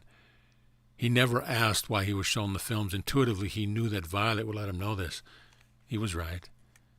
When he had finished, he needed water. Somehow it had been provided for him. He took a drink and made a gesture to a silent companion, showing that he was finished with his discourse. Violet arose and began her gentle lecture. "Michael," she looked deep within his soul with a caring intensity that he absolutely knew was from the mind of God. "As a human training for home, this is the last time you will ever feel any of these things." She let him think about that for a moment as she stood up and went over to the seemingly blank wall. She pulled down a chart that had been rolled up like a scroll and mounted on top of a wall near a ceiling. It reminded Mike of how maps are displayed in classrooms, then rolled up to allow the chalkboard to be used. On the chart was writing. The writing was the same strange Arabic-looking script that he had seen on the labels in the House of Maps. Couldn't read any of it. "I am here to explain that you, and all the others in your life, carefully planned the potential for everything you have just seen in the theater of life for the past 2 days. Mike let that sink in. He didn't really understand how this could be. "Planned it?" "Yes." Well, that couldn't be. There were accidents, coincidence, things that just happened, hundreds of factors that created chance. Mike paused. You planned it with the others, Mike. How? Michael Thomas, you already know that you are an eternal entity. You are here seeking permission and training to go home, place of sacredness, where you feel there will be answers, peace, and purpose according to your own definition. What is hidden from you is that you have been on earth many times before and have walked in the shoes of many human beings of different size and types. This time you are Michael Thomas. Mike knew of the ideas of past lives, but here it was being verified again by one he trusted. He accepted it and marveled at the thought. Violet continued, when you are not on earth, lessons for your next incarnation are planned for you by the only one who knows what you need. You. You and the others set up potentials for your learning. Some agreed to poke and prod you. Some agreed to be the sand in your oyster for years. Some agreed to partner with you. And yes, Michael, some agreed to die early within their contract to help facilitate your needs as well as theirs. Mike was overwhelmed by this information. Violet, my parents, they knew? Not only did you all know, Michael, but this was the greatest gift you ever received in your life. Violet's eyes were compassionate beyond anything Mike had ever known. She knew so much about him. She was ready to explain everything, expecting much of emotion, and was ready for all questions. She was amazing. It's complex, Michael, Violet continued. Each incarnation of a human being is connected and related to everyone else's. There are contracts you pen before you ever arrive that set up your potential for learning and growth. You are someone else's thorn as well as a pearl of great value. The situations you call accidents and coincidences are carefully planned. That sounds a lot like predestination. No, you have a choice in all of it. The road is created, but you can travel it or not. Create a new one if you wish. She paused for effect. And that's exactly what you are doing now. She smiled at Mike, then continued. When you gave intent to travel this road, you threw away the contract you made with the others. You went beyond the mundane that you planned could happen to facilitate ordinary lessons, and instead decided to go for the gold, Michael Thomas. Now you get to see this and understand the big picture. So why the films, Violet? Mike just had to ask. To allow you to view every seemingly negative thing in your life, Michael, and understand that you helped create it. You helped plan it, and you executed it right on schedule. In other words, you were responsible for it. Mike was astounded at the thought of it all. He still didn't understand the dynamics. What if I had wanted to change it, Violet? How is it that I would have chosen such trouble and tragedy? Violet was ready with the reply. When you are not here, Michael, you have the mind of God. This is hidden from you now, but it is so. Death and emotional circumstances are energy to God. You are eternal, and the comings and goings of humans are meant for a grander purpose than you know, one that you will understand again some day when you join me in my form. For now, you must understand that what you call tragedy, although horrible for you in your present mindset, can be the catalyst for planetary change, vibrational increase, and a gift beyond measure. It is the overview that is important, not the actual event. I know this sounds all confusing, but it is so. Violet paused again to let Mike think about it all. She continued. As for changing it, you always had that option and choice, but that fact is also hidden from most humans. It's all part of the test of life, Michael. Look at it this way. When you leave this place, you will have a tendency to stay on the road. The road is the most natural place to be. It's easy, and it requires little thought about where you're headed. It's already there, leading the way, so why not stay on it? The truth is that in this land of 7 houses, the path always goes in the same direction, but it meanders a bit. Therefore, you could reach a house perhaps even sooner if you simply headed in that direction without taking the road. You might even discover wonderful new things along the way off the road. In human life, it is the same. The road represents your potential plan with others. It meanders, but always leads you in the same direction toward the future. Most humans stay on the road, never realizing that they have a choice to get off it if they wish. It's when humans leave the road that all manner of things change for them, especially their future. They actually start writing a new future as soon as they give intent to leave the road. They find peace in being able to control their lives better. They experience purpose. Some even of them come through here, Michael. Violet smiled knowingly. And this house of responsibility, Mike asked?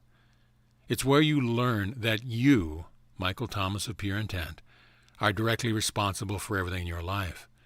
The sadness, the grief, the seeming accidents, the loss, what others did to you, the pain, and yes, even death. You knew it coming in, you helped plan it with the others, and you played it out until now. And the purpose of such a thing is love, Michael. Love at the highest level. The grand plan is something you will know in time. For now, please understand that it is all appropriate and part of an overview of love that you already know of and are participating in right now. Things are not always as they seem. The words rang in Michael's ears. Things are not always as they seem were the words of the first angel, the one in the vision after the robbery. Then he heard it again from some of the others along the way. Mike's mind was reeling with these new concepts. Then he remembered Blue's words in the House of Maps. You are looking at the contracts of every human being on the planet. In these small holes of Blue managed millions of them were the potential plans of all humanity, planned by each individual and ready to be altered if humans wished it so. The true message of this all suddenly slammed into Mike's mind like a hammer. If he had only known this when he was young, he would have understood so much more about life. He could have changed his future. He could have found peace with this kind of overview. The death, the lost love, the depression. What hope and wisdom this would have given him. The thought of choice changing his life was amazing. Violet was right. Mike had followed the path of life as a road, letting all things unfold that he had planned. That was a difficult word to think about. It meant that he was responsible for everything that had happened. That put an entirely new perspective on it all. Oh, could he have used this? His life would have been far different. No one in church had ever told him this. He loved God, and he'd always felt the sacredness of that place, but he'd always been told that he was a sheep following a shepherd. No spiritual teacher had ever told him that he had this power. Violet, if this is so, then why didn't I learn of it in church? Church won't tell you everything about God, Michael. Sometimes it tells you a great deal about humans and what they think about God. Violet wasn't being critical or judgmental of any human, but simply factual in truth. Was the church wrong, Mike asked. Michael, the truth remains the truth, and there are pieces and parts of it throughout all your spiritual system. You all are greatly honored for seeking the truth of God. Love, miracles, and the mechanics of the way things work all represent the same degree in the place of worship. That's why you felt the Spirit of God when you went there, Michael. Spirit honors the quest, even if all the facts are not known. Remember that your true existence is veiled from you even now as you hear the truth. Your church and all the spiritual quests on your planet are greatly honored, for they represent the search for God and for spiritual truth. The only sadness is when humans control this quest and keep it from being enhanced by limiting it, sequestering those under their control with fear. The honor is in the seeking, not in what you got right. Therefore, the sacredness of your planet lies within those who walk on it, not in the buildings with all the spires. Violet moved over to the chart she had pulled down earlier. You think your holy scriptures are sacred. Take a look at this. She pointed to the cryptic writing on the chart. This is the Akashic record of humanity. It contains the records of your lives and of your potential contracts. She paused in reverence. Michael, this is the most sacred writing in the universe, and it was written and executed by those who decided to take the journey as humans. She looked directly at Michael for the first time in many moments. The message was not lost on him. Suddenly he realized that her posture showed her respect for him, spiritual respect. The role reversal was surprising and uncomfortable for Mike. He wanted to know more, and she gave it to him. The next few days in the House of Responsibility were awesome in the profundity of the message of life and humanity. Mike not only learned about who he was, but who he had been. It all came together like a puzzle of immense proportions. Violet showed him the records and contracts of his parents and others in his life so far. There was nothing inappropriate given, and he didn't get to see anything that would change what was to come, but the larger picture of his existence was beginning to take shape. The most amazing information? That humans were actually pieces of God, walking the planet with no concept of the fact in order to achieve a learning process that somehow changed the spiritual aspects and vibration of Earth itself. Violet continually referred to humans as the exalted ones. Humans were somehow entities that would change the very fabric of reality. They would change what happened on a very large scale, and it was all centered in the lessons learned on Earth, lessons that they all planned together. Finally, it was time to go. Mike felt as if he were a new creature. His knowledge had increased 100-fold about how things actually worked. He had retained everything and felt as if he had been empowered with truth. As he put on his battle gear to begin the journey to the next house, the words of Orange rang in his ears. The sword of truth, the shield of knowledge, the armor of wisdom.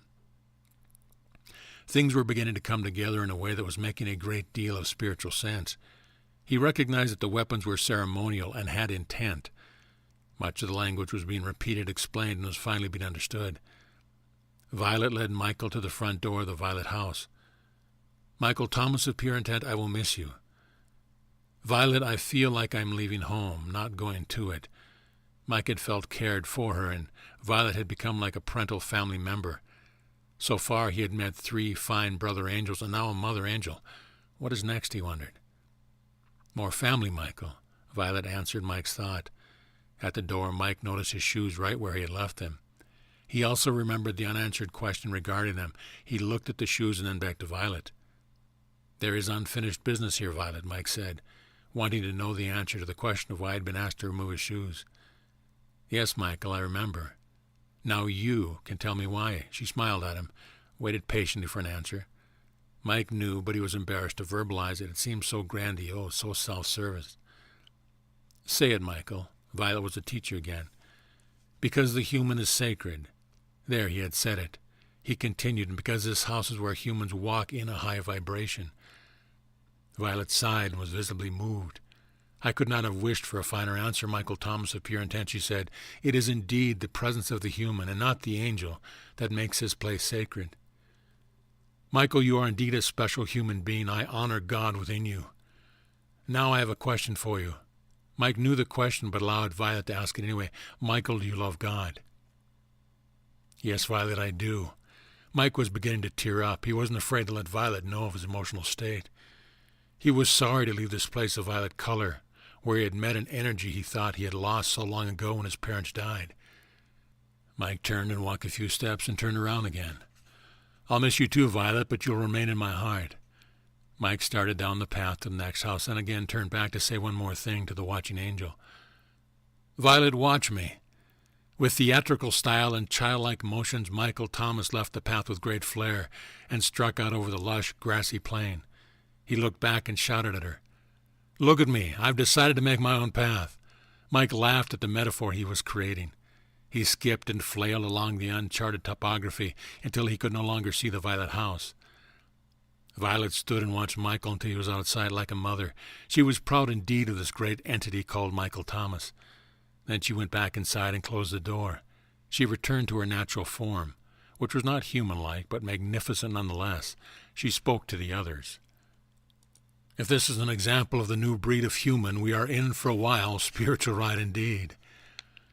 A quarter-mile up the path, a sickening creature had positioned itself in wait. It had carefully prepared the trap, and it felt there was no way that Michael Thomas could penetrate the deception. It knew that Mike was out of the house now and traveling again. It could feel it. It was excited. Not long now, it thought. While Michael Thomas is looking behind him for me, I'll attack from the front. He won't know what hit him. The disgusting entity chuckled at how clever it was becoming in his fairyland. Any moment now. It had a long wait. Michael Thomas had left the path. End of chapter. Chapter 9. The Fifth House. It didn't take Mike long to realize that being off the path had its challenges. He had to constantly check the position of the sun to align his direction. In addition, he continually checked his map so that he wouldn't accidentally miss the house by going past it. It was also a slower journey due to uncertainties of footing. Even with all these challenges, Mike realized that, at least this time, the journey was fun.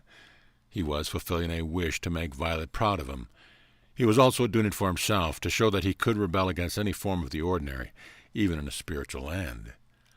He was also beginning to feel that once was enough, and that as soon as he had found the next house, he would probably go back to using the path for the following ones. It was easier and didn't compromise any of his choices. In fact, now he felt more than ever that his choice to stay on the path in the future was validated by the fact that he knew what it was like not to.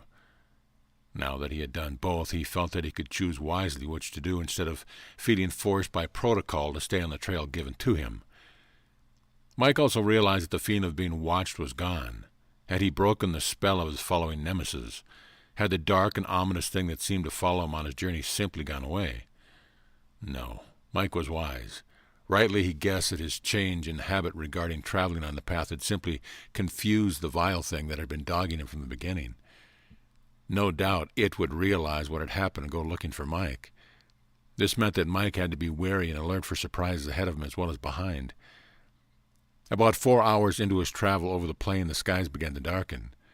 Mike had no illusion about what this meant. Another of those weird, frightening, and violent weather anomalies was about to strike this place, and he had better check for shelter immediately. He remembered that the last time this had happened, within 10 minutes he was prone on the ground in a horrendous howling wind, praying for his very life. Mike took out the map again and looked to see what was immediately around him. True to form, the map had the red dot showing only what was currently around Mike. The map showed that he had just passed an outcropping that contained a cave-like shelter. Mike remembered having passed it recently, but he didn't pass it on the side that which revealed a cave. Mike stuffed the map in his pouch and retraced his steps until the indicated rocks again came into view.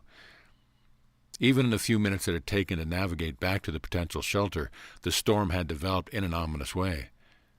The skies were blackening, and the gale-force winds were starting to howl. Rain was being added to the mix when Mike saw the opening and picked up his pace.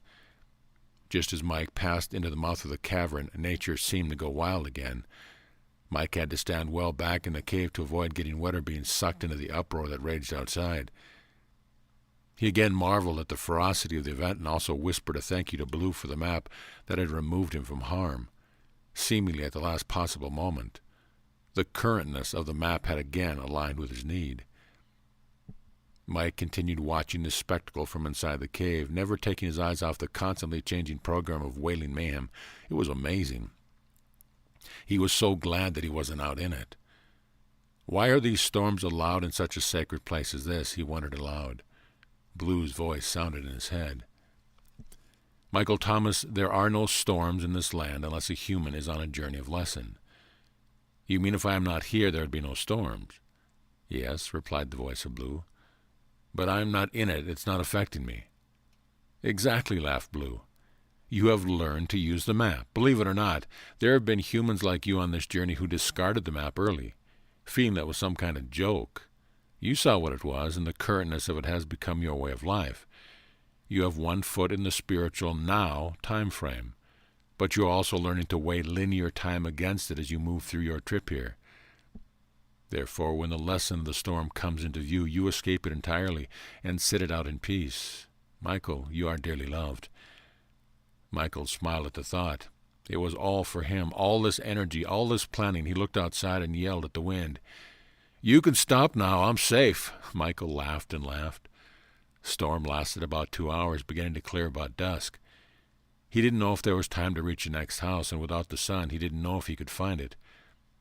Regardless, Mike also felt safe and able to defend himself if needed. He left the cave, observed for the last time the direction of the sunset, and again headed in a direction he knew to be north. It was slow going as it got darker, and Mike began to realize that he had never been out at night in this land before. Would there be stars or a moon? He quickly found out there was neither. When the last vestige of twilight had bid farewell to the horizon, Mike was completely in the dark. And oh, what a darkness! Without any light whatsoever, Mike couldn't even see the map. He knew he should have stayed in the cave. He was not prepared for this kind of blackness. He sat down, not wanting to stumble on something unseen in his pathway. It took about an hour sitting in the dark for Mike to realize that his eyes were working in an odd manner. Either that or something strange was occurring. Earlier, the sun had set firmly in the west where he had expected to, and based on that, he had taken note of where north was and also aligned the tip of the hill with the perception that he would have to mark her to aim at even the moonlight. When neither moonlight nor starlight materialized, the marker was also lost until now. Dimly to the north, he saw the faint outline of the marker. The same red glow from the setting sun was now extending north, in a manner that illuminated the very marker that Mike had observed. Something was over there giving off light. Mike arose with great care and alertness. The faint red glow coming from the north was slowly letting his eyes become aware of the immediate ground around him. He moved slowly and quietly toward the glowing red light. He pushed his feet through the grass cautiously so as not to be surprised by a change in ground elevation or boulders. Stooped over, eyes straining to see the faint outline of the ground directly beneath his feet, he moved forward at a snail's pace. In his crouching, step-by-step method of travel, Mike almost stumbled and fell when he suddenly reached smooth ground. It was the path. Mike chuckled to himself at the metaphor. Even though he had chosen to forsake the path, it found him when he needed it most. What a place. Mike saw that the path ran at an oblique angle to his northern marker, but he believed that it would indeed lead to the next house and that he had not passed it. In addition, he noticed that the glow was coming from an area where the path was heading. Mike moved so that he perceived was the center of the path, and he picked up his pace slightly. He was still traveling very slowly. He tried to stay in the middle of the path, but occasionally found himself on its edge. He laughed. This is worse than fog on the coast of Santa Monica in June, he thought. He remembered riding his bike at night in the fog when all he could see was the white line in the center of the road. He wished for that same white line now. Mike noticed that as he approached the glowing area, he could see more clearly. Gradually, the path became almost fully illuminated, or at least enough so he could straighten up and walk in a normal fashion. Still, he was cautious. He didn't know what the light was, and he wanted to be ready for anything. When Mike came around the curve, he realized where the light was coming from. He couldn't believe what he was seeing. There, in the forest, was the next house. It was a brilliant red. Mike mused that while the other house had seemed to be glowing from within, this one actually was. Mike allowed himself to pick up the pace almost normal as he approached the red house. The light from the house embraced him in its red glow. He turned up the pathway and caught sight of the posted red sign by the walkway, House of Relationships. Mike stopped. Oh dear, he said with a sigh. Here is a subject that I've already failed in. Are we going to see more films? Yes, we are. The young red angel appeared out of nowhere in the steps leading to the door, greeting Michael Thomas of pure intent. I thought we had lost you. No such luck, my fine red friend, Mike answered. I just took my time. I guess I wasn't in a hurry to see your new films. Are they like the ones Violent had? No, Michael said. They are not. The Red Angel was very handsome indeed. He reminded Michael of a movie star, an action hero with a terrific build. The Red Angel was really big. His personality was outgoing and comfortable, however, so his size didn't cause any alarm, any more than the others had. His red robe seemed to give him a look of sacredness. Mike remembered seeing this color in some of the robes of high church officials. Are you hungry, Michael? The large red angel asked. Yes, sir. Red led Mike into the house, but not before he motioned for him to remove his shoes. Red winked at Mike as if to remind him why the ground was sacred. Mike felt timid again, being honored like this, and said nothing. He removed his shoes quietly and placed them at the door. As before, the outer appearance of the house was no indication of what it was like in the inside. The house was big. It had stairways and arches, windows open on landscapes that could not be seen from the outside. Mike could never get used to the seeming inconsistencies between physics and reality. He was reminded of Alice in Wonderland, and wondered if Lee Caroll had ever been here in his dreams. What a funny thought. Should he start looking for a white rabbit? White is next, Michael, said Red, smiling. No rabbit, though. Mike laughed. So the next house was white. The White House, thought an amused Mike. Red was also amused, and Mike had a good feeling about whatever lessons were to take place here. He felt Red was indeed family like Green. Red seemed to be a brother, perhaps a famous one.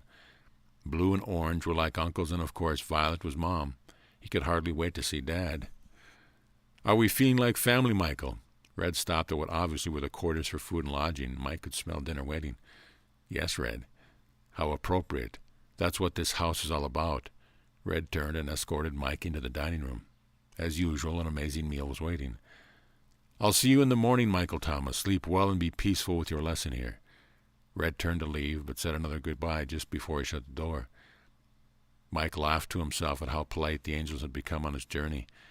Mike did indeed feel peaceful. He knew that Red was aware of the lessons in the Violet House, and of the powerful emotions and upheaval that had created Mike's very soul. He was kind to let Mike know that the next lessons were going to be different. Mike ate like a horse. He had missed lunch while on the plane, and traveling in the darkness had taken a great deal of energy. more than he'd realized. He was also tired, and after dinner he immediately fell asleep. He was peaceful, and he felt the comfort and safety of this fine red house envelop him. He slept deeply and calmly, almost as if he were already home. Late that night, while Michael Thomas was sleeping, a bedraggled, angry, stinky, greenish creature skulked up the road toward the red house. It took one look at the house and knew that Michael Thomas was in it. It had waited and waited for Michael Thomas to appear on the path, but Mike had not obliged. It raged inside and burned with an anger that consumed it with purpose. It was confused. How had Michael Thomas known it was there waiting? He must have gone around it, leaving the path completely. Michael actually had made it to the red house without the path. How? It knew the angels were not allowed to interfere, so they had not told Michael where it was. It would have to rethink its plan now. When it had gone ahead of Michael, it had lost him. Should it therefore go back to following him? That way, at least, it would know where Mike was. What should be its course of action? As before, it found a place in the trees to take up vigil while it waited for Mike to leave the red house. As long as it knew where Mike was, it was content. It passed the time by anticipating the final confrontation with Michael. Over and over, it reviewed plans, formulated and dismissing strategies. There would have to be a great deal of energy expended in some trickery, but it knew Michael Thomas very well. It knew what Michael Thomas reacted to and how he thought. It began practicing the techniques that would be necessary for the plan to work. The confrontation would take place on the road to the final house. That's when Michael would be the most vulnerable. It would again lie in wait. Deception is the key, it thought. It would have to pretend and take another form, something that it could only sustain for a few moments, but those few moments would be enough. As he had in the previous houses, Mike arose and put on clothing that was waiting for him in the closet. The clothes were fresh and clean and red. Mike again remembered the words of Orange, who had told him that there would be no human waste associated with his meals. Mike also realized that he had no beard growth since he had begun his journey. It was almost as if everything that was happening was somehow suspended in time, preventing his physical self from aging or functioning as he had before. What a place! Mike enjoyed the delicious breakfast laid out before him in the adjacent room and was sitting contemplating his journey when he heard a knock at the door and Red entered. "I see that you are well rested and ready, Michael Thomas." "Yes, I am, Red." Mike was gracious and feeling good. Again he was amazed at how handsome Red was. "Thank you for your hospitality." "You deserve all of it," Michael Thomas of pure intent.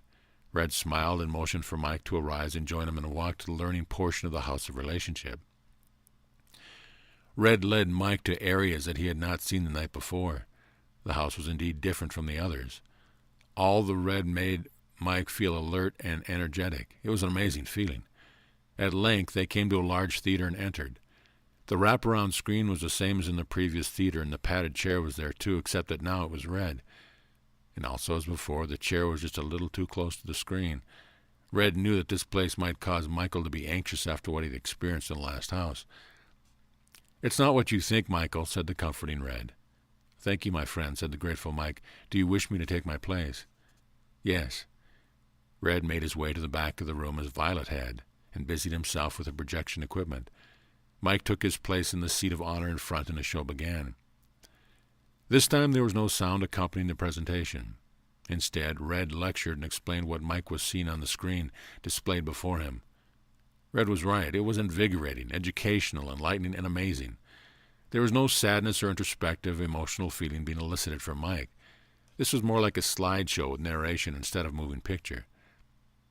"Mike, this is all about family," Red began as the screen lit up with some still images. "You have already seen in the last house that you play many roles on your planet, and that those with you do also. You have also learned that all humans agree and plan the potential directions of their life before they ever arrive. Now it's time for you to understand the relationship between the players. Let's start with identifying the family." Mike sat incredulous as Red introduced 27 beautiful faces on the screen. He gave names that were long and that Mike had never heard before. The names were angelic-sounding, and Mike thought must be difficult to spell. Names like Anjanan, Alilu, Burfi, Virifon, Kogi, and on and on. Next, Red presented a chart of the lineage of each one. The chart started at the top with the Earth names and the faces that Mike recognized, then branched off below with other names and faces that Mike did not know. Across the top were Mike's parents, friends from church or school, people from work, and many people he barely knew. There were also some strangers. Mike took a moment to identify each. He recognized teachers who had made an impression on him. He saw Henry the bully and his first real love, Carroll. He also recognized his friend John, and there was a thief who had almost done him at the apartment. Then he saw Shirley, the woman who he loved and lost in Los Angeles. There were other images as well, people he did not know. One in particular caught his eye, a beautiful woman with a gorgeous smile. Her hair was red and her eyes green, an entrancing combination. He felt energy around this picture but didn't know why. The next picture made Mike's hair stand on end. It was the woman who had drunkenly steered her car into that of her parents that fatal day. She had been killed too, and Mike thought that she had deserved it. Why was she here? Look, his own picture was there too. Below the top row of pictures connected with lines in any organizational chart were more images of people within more horizontal lines directly under the top ones Mike had recognized. Each horizontal line is a lifetime, Michael Thomas Red said, while Mike examined the entire scene. They are the same players over and over. The names change, the gender is different, but they are all the same entities, and they are your real family. Like a group, you loosely travel through time, some coming, some going, but all are family. Now it's time to hear their story. What happened next was one of the most amazing and revolutionary things that Mike had ever experienced. He wasn't prepared for what took place in the Red Theater with the red seats and the wonderful Red Angel. He was transfixed and speechless as he sat in his big red chair, wearing his red clothes. The first picture on the top left of the chart suddenly zoomed to full size and became animated. Suddenly there was sound too, and the one called Shirley, the love of Mike's life, came to life on the screen. Then she stepped from the screen into Mike's reality on the floor before him. She was real, no longer part of any movie or slideshow. She called Mike by name and began her tale as she stood literally feet from him as a perfect, tangible object. Michael Thomas, I am Rienu, from Quadrille 5. I am your family, and I love you dearly. I am Shirley, as you know me in this life. Before that, I was Fred, your brother in the last century. Before I was Fred, I was Cynthia, your wife from that. Michael Thomas of Pure Intent, we have a contract, and the energy of it is called karma. We have planned together to meet again in this life, and we did. You and I have completed something we both started centuries ago, and we did it well. We agreed to generate feelings in you that would bring you into this crossroads in life. It is my gift to you and yours to me. We did it together. Mike's mouth was agape. She wasn't an image on the screen. She was real. He was listening to a very familiar entity telling him that she was Shirley, and before that she was someone else he knew, and before that it went on and on. What a loving presentation. Each word was dripping with truth and purpose. Each explanation felt authoritative and complete. What a story, what a place. Mike didn't know if Shirley could hear him as she stood there, but she undeniably solid form in front of him commanded that he speak. Thank you, dear Shirley. Mike bowed in appreciation to this one he had known and loved. This gave an entirely new perspective to their relationship. She was more like a best friend than a female who had ruined his life. Shirley disappeared gradually from the space she had occupied in front of him. The next image came forward and related a tale of love, intrigue, and complex relationship. It was Mike's favorite high school teacher, Mr. Burroughs. He explained that he had been in Mike's life many times and many people. This time it was only to touch Mike during his education, which he had done. Mike's part was obvious also. They actually helped each other in ways Mike was not aware of. They had a contract too, and the energy of learning he called karma, even though it was subtle. Mike orally acknowledged him, and the image of Mr. Burroughs faded, and the last one had. Suddenly, as big as life, he saw the image of his father. Mike was not sad. Dad was alive. His father's form descended from the screen and casually took its place as a living being before Mike. He began his narrative, and Mike listened with great joy. Michael Thomas, I am not who you think I am. The entity was gentle and not exactly the countenance that was Mike's dad. It continued. I am Anihu from Quadrille 5, and I am your real family. The face that you see now is that of your father, and I played my role in human life exactly as I had planned it with your mother, and you before we ever got to Earth. Everything that happened was appropriate, and we left early so that you could accomplish a great deal more in other spiritual areas. At the same time that we left for our own work, we facilitated our greatest gift, Michael. Our passing was the catalyst for your enlightenment. We came into your life with a heavy karmic lesson of death, Michael, and it played out perfectly. You are seated here because of it, and we love you dearly for your journey and the fact that you now recognize the gift. Mike felt keenly that this entity was alive and speaking to him personally. He memorized the name Anihu. He wanted the sound to live in him from now on. How could there be sadness around his father's death when the truth was standing in front of him? The words greatest gift rang in Michael's ears as the being that had been his father continued. It told of the wars they had served in together, of the brothers they had been, and yes, even the sisters a very long time ago on continents that no longer existed on Earth. Finally, Mike's dad was finished. He smiled and faded away as the others had. Mike was moved, but not sad or pensive. It was exciting. He spoke to his father's image as it was fading. For the gift, Father, I am grateful. Michael knew of this absolute truth and bowed his head in respect as he spoke. Mom was next, and Mike was glued to his seat with his mouth open, listening to her tale of karmic lessons with him and the others in his life. I am Elihun, also from Quadrille 5. I love you dearly and have been many faces in your past. She continued to explain the parts she had played in one life after another. She had even killed Mike once when they were both women, sisters. She told of the energy created from the actions of one life to another, and how it played out in building the lessons of interaction for the next. She did not pull on Mike's emotions or create any kind of melancholy in his soul. She was informative and beautiful in her presentation. She was real. She was alive. When Mom started to fade, Mike spoke to her as well. Thank you for your gift as well, Elihun.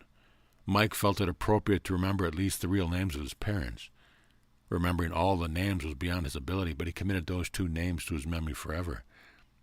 One by one, the faces took their place as real individuals before Mike. They introduced themselves and told of the great love they had for Michael Thomas. They spoke of the family often. All were from the strange place called Quadrille 5, whatever that was. There was only time for 9 of the 27 to bring their stories to Mike that day, and then the lights went on. Mike sat in silence, realizing that again lunchtime had gone by unnoticed. Red came from the rear of the room and faced Mike. Tired? No, exhilarated, said Mike. Do we have to stop? Red laughed heartily and motioned for Mike to stand and join him on the way to dinner. There will be 2 more days of this, Michael Thomas. There is time for most of the family to speak. Mike had about 1,000,000 questions. He was led back to the dining room. Red, will you stay for dinner? I mean, I know you don't eat, but I would like to ask some things. Yes, of course. Red was amused. Mike thought he probably had other things to do, not realizing that Red was there solely for Mike and others on the path of that moment. They entered the dining room where 2 place settings were arranged. Mike looked at the table questioningly. Who is joining us? Well, I thought you invited me, replied Red with a tongue-in-cheek. But you don't eat. Says who? Red was having fun as he placed himself at the table opposite Mike, poured himself a refreshing fruit drink. Mike was still confused. None of the angels ate. I just thought. Red interrupted Mike. Michael, angels don't have to eat. But I am joining you in this human necessity because it is enjoyable for you to have a companion who is also eating, right?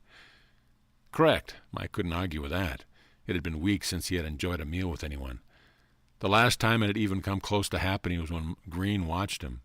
At least it had been company. Red was fun. He was perhaps the most human of them all. I feel honored that you would think so, replied Red, chewing his bread, reading Mike's thoughts completely. Mike ate his meal, halting, stopping often to ask Red questions. Red, was what happened real? When they were speaking to me, was that just some kind of new projection technique that I haven't seen yet?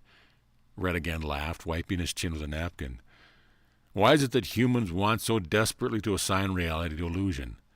Even sometimes when truth is presented, humans deny it as a trick. I will never understand that. Well, inquired Mike. Absolutely real, replied Red. More real than your own reality on Earth, Michael. They are here in person for you in this house. Mike didn't understand that completely, but continued to ask questions. Red, all the strange-sounding names. I noticed that my image didn't have one, only the strange writing I have seen before. Well, you do have one, Michael, but it's hidden for now. If appropriate, someday you can learn of it, or at least the part of it you can speak, but it has no bearing on your enlightenment. After all, you don't know my name, and it hasn't stopped you from enjoying your time here." Red took another bite. Michael had never considered the fact that the angel names of those he had met in the various houses were unknown to him. He just called them by their colors. It was easier for everyone, and they encouraged it. "Red, what is your real name?" Mike was really interested. He took another bite of the salad as he waited for Red to answer. "You make an assumption that a name is a sound, Michael." Mike noticed that Red was an inept eater. He could tell that it was his first time. The food kept falling out of his mouth back into the plate. He was on his fourth napkin and trying his best to emulate a human in the mannerisms and etiquette in consuming food. It was really quite funny, but Mike was so engrossed in the question that he didn't react to it. Later he would have a good laugh, but not at Red's expense. Red continued after wiping his mouth again. "All entity names in the universe are energy, including yours and mine. They have color, vibration, sound, even intent. They cannot be given completely as a sound in the air as your earth name can. Even the names written and spoken that you heard today are only a portion of the actual energy of the entity's complete name. They are given as best they can just for you. When spiritual beings greet each other, they can see the names. Each entity carries his entire lineage and accomplishment in the colors and vibrations within the Merkaba, the name for an angelic body. It's far more complex than you can understand at this moment, Michael, since it is interdimensional." "Red," Mike began, waiting to know more. "Today in the theater, why were some of the images in the top row skipped over when it was their turn to present their stories?" Mike was especially curious about the image of the red-haired woman whose energy had captivated him early on. She had appeared in the top row but had been skipped. "These are humans you didn't meet, Michael." Red took a drink and unsuccessfully tried to keep the fluid from running out of the corner of his mouth. Again the napkin was applied, the seventh one. "So the ones I didn't meet, they don't count?" "Unfulfilled contracts are not normally shown here, Michael. You wouldn't relate to any of them, since you didn't meet them in your life. The ones that will introduce themselves to you are only the family you have met so far." Mike sat back for a moment and again reflected on a thought he had not had for some time. He wondered about the appropriateness of his journey in this land of seven houses. If he had stayed in Los Angeles, he would have obviously interacted with some people who had spiritual plans to meet him. Had he interrupted some kind of cosmic plan? What about the consequences? Red was listening and addressed his unspoken question. "Michael, listen to me. Not everything you contemplate is understood within the dimension of the three.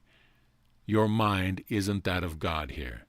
You can't know what we know yet. You're still human, and you are greatly loved for being just that. There is more happening here than you know. You chose to leave the path, and that is an honor that you did. Nothing is inappropriate that you have chosen to do. We would not be helping you in this manner if it were not anointed that you were here at this time." Mike had never thought of this choice to be on this path as an anointed one. He continued to think of it as an escape. He wasn't training to go home, and for some reason that was honored and blessed by these angelic beings. Red was right. He didn't see the big picture. "Will I ever understand?" "When you stand before the door to home and open it, you will." Red stood up and graciously excused himself. After the door was shut, Mike arose and walked around the table to the chair where Red had sat eating with him. It looked like a 3-year-old had been there. Crumbs, fruit juice, and pieces of food were everywhere. Mike burst out laughing. "I love you, Red," he exclaimed. Mike realized how thoughtful Red had been to offer to eat with him. He had tried. I guess even angels have things they can't do, Mike thought.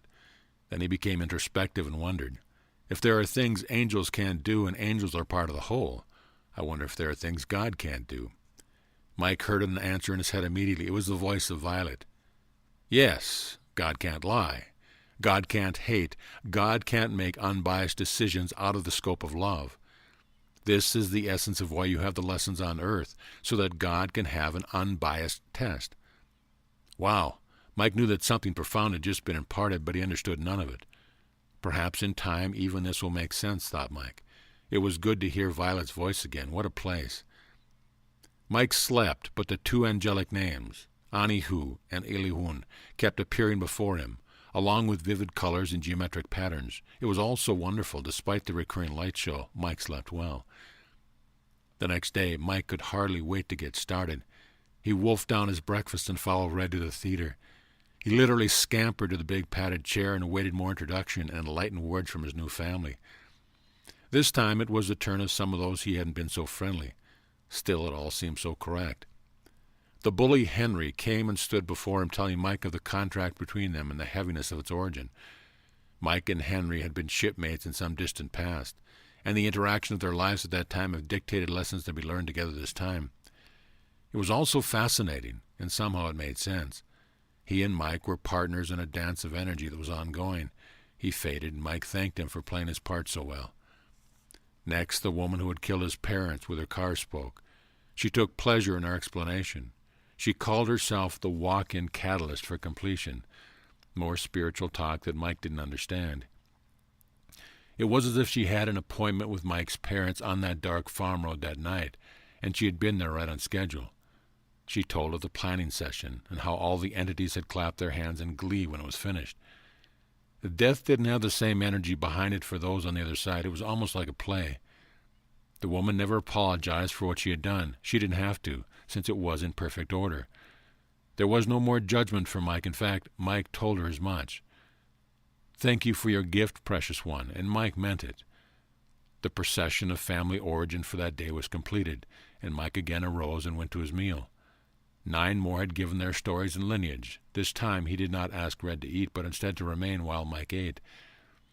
He had more questions and didn't want the distractions of flying food and spilling liquids. "Red, many of these beings are still alive on Earth. How can they also stand before me in such a way and tell their stories?" Again, Michael Thomas, you use your human experience to understand the reality of home. The real Michael Thomas can be many places.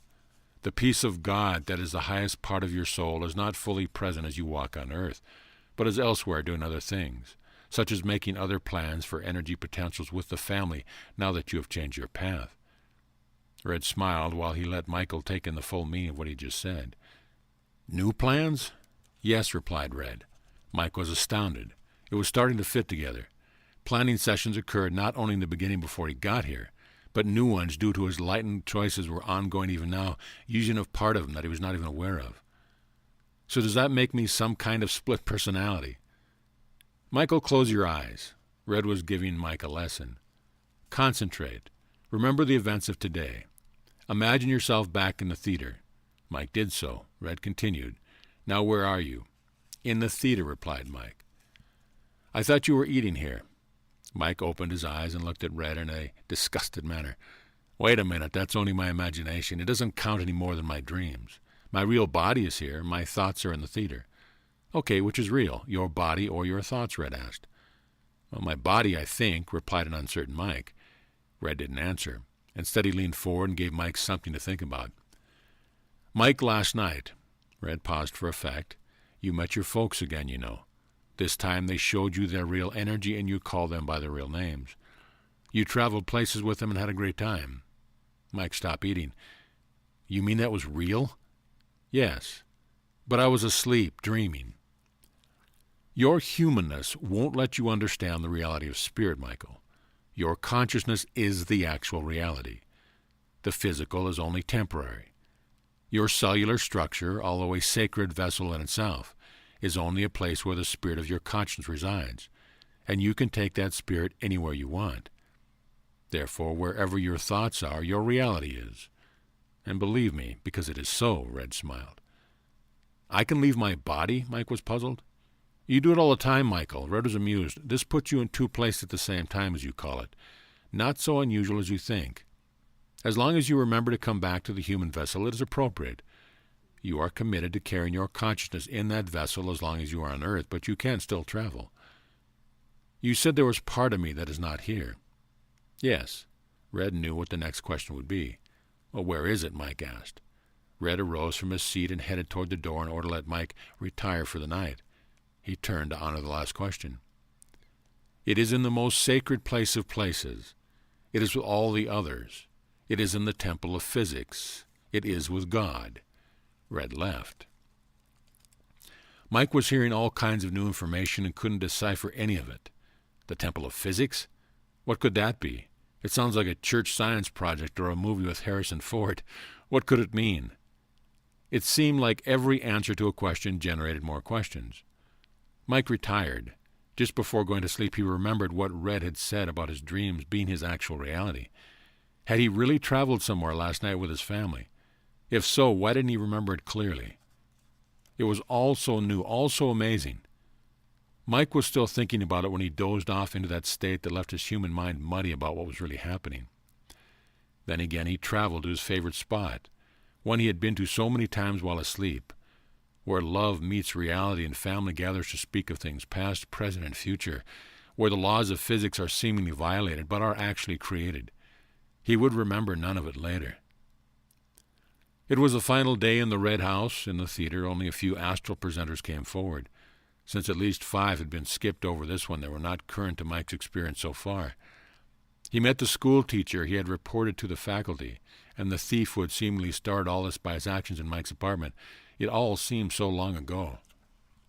Mike listened to them all. He honored the fact that they were family and were connected in so many ways to his current and past lives.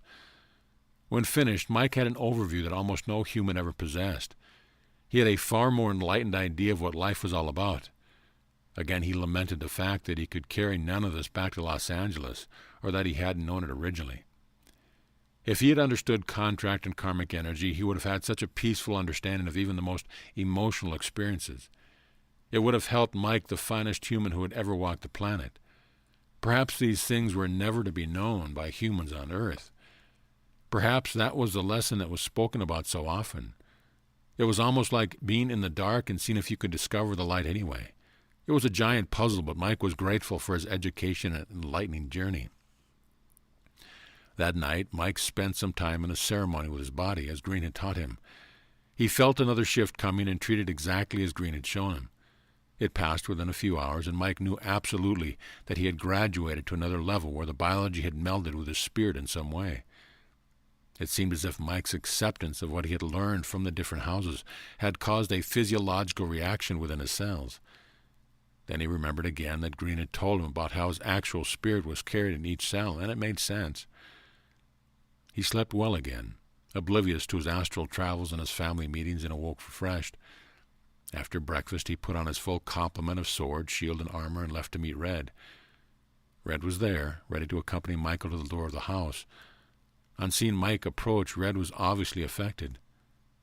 "Michael Thomas of Pure Intent, you have changed." "I know." Mike was timid about the ceremony and shift that he experienced the night before. "How can you tell, Red? How can an angel tell if a human has shifted vibration?" Red was still looking at Mike with an odd expression. "Your colors give you away," said Red. "Never has a human shifted so far, so fast, Michael. You are one of a kind in this place. You have embraced everything and understood quickly what was put before you. You are indeed a special human." Red turned and led Mike back to the maze of hallways to the small door of the Red House. Mike walked into the sunlight and began to put on his shoes, which he found undisturbed where he had left them. He had understood about the colors, but it didn't matter. "I shall never forget this place, my Red friend," Mike said. "Here I met my family for the first time." Red smiled. He knew the truth. Michael had met his real family for the first time as Michael Thomas the human. Michael actually knew the family well. "Michael Thomas, you're still in for many surprises in the 2 houses to come. Your new vibrations will make these all the more intense. Are you prepared for these?" Mike thought this sounded ominous. "Is there a problem ahead, Red?" Mike was concerned. "There will be some challenges, physically, spiritually, and for the human heart, before you get to the door marked home. There will be perhaps the greatest ones you have faced so far in this land. Some may call into question its very path and the reality of it. Some will astound you in their scope. Some may even frighten you." Mike straightened up when he heard that. He knew that some kind of test was ahead. As before, Mike was resolute. He hadn't come this far to back out now. "I understand," said Mike. "I'm ready." "Indeed you are, my human friend." Red continued to look at Mike as though he had never seen him before. "I have a question," Red asked. "You will hear it this morning, and only 2 more times. The last time will be the most important one." Finally, thought Mike, glad that an angel was giving him some information about why this last question was being asked at every house. It must have to do with the 7th house and what Mike would find there. "I am ready for the question, Red." Mike knew the question but wanted to give Red the honor of asking it. Red could tell that Mike was letting him have his moment, and he appreciated it. Michael Thomas of pure intent, do you love God? As I do you and all the others, yes, I love God. Mike stepped forward and did something he had not done before. He hugged Red. The large red angel was a tough package to get his arms around, but Mike did his best. Red quickly accepted the physical goodbye and stooped down to allow Mike to hug him at eye level. Red encircled Mike completely, swallowing him up in his gossamer red robes. There is significance in this, Michael, Red said as he let go of Mike. As Green and Violet have told you, you are the first to have the vibration that would allow you to touch with an angel. Red was emotional. He never got to hug humans physically in the past. I will always remember this time. Mike took the compliment well and then walked down the trail from the house to the main road. Mike had a choice, path or not, yes. This time he would use the path to the next house, which he already knew was white. Mike turned one more time and waved a farewell to Red. Red stood on the porch and watched Mike stroll out of sight. He marveled at Mike's progress. He was proud that Mike's gifts and weaponry were so attuned to this human. Never had this happened so completely. It was only a matter of moments before the looming menace of the repugnant creature with the stench of death itself appeared out of the tree and began to follow the human to the next house. It left no footprints as it moved along the margin of the path. It passed very close to Red and glared at him with two fiery eyes. Red, for the first time, spoke to the apparition. Phantom, you haven't got a chance. With that, Red spun around and disappeared into the house of his color. End of chapter. Chapter 10. The Sixth House. The trek to the next house went almost without incident. Mike was more aware than ever that he was being followed. Instead of fear, however, he felt only caution. He could actually feel the dark energy of it following not too far behind. He hadn't been able to sense the creature's energy before. It was almost as though Michael Thomas had been given a new gift of second sight, perhaps a sixth sense. He absolutely could tell that this energy existed. What did all this mean? Who or what was this thing? What did it want? Why didn't it show itself? Why just follow him all the time? Mike remembered the storm and how the dark, greenish figure had come out of hiding and attacked him while he was vulnerable, seeming only to disappear when the lightning struck. Perhaps it was afraid of Michael. In that case, Mike had nothing to worry about, and he would simply keep the phantom at bay throughout the remainder of his journey to the last two houses. Mike intuitively knew, however, that there would probably be a time of reckoning with the sinister thing that shattered him from house to house. Red had intimated as much, and Mike's new intuitive sense was telling him the same thing. Be careful, Mike, were the words he heard over and over regarding the subject. It was his mind talking, or was it? He was beginning to realize that the voices of the angels were somehow melding into his own, giving him advice about his journey. It was all so new. As he continued, twice he caught a glimpse of the thing when he looked back. At least it was behind him. Mike considered the fact that it was smart. It could be ahead of him in this journey from the sixth to the seventh house. Better be watchful for that. An intuitive voice spoke clearly in his mind. Mike took out his map to see if the shadowy phantom had any kind of energy that would appear. The map was normal, however, showing all things around the red "You are here" dot for a couple of 100 yards. Mike looked back to where he had seen movement and realized that the thing was lurking just out of range of the map. He wondered if it knew that it might just show up on the map and therefore kept itself far behind and away. He would have to keep that firmly in mind. Somehow he felt it was valuable information. Mike found the White House fairly soon in the afternoon. It was small and unassuming, a cottage just like the others. He approached it and looked for a sign so he could have a preview of the lessons to be learned there. His curiosity didn't disappoint him, for indeed the sign was there. It read, "House of Love." Mike was instantly curious. What could this be about? He had felt love in each house. He had been through the house of relationships, yet here was an entire house dedicated to love. Mike turned from the path and walked up to the door. There was no angel to greet him. He looked for a place to put his shoes, and it was there waiting for him. Mike wondered if he should wait for the white angel, but decided not to. He removed his shoes, placed them in the appropriate area, opened the door, and went inside. He was overcome by the smell of flowers. He remembered this feeling. He was standing in a hallway that led to a vast area of indistinct whiteness. He slowly made his way down the hall until he was standing in a great open void of white. He remembered this place. This was where he had experienced his original vision. Suddenly the great white angel who had been in the vision stood before him. Greetings, Michael Thomas of Pure Intent. We meet again. The angel smiled a phenomenal smile, and what a voice. Mike was extremely pleased to see this wonderful entity. The gossamer quality of his garments again astounded Mike. The angel seemed to blend into the house. He intuitively recognized that White, as he would call this angel, was different from the rest. He floated. The others walked. White had a countenance about him that somehow gave him a greater badge of divinity, if such a thing was possible. The other angels on his journey had become his friends, his family. This one was like a priest. He glowed.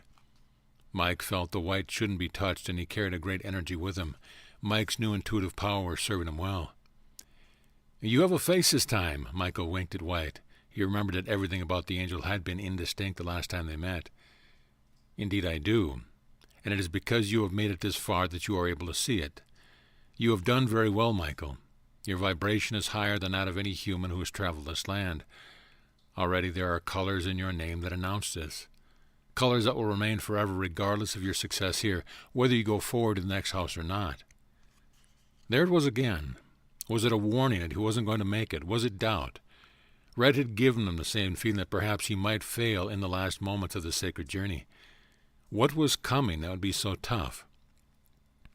"It is this house that will test your resolve to continue," said White, again reading Mike's energy. "Not everything is as it seems. Use this comment as your guide, and you will fare well in what is to come." Mike remembered that he was standing before the angel who had originally spoken those words, and how truly they had been. It was an admonishment not to make assumptions. It was a warning to heed, and it would somehow help him. Mike wanted to know more about White. "White, you are different." "Yes, Michael, I am. This is the house of love. It is next to the purest house you will ever enter. It isn't a house of lessons as the ones before. It is a source house. It is the center." "But it's number 6 of 7 in a row of houses," Mike exclaimed. "Again, not everything is as it seems. Believe me, it's the center.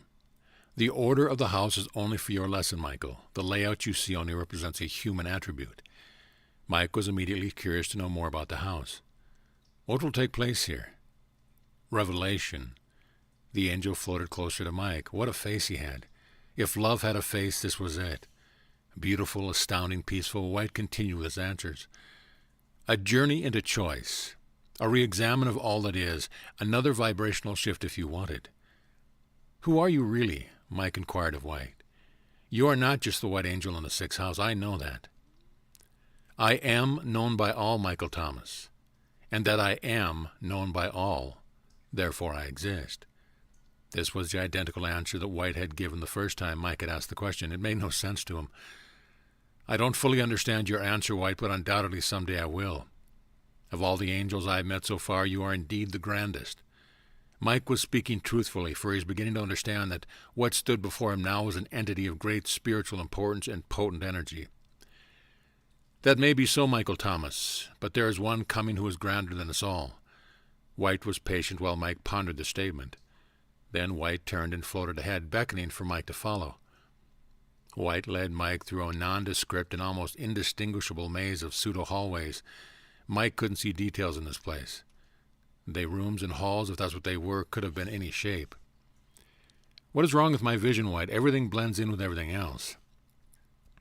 "Much of what you perceive is in higher dimensions, Michael Thomas, and your mind is not able to make sense of all of it at the moment. That is why I did not meet you at the door. I cannot easily go outside of this place, for the physics there would not accept my dimension." Mike knew he was in an area of knowledge he didn't begin to comprehend, and he did not pursue it. White led Mike to a familiar-looking door, one Mike could actually see distinctly, and then he spoke. "Your quarters and dining area are in your dimension. You must enter alone. I will be here to greet you in the morning after your first meal." White was very gracious. He smiled broadly at Mike and made him feel very good indeed.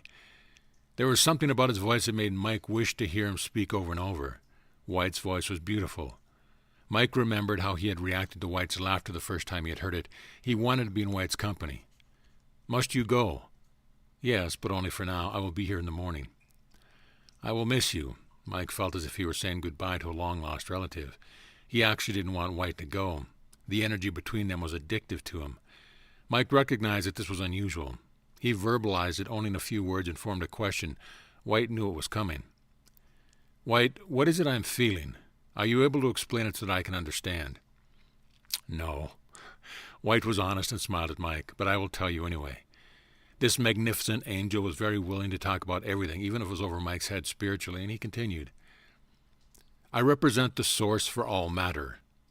I exist that I exist, and am the reason for the universe to exist.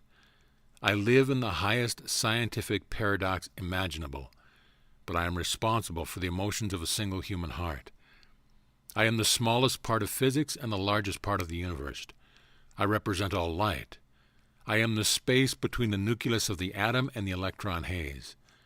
I am the most abundant force in the universe and the most powerful source of energy. I am from the most distant, yes, most powerful force in the universe. I am the sands in the hourglass of time, yet I am the center where there is no time. I am the creative force that allows physics to respond to consciousness. Therefore, I am a miracle. I am love. Mike understood none of this, but he was awed by the message anyway. White had sanctity and holiness. Mike was standing before a part of God that was sacred and anointed. He was faced not with a teacher this time, but a personality, a celebrity, with a voice like none that Mike had ever heard. Mike had felt the same thing the first time he had met White. Thank you, White, Mike said gratefully. Thank you. White looked at Michael Thomas for a very long time before he spoke again. His silken voice slid into Mike's ears like the morning dew on a moist flower petal. You will not spend much time here, Michael Thomas. Tomorrow I will explain the 4 attributes of love. Then I have someone for you to meet. Mike could tell that there was something potent coming just by the way Mike looked at him. Mike felt the angel's love and compassion for him. White exited, leaving Mike's wishing for more of everything, more of that wonderful voice, more information, and more peace. That was it. White carried peace when he was around, yet White was gone, and the peace remained. What a feeling. Mike had forgotten how hungry he was until he smelled food in the other room. He knew the routine and quickly placed his belongings in the closet, washed himself, and prepared for his evening meal and an early retirement. After dinner, Mike slept before than he had ever slept in his life. Whatever he had experienced in the other houses, this topped it. The sense of peace was so thick he could taste and smell it. The serenity was awesome, and the result was complete and ultimate rest. When the disgusting and vile entity with the red eyes came upon the White House on the path, it did not stop to take refuge in a tree or wait behind a rock. Michael had already entered the cottage, and it knew that all was safe, and it could pass without notice. It continued with a dark purpose that compelled it forward. For an hour, it moved quickly up the road in the direction of the next house and found a place perfect for the ambush. It scouted the land and thought of all the escape contingencies that Michael Thomas might try. Then it settled in and began the waiting process, practicing what it was going to do. The deception was perfect, it thought. Michael didn't stand a chance. His guard would be down. If you had been a traveler on that path in the dusk of that closing day where it had set the trap, you would have seen a solitary man standing under a tree, repeating the same words over and over, as if practicing a speech. If you had come closer to this seemingly gentle soul, you would have observed the features of an honest farmer and heard the voice of a loving father, Michael Thomas's father.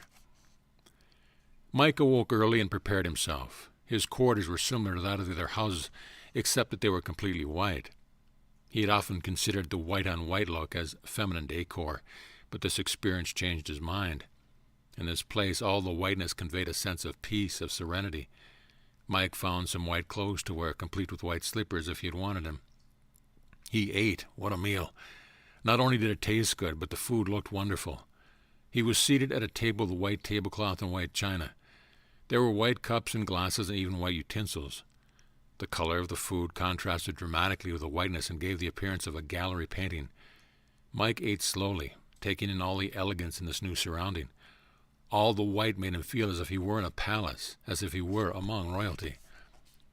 When he was finished eating, Mike took a deep breath. He absolutely knew that the grand white angel was just on the other side of the door waiting. What was going to happen here?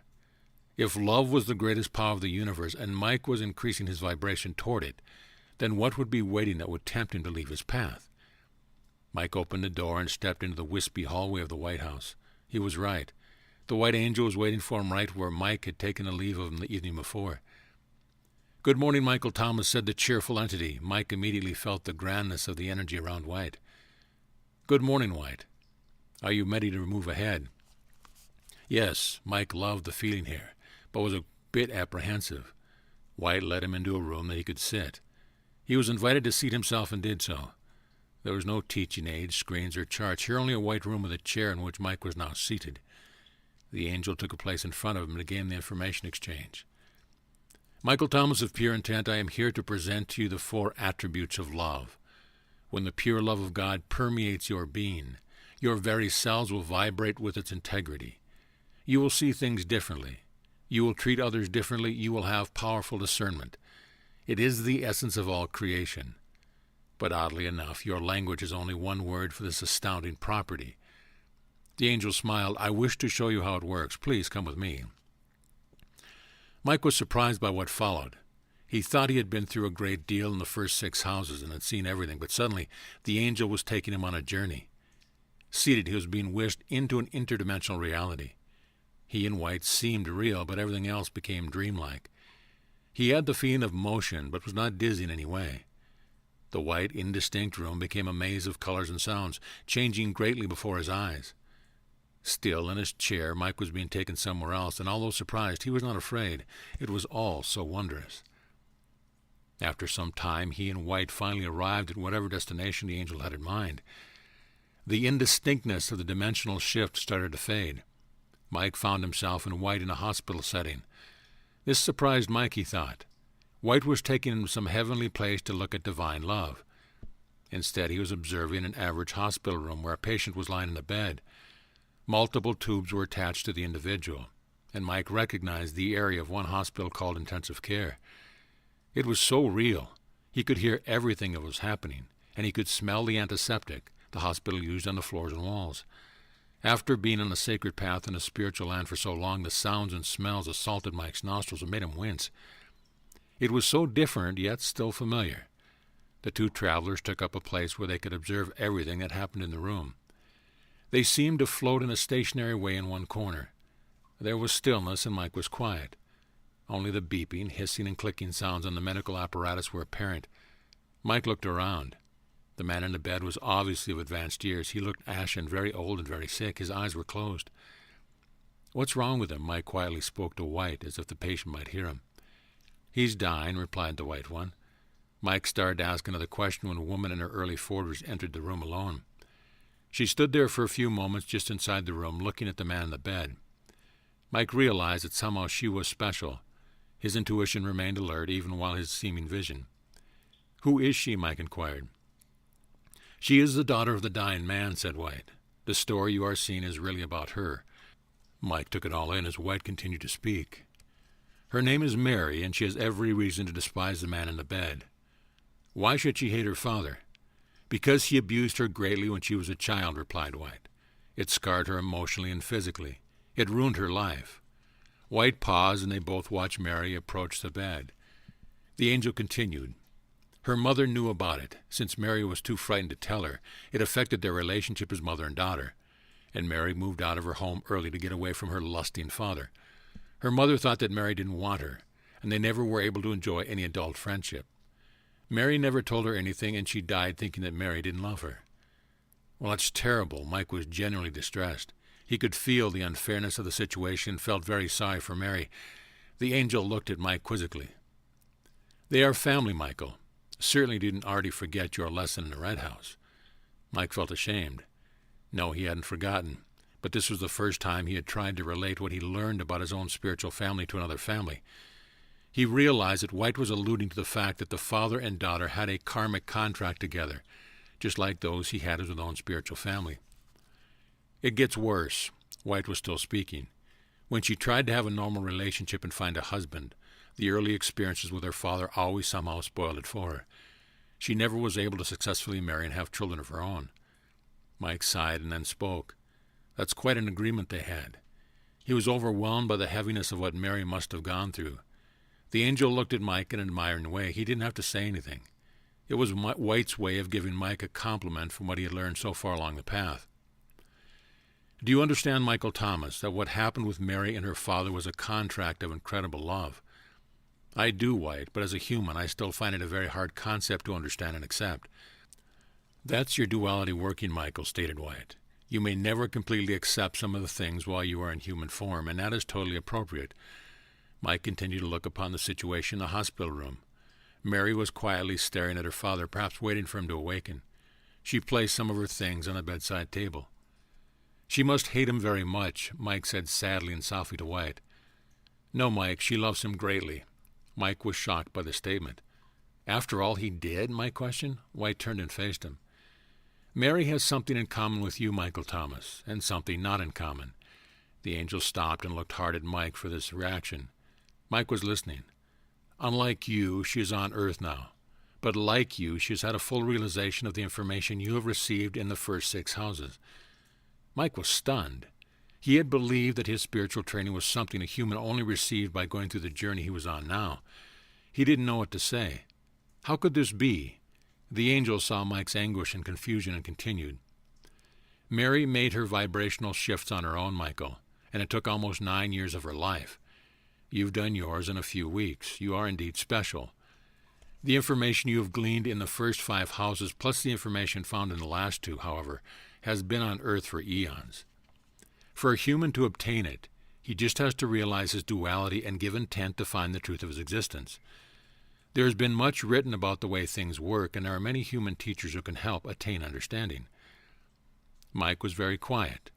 This was very new information, and he had to take it in slowly and understand what it meant. He was beginning to feel uneasy. Had he made a mistake in the original vision, asking White to allow him to leave Earth and go home? Now he realized everything he was learning would have also been available had he stayed. "White, why did it take her 9 years?" "She went at her own pace, Michael, and was honored for it. She did not have the benefit you did of angels who explained and tutored. She did not have the honor you had of meeting your family face to face. She doesn't know their angel names as you do. It took far longer for her since she is still in the vibration of the 3 and lives within an energy that is lower. Her duality is stronger, therefore, and her awareness and enlightenment took longer because of it." Mike sat and looked at Mary. Here she was, vibrating at a very high level, but she looked so small and frail. "Don't let appearances fool you, Michael. Everything is not as it seems." The white angel had again read Mike's energy. "She is a warrior of light. She has slain the giant and is powerful." Mike was really starting to feel uneasy now. What exactly did that mean? He started to ask about it when White spoke again. "Michael Thomas of Pure Intent, we are here to watch a seemingly insignificant woman teach you the 4 attributes of love." Mike was very still. He knew intuitively that there was a great deal yet to learn. Yet when he thought he was approaching home, things were becoming more complicated. The angel continued, "Pay attention, for she carries with her the same power that I do. She understands love, Michael, and part of me resides in her because of it. There is no greater power than this. She has also accepted the Golden One." Mike knew that this was no time to ask any more questions. He watched while White continued the explanation of what was taking place. "Michael Thomas, the first attribute of love is this. Love is quiet. Notice that she did not enter the room with a fanfare. Her abusive father is very ill. He cannot defend himself and is weak. It would have been a grand opportunity for revenge. She could have entered in a noisy fashion, announcing herself and making him fear her. He knows what he did, Michael, and is ashamed and guilty. It has affected his life as well, and he has dealt with it poorly for years. He does know what she knows spiritually. He does not have her new power. Watch her quietness, Michael Thomas." Mike and White watched in silence as Mary straightened her father's sheets. She seated herself beside the frail man and lay her head gently on his chest.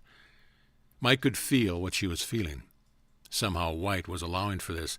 There was peace and serenity in her attitude and her mind. There was no thought whatsoever of retribution in her heart. She had forgiven her father so completely that her mind and heart had no feeling of victimization or anger. What a woman! Mike felt her compassion for this man who had fulfilled his contract so completely and had made such a compelling and serious mark on her life. It was a long time coming, but finally the father opened his eyes and discovered her presence. She stood up when he awakened. His eyes got very wide, and you could see his instant feeling of fear and surprise. Here she was. What was she doing here? He hadn't seen her in years and years. Was she going to yell at him or worse? He was beginning to react. The instruments measuring his bodily diagnostic began to increase in their activity. The beeping, hissing, and clicking got faster. "Watch, Michael. White spoke in his wonderful, mellifluous voice. Here is the second attribute of pure love. Love has no agenda. She could ask anything she wanted of her father right now, for he is weak and guilty. He is a wealthy man. She could demand abundance, legal reparation for what he did, or perhaps just demand that he recant his past performance aloud for her to hear. She could threaten him with harm or a stateroom or both. Watch her, Michael. Mary placed her hand on her father's head and whispered in his ear. Immediately the activity of the instruments quiet. He sighed, and Mike could see the beginning of tears in his eyes. What did she say, White? Mike didn't hear Mary's whisper. She said, I love you, Father, and I forgive you completely. The angel replied. Mike was amazed at this drama playing out before his eyes. He wondered if he could have had the power and wisdom to do the same thing he had seen in her situation. He admired Mary greatly. She didn't ask for anything. No, Michael, she is content to simply be. Again, Mike felt what Mary felt. Everything was finalized and gone regarding the karma between them. She was clear and somehow giving him the same clearance and closure on a potent feature of their lives together. She had just disarmed something that had consumed him with grief and guilt for more than 35 years. You could see it in his face. Instead of demanding something in retribution, she had given him a gift. Now the tears were large and flowing silently down his cheeks. Mary again sat and wrapped her arms around this precious man who was her father, and again lay her head on his chest. There was no dialogue at all. It was not necessary. Michael Thomas, the third attribute of love is this. Love does not puff itself up. Now that she has established the fact that her maturity is glorious indeed, she says nothing. He owes her a great deal right now due to her divine reconciliation, yet she remains quiet. She could have gloated in her power and stood tall with pride, and she had been able to forgive him, yet she remains quiet. She has every right to stand up and beat her chest about the 9 years that it took to get to this place, yet she remains quiet. Mike was in awe of this woman. Indeed, she was a warrior of the light and understood things that Mike was just learning. Imagine such a thing. She was still on earth with all this knowledge. What a peaceful and rich life she must have. Mike was introspective, but he was absolutely enthralled by the scene unfolding before him. There was nothing the father could say. All had been forgiven, and a wonderful peace and release were being felt by his very fiber. Mary hadn't done anything spiritual for her father. In fact, she only improved herself, yet it was affecting him. Here was something else to look at clearly. Mike knew that what he was seeing had great significance. The father took a long look at his wonderful daughter and gently closed his eyes. The smile on his face was pure peace. She had given him the gift of a lifetime just in time. The instruments plugged into the man began to howl different tones and volumes. The hissing stopped, and Mike knew that the father had passed on. Attendants rushed in, but there was nothing to be done. After much activity and some final preparation, they covered his head and left him alone with Mary. White spoke again. Michael Thomas, the fourth attribute of pure love is this. Love has the wisdom to use the other three perfectly. She timed everything appropriately and arrived correctly. She used her intuitive map, Michael Thomas, to know exactly when to come. Now watch what she does. Mike's attention turned from White back to what was taking place in the room. Mary was not sobbing uncontrollably at the loss of her father. She was not filled with grief, even though her love for this man was great. She had asked the attendants to allow her to remain. Mike watched as Mary placed her hand on the chest of the covered figure that had been her father, the seat of her existence. She lifted up her head and faced White and Mike. She seemed to speak right to them. It was Mary's strong voice that they had both now heard for the first time. Let the earth remember this man, whom I love dearly. Mary's voice had authority as she continued. He came and discharged his agreement perfectly. I accept his gift. Celebrate his return home. Mary quietly lowered her eyes, gathered her things, and left the room. Michael's mouth was agape at what he had just seen. He felt the emotion of the moment and was overwhelmed by it. He had just watched the completion of a closure of a lifelong contract, and what a finish. It was the wisdom of love that allowed Mary to celebrate his death and not mourn it, said a very wise White. White looked at Michael Thomas and immediately asked for his reaction. What do you feel, Michael Thomas, of pure intent? White was not impatient and waited for Mike to recover some composure. I feel, Mike had to clear his throat, I feel that I have been taught as much in these few moments by this small woman as I have been by all angels in my journey so far." Mike realized what he was saying, and he instantly felt sheepish. "Not that I don't appreciate." White held up his indistinct hand and stopped Michael from continuing. "Your answer was perfect, Michael Thomas, perfect. It is the human who has been able to make the difference. That is, it should be, and it will also be into the next test." Instantly the scene blurred, and Mike again had the feeling of motion as he was transported. Before long, they were back in the White Room of the White House before they had started. Mike was very quiet. "Do you have any questions, Michael Thomas?" White inquired. Mike thought about what he really wanted. He knew that he was not as powerful as Mary. He knew that although he had learned a great deal and had understood much of the workings of things, he still did not have Mary's quiet power. He had tools, a magic map, and much knowledge. He had a high vibration, had experienced much, but he did not have the love that Mary had had. He asked the magic question, "Can I have this powerful love, White?" "Is it your intent that it be so, Michael Thomas?" "Yes, it is." "Michael Thomas of pure intent, do you love God?"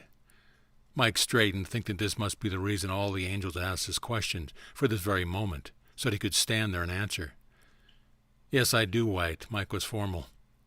"Then let your pure intent create the power." Mike didn't remember what happened next. He lost consciousness as a human. He had dreams. He was somehow carried somewhere. There was a ceremony. There was a celebration. Something was given to him. A gift that he would carry in his cellular biological structure. There were his parents again. It was all so indistinct, all so wonderful. When he awoke, Mike found himself on his white bed in his white quarters. It was evening, and he was exhausted. He felt that he had been through some kind of gymnastic ceremonial ordeal. His mind was bleary, and he couldn't concentrate. What had happened? He would sort it out later. Now he had to sleep. Mike crawled under the covers and instantly slept. As before, he slept very well.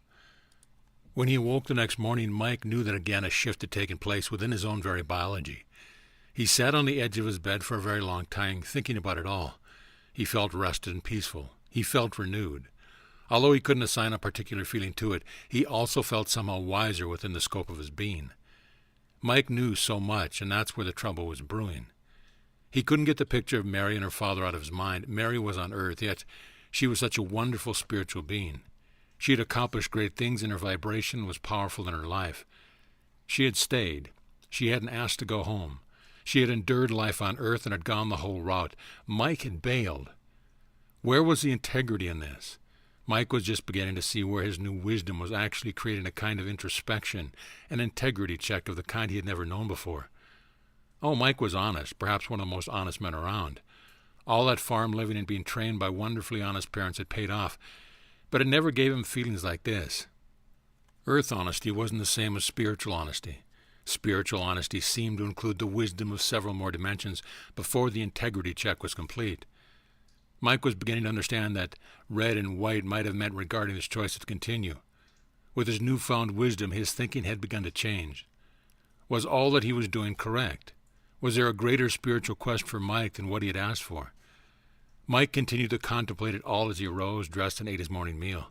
He was going to ask White some very pointed questions when he saw them. White could be his counselor in these things, and he knew that White would help him. White was waiting as usual on the other side of the door. Mike stepped into his presence but said nothing. White stood there while Mike gaped at his new surroundings. All the indistinctness of the walls and floors and hallways was now crystal clear. He saw intricacies of design he was never aware of before. It was beautiful, but that wasn't all. The feeling of stepping into the angel's light was overwhelming. He shared something with this grand white entity that spoke somehow of partnership. Mike felt he was somehow a part of what White was. Mike loved White. He felt his breath quicken in response to it all. "It is your new sight, Michael Thomas." The angel spoke without Mike having to ask. "It is the beginning of a dimensional shift as well as a biological one. It is the same as Mary's, and it is yours because you have intended it with purity that we have seldom seen." "I have to ask you some important questions, White." Mike had tried to be very quiet and respectful in his phrasing of his statement, but he was shocked by how his own voice sounded.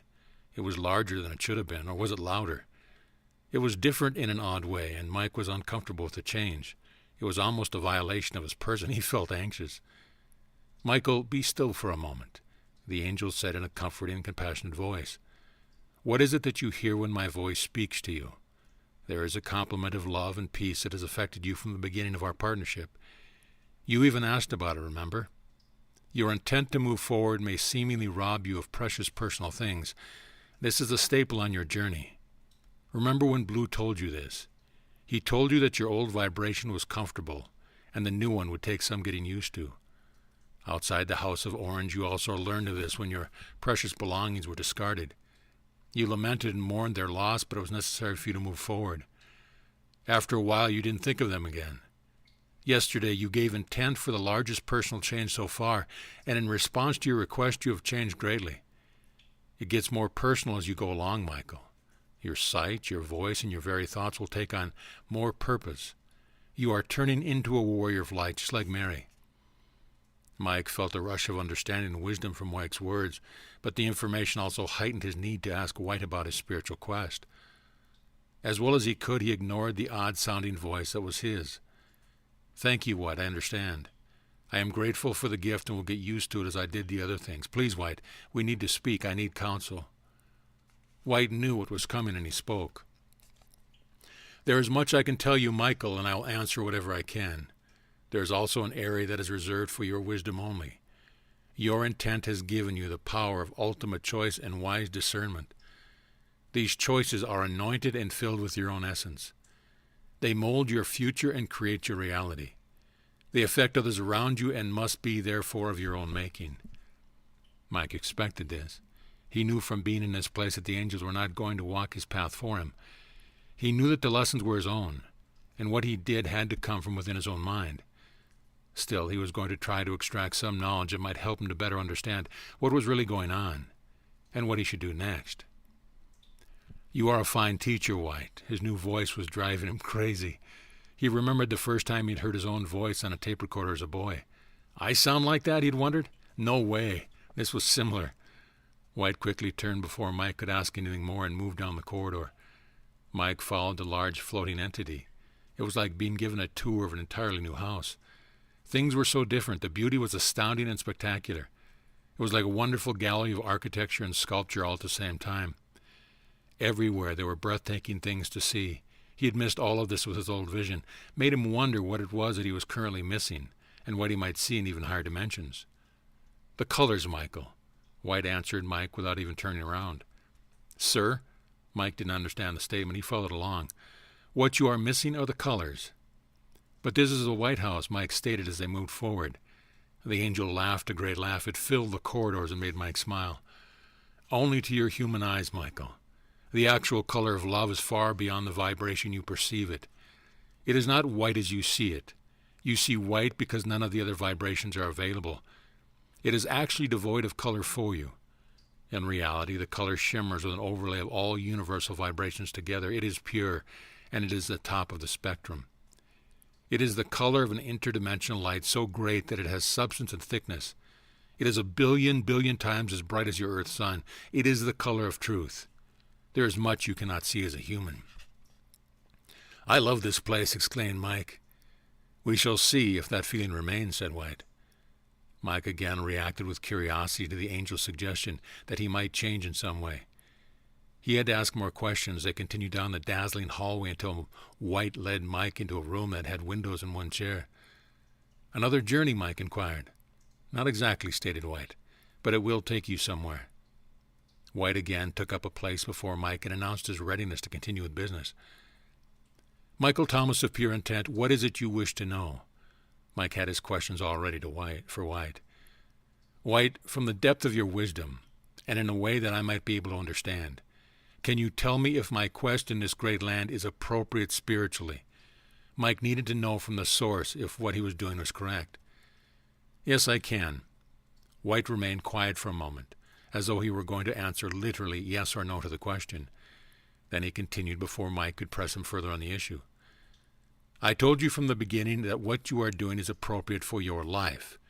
In addition, there is no way that we'd all be in support of something that was not correct for you. But Mary, Mike blurted out his new uncontrollable voice, she had all the gifts and tools but was still on Earth.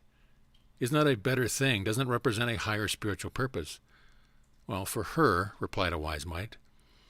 But I'm in training to serve myself, White. I'm going home to where love is. I've asked for something selfish. How does it serve Earth? I'm on a path that seems to provide nothing but what I want." "Seems?" White interrupted. "Yes, it seems that way." Mike was exasperated. He fell silent. "Since when did you care about serving Earth, Michael?" White was having fun. Mike was taken with the question. He didn't answer right away. "I don't know." Mike was pensive. "I guess it's all part of the new me." "What did I tell you when we first met about the way things seem?" White was testing Mike. "That things are not always as they seem," said Mike. That had been the recurring theme on this journey, and both Blue and Violet had actually stated those very words. With the addition of White, 3 angels had said this. "Very good," replied White. "What else?" Mike fell silent. He didn't remember. The angel continued. "Your wish for home is not selfish but normal. But it is not in conflict with the desire to honor your purpose for being human." White paused. "Now that you have made it this far, I will tell you one other thing." The grand angel moved to one side as though preparing for something. "There is a new energy on your planet. It vibrates with potential change and a wonderful purpose. Your request for home is honored because of this new energy. Your journey, therefore, is one taken by few humans, since it has not been available until recently. You, Michael Thomas, are a forerunner of this process. That is why we celebrate you so with your success and wisdom." Mike was silent for a long time. Finally he spoke. "Okay, so it's sanctioned." Mike was being logical, yet weighing the facts as he knew them. "But for me, would it have been better to return to Earth to do what Mary did?" "For you?" White tilted his head. "Are we being selfish?"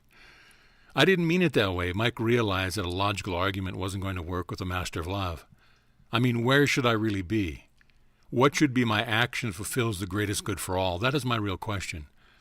This statement caused White to swell up with great pride. He smiled broadly at Mike and spoke intently. "When this question is asked, Michael Thomas, it shows that you truly are beginning to understand the way things work. Your wisdom is starting to show, Michael." "Thank you, White, but what is the answer?" Mike ignored the compliment and winced a bit as he pressed the angel for more. It was uncomfortable to be so aggressive with such an entity of gentleness. "The greatest good." White began to move away. "It's your own reality, Michael. And you, as human vibrating with a new intensity, will create it for yourself. There isn't one entity in the universe that can do it for you." White had moved to the door. Mike understood that he had shifted into a discussion that would go no further. These were the questions that the angels would not or could not answer. He tried one more tactic. "White, will I be able to discern what is the highest good for all?"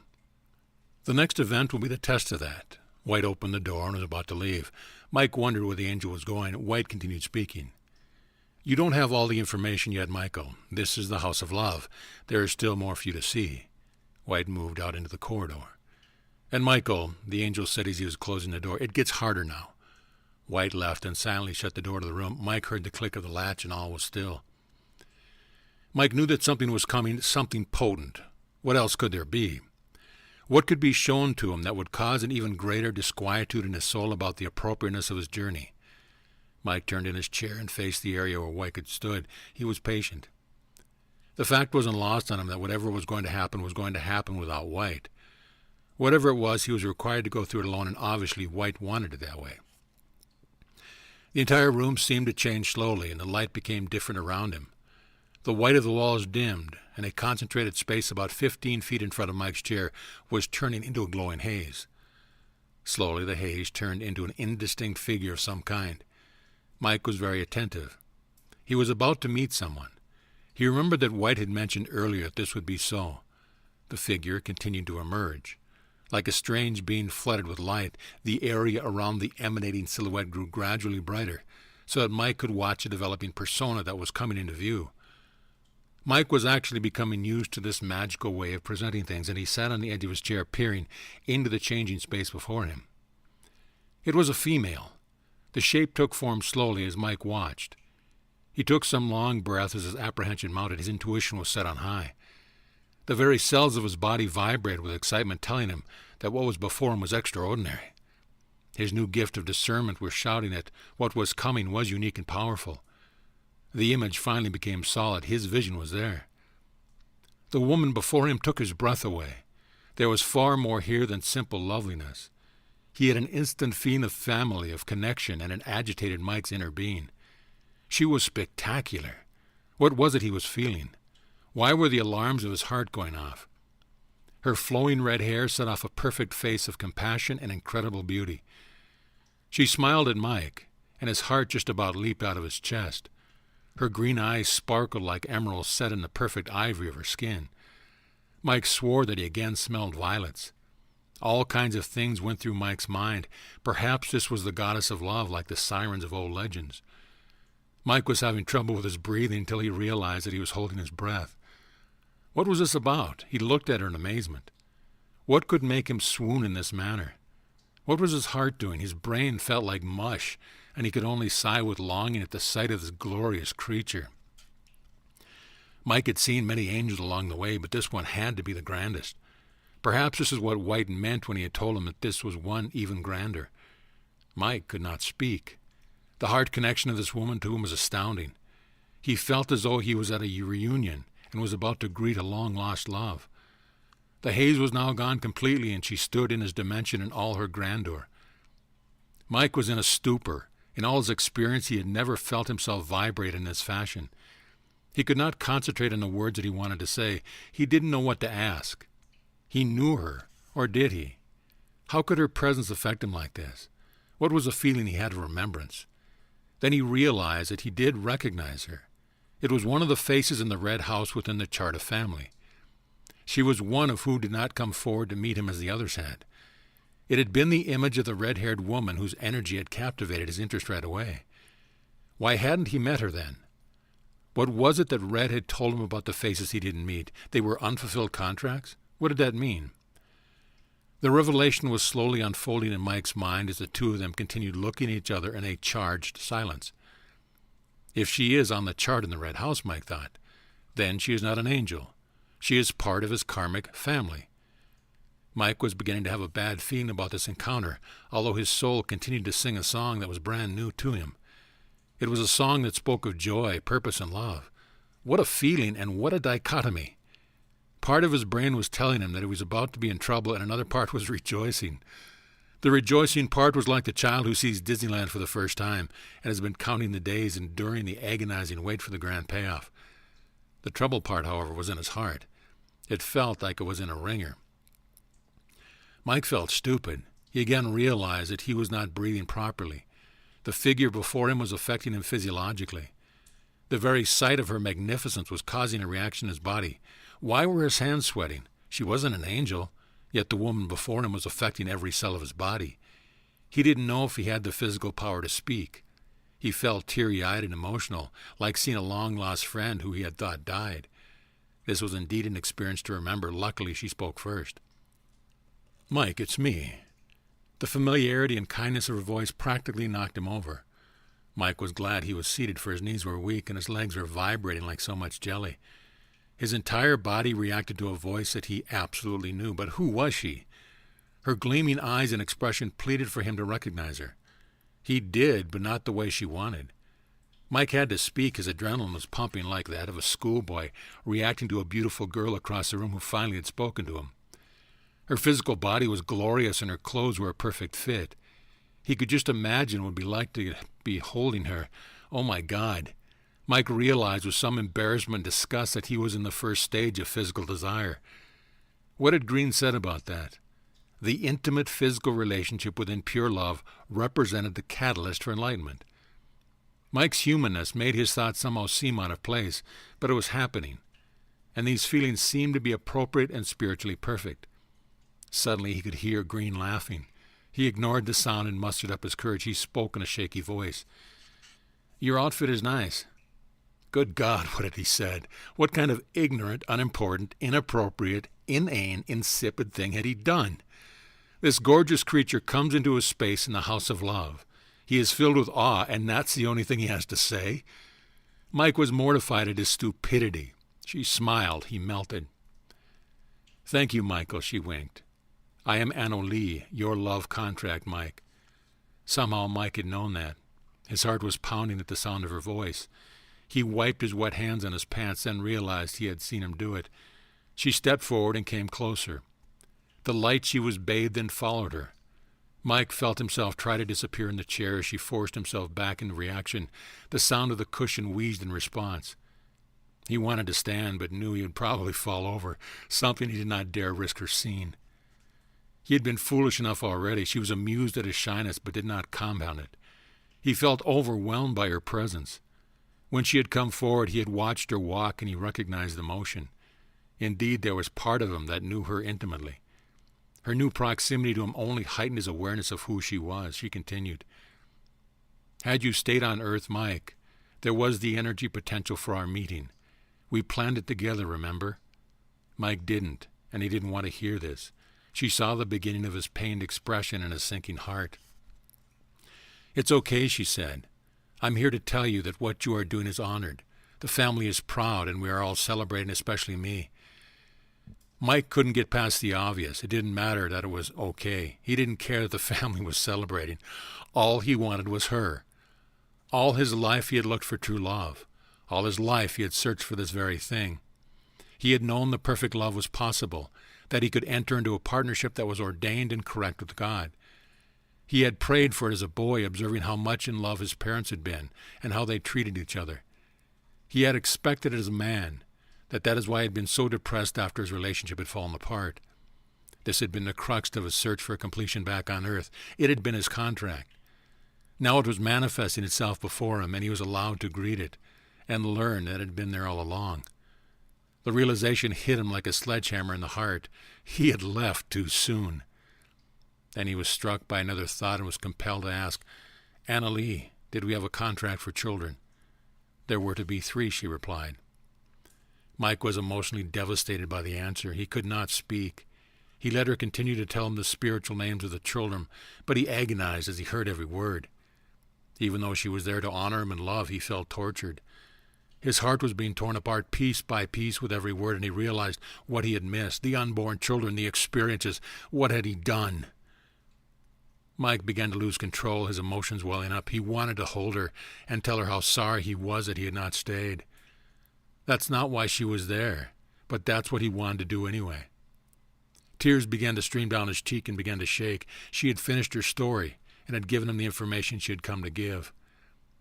She stood before Michael Thomas in silence. The potential energy between them was so thick you could cut it. Before him stood a splendid female entity who was beautiful beyond belief, and he could only sit in a chair and sob. It was pathetic. All Mike's senses were filled with the essence of failure. There was electricity in the air that crackled with the energy of spiritual purpose and love, though seemingly unfulfilled and lost forever. The smell of irony was pungent. The only rose in his life was never to be admired and loved for its beauty. Its fragrance would go unappreciated, and the precious rose would wilt by itself, never to be held or adored for its perfect beauty and natural elegance.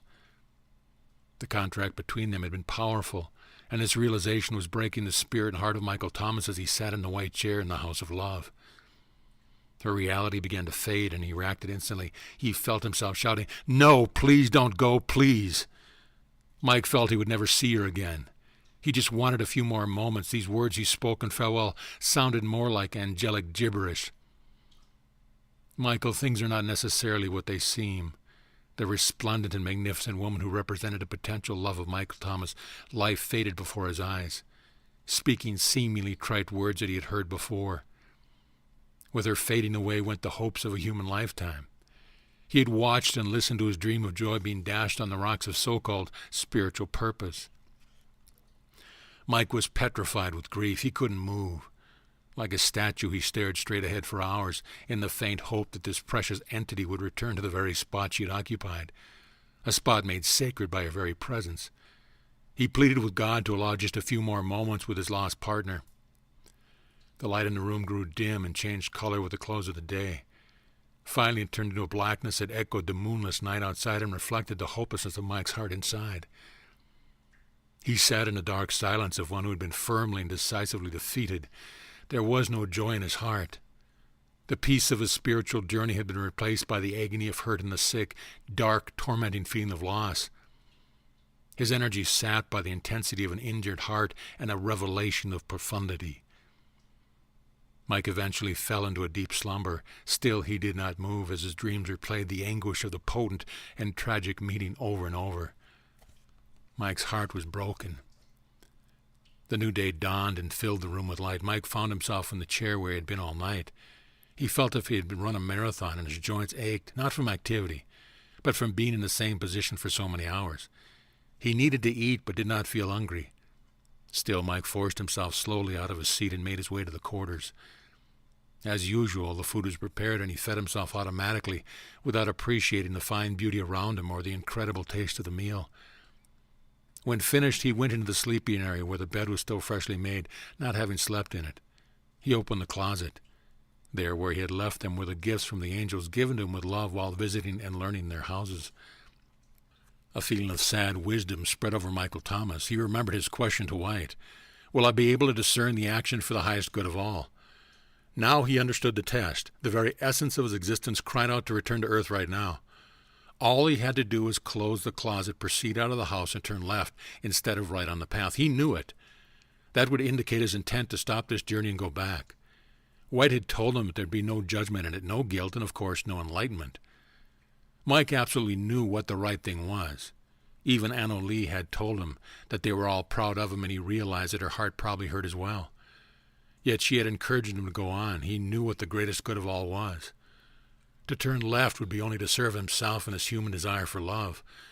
White had told him that his discernment of truth would be keen, and so it was. He felt no doubt as to the correct path, only the incredible pull not to take it. His heart cried out to him to acquiesce to the situation and go back. Nothing would be harmed, and he could continue with his life and find Anna Lee. Life on Earth would be good then. He picked up his map and held it close to him, closing his eyes and replaying his time in the blue house. Slowly put on his armor and felt the power it bestowed upon him. He blessed it and thanked God for the precious symbol it represented. He took up the shield and held it with both hands against his chest, savoring what it meant to him. Then he placed it in its carry position, looked it into his back so it would be instantly available if needed. Like a warrior preparing for battle, he grasped his sword and brandished it with a flourish. He heard the whistling of the wind as the blade sliced the air. He remembered the ceremony with orange of what the sword represented. Then he blessed the sword also and deftly slid into the scabbard, sheathed but ready. Mike stood tall in his handsome traveling clothes and purposely left the room. White was there when Mike came out of his room. He saw the armor, shield, and sword, and instantly knew what Mike's intent was. White smiled and gave Mike a bow, with his hands in a position of prayer, an honor that was completely lost on Mike. Then he spoke. Michael Thomas of pure intent, how do you feel? This is difficult, White. You were right. I didn't know how hard it would be. It is the most difficult thing I've ever had to do. I still don't feel good about it, but I know what is appropriate and correct. Please, I wish to leave this place. It does not have fond memories. As it shall be. White turned and led Mike toward the entrance. The angel spoke to Mike over his shoulder as he led the way. It is not over, my human friend. White now floating down the grand hallway that led him to the front door. I know. Mike didn't know any details, but his intuition was telling him that there was still much to see and do within his journey. Even though he had but one house to visit, his intuition was again correct. White stood just inside the door while Mike put on his shoes. In retrospect, Mike hadn't liked the White House very much. White had been correct in his prediction about what Mike might feel, and Mike was glad to be leaving this place. White knew it, but he did not judge Mike's feeling. Instead, White was actually in awe of this human. The others had been right. Mike was different. He would make it if he could make it to the final portion of this journey. His discernment was great, and his resolve was even greater. Mike had finished with his shoes and took a few steps into the front yard. He stopped and faced the door. Mike spoke from within his position just inside the doorway, since he could not venture outside. Michael Thomas of pure intent, there is no greater love than this, that a man would sacrifice his heart for the benefit of the whole. White smiled at Mike and slowly shut the door to the house. His last words were barely audible as the door swung shut. Not all is as it seems. You will see. You will see. You are dearly loved. Mike slowly and wearily sauntered down the walkway of the White House and approached the path. This had not been his favorite house, and he was beginning to tire of that particular phrase uttered so often. It now felt as though everyone had said that several times. He felt that this white place had extracted much from him, while the reality was that he extracted much from it. He stood for a long time at the white gate to the house, looking left and then right. Finally, he opened the gate and took his place in the middle of the path itself and stayed very still.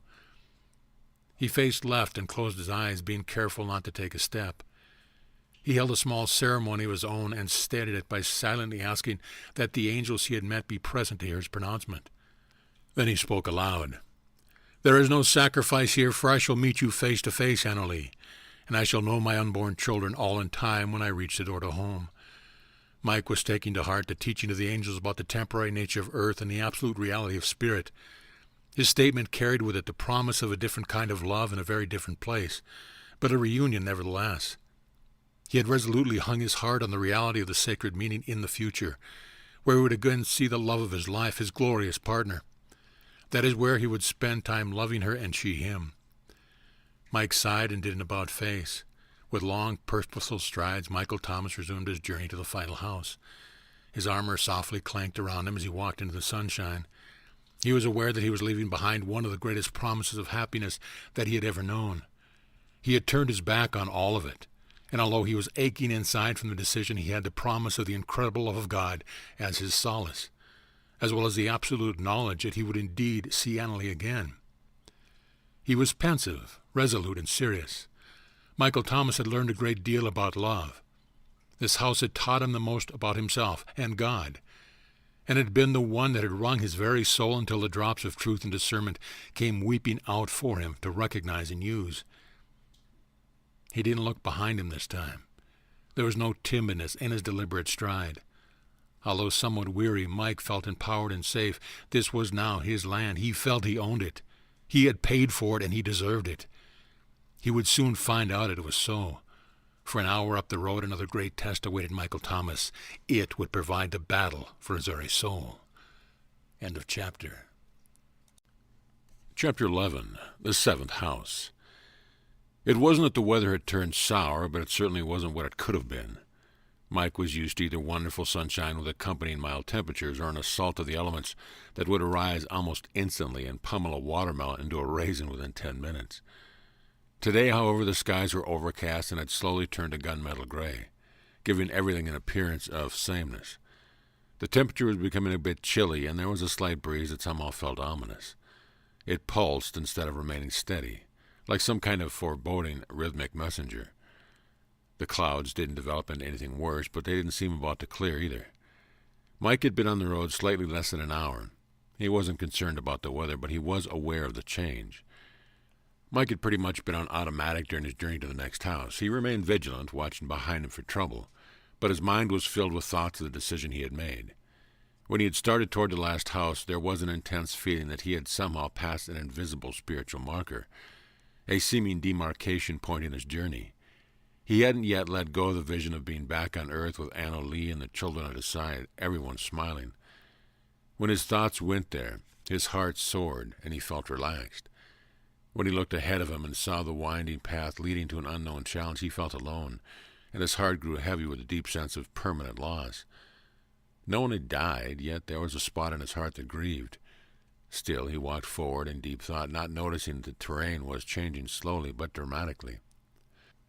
Mike rounded the corner of an especially sharp curve. He noticed that he had passed into a canyon of some kind with steep sides sloping up sharply on each side of the path. He observed for the first time that instead of slow rolling hills and lush grass, he was now standing in an almost desert-like landscape with outcropping of large boulders and cliffs, and an occasional large tree accenting the barrenness of it all. He recognized that he had completely missed the change of topography due to his preoccupation with his thoughts. The pass was leading into a gorge with very deep sides. Thus, plus the gray clouds diminished the light level even more, so it might have been dusk rather than early morning. Mike was being poked by his intuition. Objects in the distance were not clear. Were they rocks, or... Be more alert and watch for danger. Mike suddenly became aware that he had been in a mental daze for the last hour. He stopped and took a number of deep breaths, clearing his mind. There was a tingling feeling. What did it mean? Mike obeyed his instincts and looked around him for trouble. He searched the path behind him, looking for the dark entity that had been dogging him each time he ventured out, but he saw nothing. There was no motion. The gray sameness of the past hour also added to his complacency and his lethargy of thought. Apart from the odd weather and new-looking surroundings, he could see nothing that was unusual or threatening, but his instincts told him that he was being somehow prepared for something. Mike softly thanked his new vibratory power for doing its job. He took out his map. Perhaps it would tell him something. Mike examined the map. Something was odd. It showed the narrow chasm he was in and the area immediately around him, but there was something different. He looked closer. There, about 100 yards up the path on the map, just out of sight from where Mike actually stood, was a blank spot. This was unusual. Ordinarily, the odd but very useful map was filled in around the red "You Are Here" dot. The chart didn't show much of the future or the past, but what it did show was generally accurate, portrayed in elegant detail. Now there appeared to be a blank spot up ahead, as if it had been erased. What could a blank spot mean? "Blue, what does a blank spot on the map indicate?" Mike asked out loud. Blue didn't answer, but Mike's own intuition did. Almost immediately the answer came to him. He remembered that the thing that had been following him had kept out of range on the map. Perhaps this is why, because it showed up as a blank spot. Blue had told him that the map was compatible with the now. It was the current kind of energy around a sacred journey and reflected a certain vibration. Something was ahead that did not belong in the now. Something was just around the corner that was invisible to the map's high vibratory rate. The absence of information on the map was due to something that was not vibrating at the same level as the sacred land around it. Mike felt that his analysis was accurate. The thing was laying in wait for him. He should have been more alert. What would he have done had his new intuitive powers not awakened him? He softly cursed his seemingly helpless romantic mind and concentrated instead on the mind of the new warrior inside. It didn't take long. He felt at peace and powerful. It reflected his intent. He was waking up each cell with the message that something was coming, something important. "Wake up, everyone!" Mike smiled at the thought of speaking to his biology, and again thought he could hear Green laughing. He missed Green. Humor was a wonderful medicine in this time of preparation. Preparation? For what? A battle? Suddenly Mike had a revelation. Like an enormous tidal wave of understanding, thoughts and visualization came crashing down on him with horrendous weight of realization.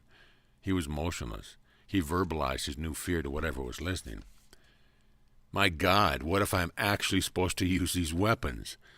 Mike was shaken. He felt anxiety run through his body. No, this couldn't be. These are New Age symbols of being a warrior of the light. Symbols! He yelled as he looked skyward and spun around, as if expecting to see some of his angel friends lurking against the walls of the dimly lit gorge. His voice echoed back at him. "Orange, you never taught me how to fight, so I assumed there would be no real use." He stopped in mid-sentence. Mike realized that he was shouting. He heard his voice echoing back from the canyon walls. More thoughts ran through his mind. Words spoken by those he had met all along the way started coming back to him. He recalled that Red had told him that some tests would frighten him, but he had assumed Red was referring to the storm he had encountered. Now he realized Red had been speaking of things to come, not things past. What was coming? He remembered the recent words of White as he described Mary in the hospital room. "Don't let appearances fool you, Michael. She is a warrior of the light. She has slain the giant and is powerful." Slain the giant? Then he remembered the words White had spoken as Mike was leaving the White cottage. "It's not over, my human friend. All these warnings and nuances. Is there a battle coming? A real one? One where I'll have to actually use the sword?" Mike sat down on his path. His knees were weak with fear and panic. He wasn't a warrior, not a real one. "Angels, you didn't prepare me for this," he said to the gray sky and the menacing canyon walls. "I don't fight. Why would such a thing be? Real battles and real weapons represent an old vibration. They represent an old way of thinking. They are not appropriate here." There was an odd stillness. The wind died. It was deathly quiet, and then the voices began. "Unless you are about to fight an old energy," he heard the clear voice of Orange. Mike instantly stood up and twirled around as if to find out where the voice was coming from. "And unless you are about to fight a biology that doesn't vibrate as high as yours." He recognized the voice of Green. The angels' voices were coming from inside of him. "And unless who you are about to meet really isn't part of your family, Michael." It was the voice of Red. "And unless there is no love there, Michael." He heard the soothing and wonderful voice of White. "I didn't know," cried an anxious Michael Thomas. "I am not a real warrior, White." Neither was Mary, Michael. White's voice was comforting. The old energy responds to the old paradigm, Michael. That's what it understands. It was the lovely feminine voice of Violet. Orange, tell me how to fight. Mike was distressed. I did, he heard the encouraging voice of Orange again. You are ready, Michael Thomas of pure intent. You are ready. What should I do? Cried Mike to the walls of the canyon. Silence. Then he distinguished the voice of Blue. Remember, Michael Thomas, things may not be as they seem. The words rang out like they never had before. They carried admonishment, warning, and advice that might be needed right now. The entire entourage of angels were there with him. With power like that, thought Michael, there must be something really scary ahead. Mike was nervous. He knew that he didn't actually have battle skills, and yet the angels were telling him that he did. He had to trust them, and after all, what choice did he have now? He was there, at the front line. He looked around again and nodded sarcastically. No way to escape, he thought. Whatever or whoever was waiting for him had chosen a good place to attack. The walls were too high to climb, and retreat would only be possible within a narrow channel, an easy chase. Everything had been thought of. At least he knew where it was, and there would be no surprise. The more he thought about it, the more confident he became about the ordeal ahead. His new vibration was helping out, and he knew it. He began to feel at peace that he knew wasn't logical but spiritual. He was beginning to feel enabled, even though he didn't exactly know in advance what he would be facing or how he would deal with it. That was appropriate, Mike thought. After all, this is the way of this place. He analyzed it. The future is not available to me, but somehow it has already happened in the mind of God. Therefore, the solution to the situation has already been revealed. I'm just not privy to it yet, like before. I'll know when I get there. I have the knowledge and the power, and this is my land. I have the home advantage. Okay, Mike spoke out loud. I have been beaten up by a storm, stomped on by an angel, lost all my precious belongings. My emotions have been subjected to ringer after ringer. My biology has been lifted and altered, and I've had my heart wrenched out, examined, and put back wet. What else is there? I have the tools. I am ready. Mike thought for a moment and added, I just wish I knew how to fight. He sighed and looked in the direction of the upcoming challenge. Mike decided to do something that a few weeks ago would have seemed silly and ridiculous. He knelt and held a small ceremony over what was about to happen. He touched each piece of battle equipment and named its purpose. He drilled himself with the things Orange had taught him about balance. He spent almost 20 minutes in gratitude that he had been chosen to battle whatever it was around the corner. He honored the land and his very existence. He acknowledged his place in the family of spirit. Then Michael Thomas arose, ready for battle, as ready as he could be anyway. Mike started forward again. He rounded the pathway that exposed a long distance ahead. The sharp walls of the canyon made the path look like a dark, fateful tunnel of doom. He knew it was ahead. The map had clearly shown him so. Ordinarily, this entire episode would be calling for Michael's body to go into shock. All his fear alarms would have been sounding, and he would have been a shaking mass. After all, he was just a salesman, not a warrior preparing to meet some huge, dark ghoul. Instead, though, his senses were alert, and he was filled with commitment, not fear. All his vibratory powers and new gifts were starting to kick in. His intuition was king, and with each step he listened to it, knowing that it would not fail him. Nothing. Then motion to the left. Michael spun quickly and saw a large tree to the side of the path about 30 yards away. Where had the motion been? Drat this darkness in the middle of the day. Is this all part of the test? Why hasn't Spirit provided more light? The motion was there again. Mike saw that it came just under the branches of the tree. Who is it? Come out, Mike's voice was empowered and commanding. If you don't, I'm coming in. He stood waiting, his every cell alert. Slowly, a normal-looking man emerged and stepped just from under the outer branches. He was dressed like a farmer, except that his feet were bare. He held up his hands in a pushing motion with the palms torn toward Mike. He spoke. Mike, please don't hurt me. I'll come out. The man slowly materialized from under the tree and walked toward Mike. As he came into a clear view, Mike thought he recognized the walk. No, it couldn't be. Now the man's face was clearly recognizable. Dad? Michael's father gradually walked up the path and stood not 6 feet from Mike. Mike swore in his mind that he could smell the familiar odor of the farm coming from the man. Yes, son, it's me. Please don't hurt me. Mike wasn't a fool. He knew this could all be a deception. After all, things are not always as they seem. This man who appeared to be his father could actually be something else. In fact, the odds were highly in favor of it. He continued his watchfulness and was alert to the trick as he spoke. "Sir, you are standing right where I was told an enemy is supposed to be. Don't come any closer." "I know, Mike. It's just up ahead, son. You're being duped. The thing waited for you is going to capture your very soul. All this is wrong. Please, you must believe me." Mike still didn't buy it. "What are you doing here?" "By the grace of God, I am here to stop you before it's too late. I was allowed to return to this place to warn you. I have been waiting here for days, knowing that eventually you would come to this spot. All who venture forward will be defeated by the beast.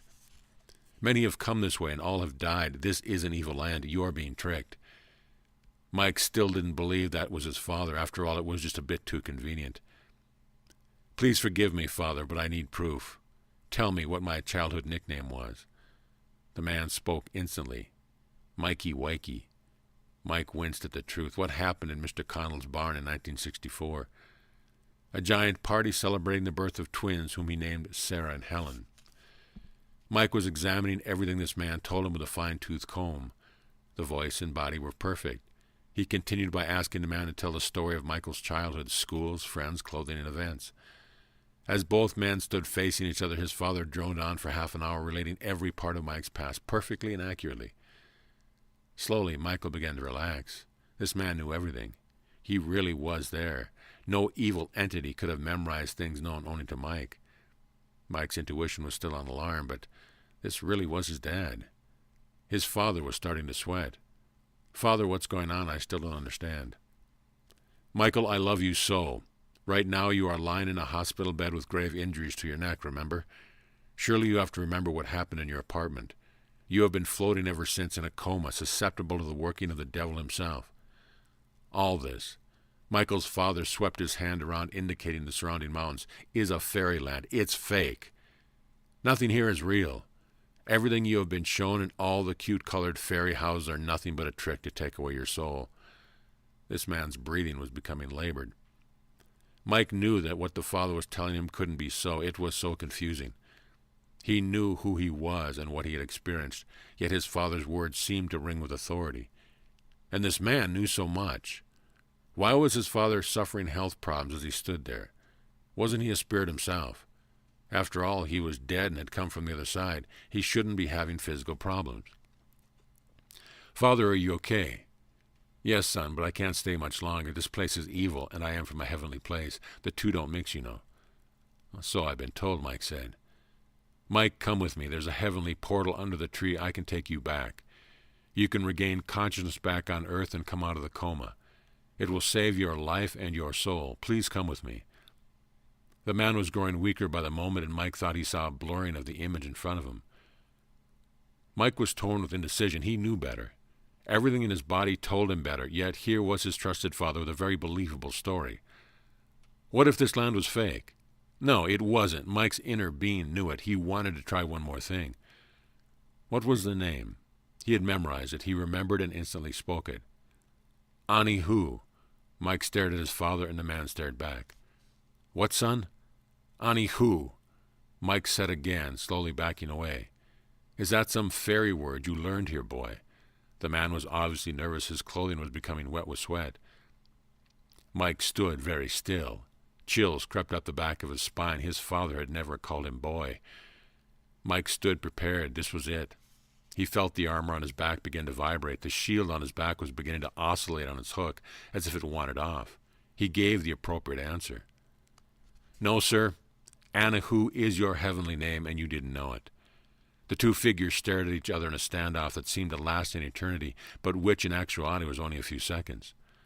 The game was up. The deception hadn't been good enough, and it was unable to hold the energy to preserve it. It was ready to fight.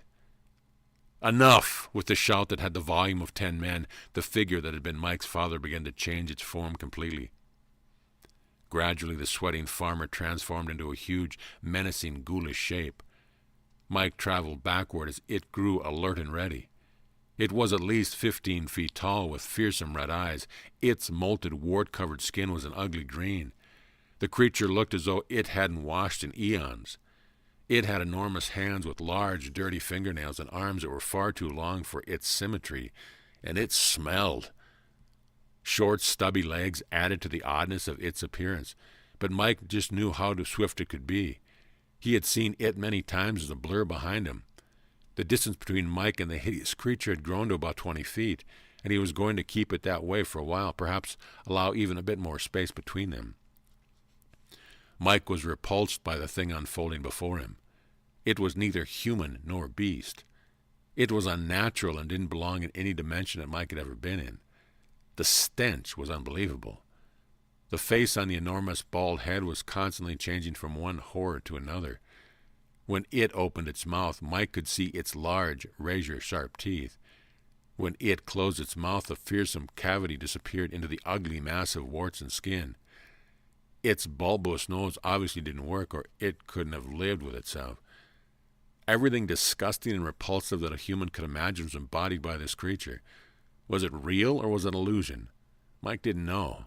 Whatever else it might be, it was a shocking revelation of the energy of old things and ways. It represented the antithesis of peace and love, and it stank of death. The hatred and viciousness of its consciousness was overwhelming. It looked at Mike with contempt, as if he were an ant about to be smashed without thought of remorse. The creature was driven by loathing for Mike's world. It projected that energy directly at Mike, who had become the focus of its wrath. Mike could barely stand to look at it. He was repulsed and revolted. He felt the creature projected hatred. But when he realized that he was reacting to the creature in a way that it wanted him to react, he stifled the waves of nausea. Not everything is as it seems, Mike repeated to himself. He suddenly realized that it was showing off, creating the illusion of a fiend, a trollish ogre just for effect. Mike's body responded to the situation instinctively. The vibratory level of his new being was on full alert, like a seasoned warrior, a veteran of numerous battles. Mike felt ready for any move from the green-skinned horror in front of him. Although his body hummed with strength and vitality, Mike remained motionless. His sword began to vibrate. He could hear it. The subtle hum of the F note was starting to sing. Still, Mike did nothing. His curiosity was too great. He had to know more. Now it was Mike's turn for deception. "You're so big," Mike feigned fear. He cowered and raised his arms defensively to cover his face. He made his voice shake convincingly. "You're the real beast, here to take my soul." Folds of green skin and warts parted as the creature opened its mouth cavity to speak. Mike heard its real voice for the first time. "So weak," the thing gloated. "I knew it." Its voice was deep and menacing.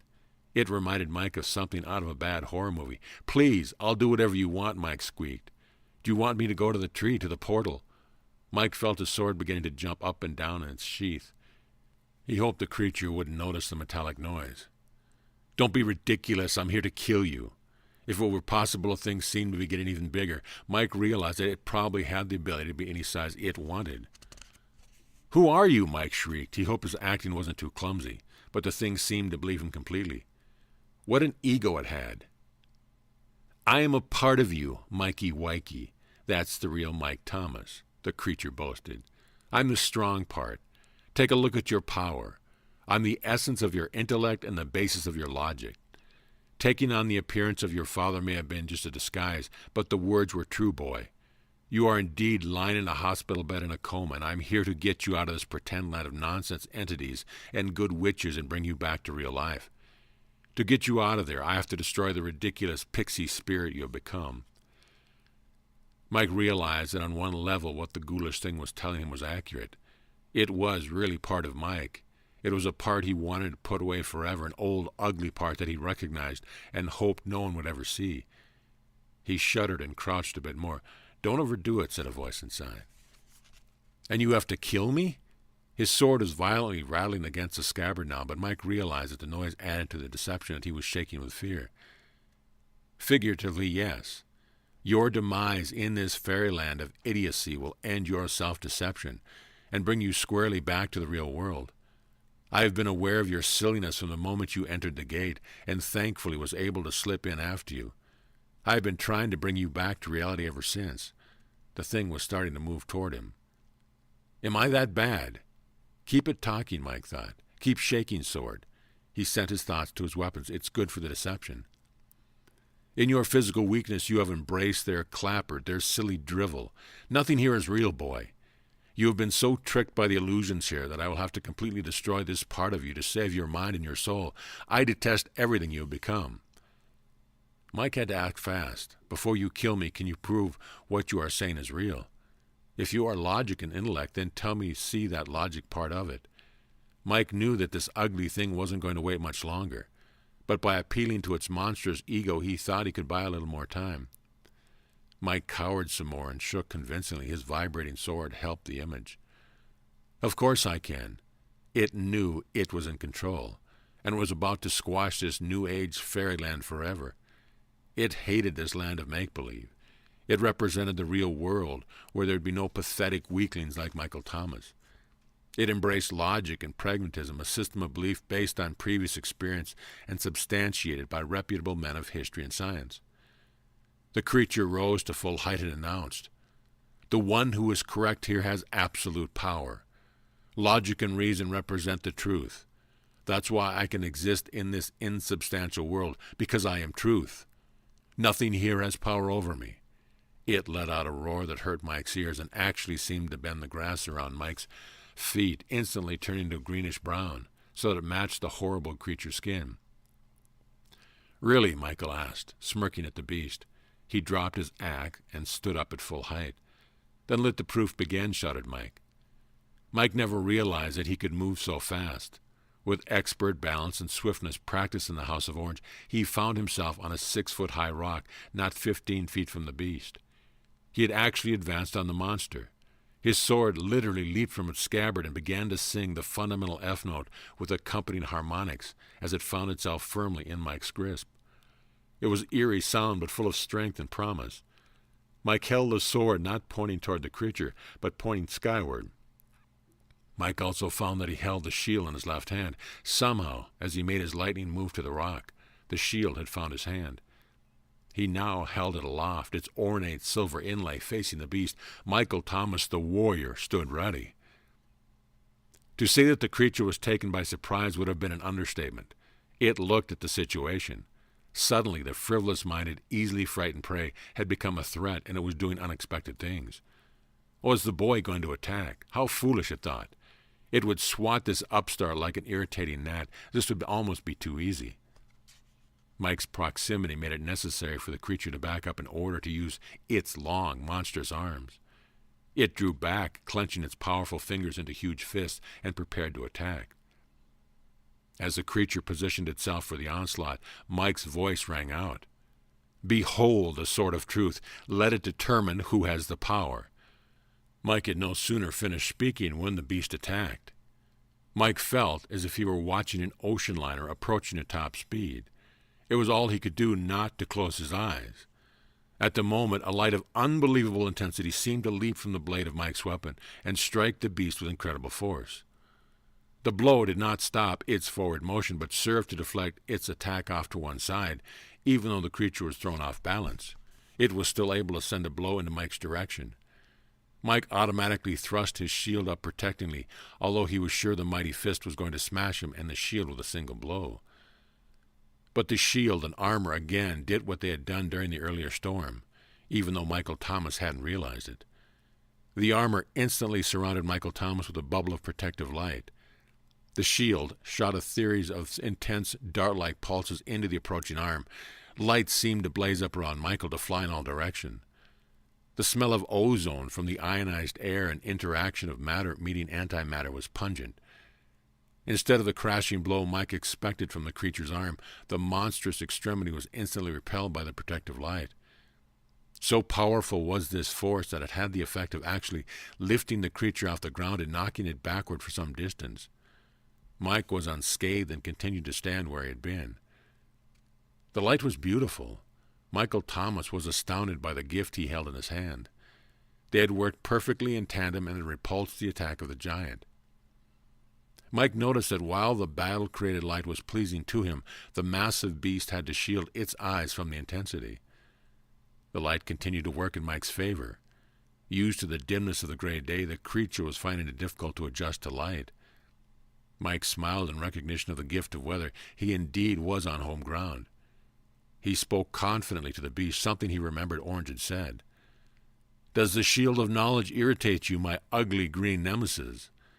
Darkness cannot exist where there is knowledge. No secrets can survive in the light, and light will be created when truth is revealed. At these words, the creature was up on its feet and charging Mike again, this time with menacing resolve. Mike didn't think he could stop the freight train attack this time. An arm was one thing, but the whole package? Mike waited until the last possible moment, then he darted forward off the rock just as the creature reached him. Again, Mike advanced instead of retreating, and again he created an unexpected situation where he was too close to be captured or dealt with easily. The size and weight of the beast was working against it. Mike actually found himself running between the giant's enormous stubby legs. As he passed beneath the creature, he extended his arm. Thrusting his sword so that the blade tore into the beast's crotch with a glorious light display. Additionally, Mike swung the shield so that it struck one of his legs, and the green-skinned extremity was again powerfully repelled, like a magnet slamming against the larger one of the opposite polarity. A sudden burst of light from the shield upended the creature. It instantly recoiled and was airborne. It clutched itself and writhed in the air like a high-diving champion performing a double twist. It landed on the ground hard in unceremonious and undignified agony. It roiled and roared its protest, ending up in a smoking, wounding heap. Sparks were still erupting between its legs where Mike's sword had done its damage. "No little green-skinned uglies in your future," Mike's repartee was delivered calmly and smugly. He advanced on the huge, loathsome troll. Mike held his sword aloft as he slowly and cautiously walked toward the repulsive beast lying on the ground. He stopped just out of its colossal arm reach. "Will you capitulate? Who has the truth here? Exactly where is the power?" "I will die first," croaked the wretched creature. The voice was raw, grown, barely comprehensible. "So it shall be," announced the fearless Michael Thomas, ignoring the increasing stench of the wounded beast. The smelly creature was not through yet. It was not a spiritual being. It was, like Mike, a biological entity in the strange land of colored angels and lightning swords. It hurt, and it bled. Mike could see the grievous wound that had been inflicted by his magic sword in the last foray, and he winced at the sight. A black, sticky substance gushed from the nasty wound, staining the already ugly and diseased-looking skin, turning the giant's legs black. Mike thought that the creature must be in incredible pain, but it was getting up again. When it stood upright, it swayed slightly. Its eyes appeared to narrow slits now. The light that surrounded it almost too bright to bear. Mike knew that he had won. Killing wasn't in Mike's repertoire. He had never killed anyone or anything on purpose. Even on the farm he had refused to kill the chickens. But he knew that any killing here was symbolic, and the detestable thing before him was not actually going to die. It would just be ultimately and painfully defeated. The scene of two battling entities were classic. The light from the previous pyrotechnic blows still seemed to linger from the glowing sword, shield, and armor. Sparks continued to snap and pop from different parts of its smoking body, as it righted itself in preparation for a final attack. Now Mike's armor was starting to sing a victorious song. The highly outlined, hard shadows created from the light of truth, knowledge, and wisdom revealed a dismal, stark sight of a huge, wounded, swaying, vile creature about to desperately sacrifice itself to the power of Mike's small weapon. It was David and Goliath, and the vision was surreal against the walls of the narrow canyon of no escape.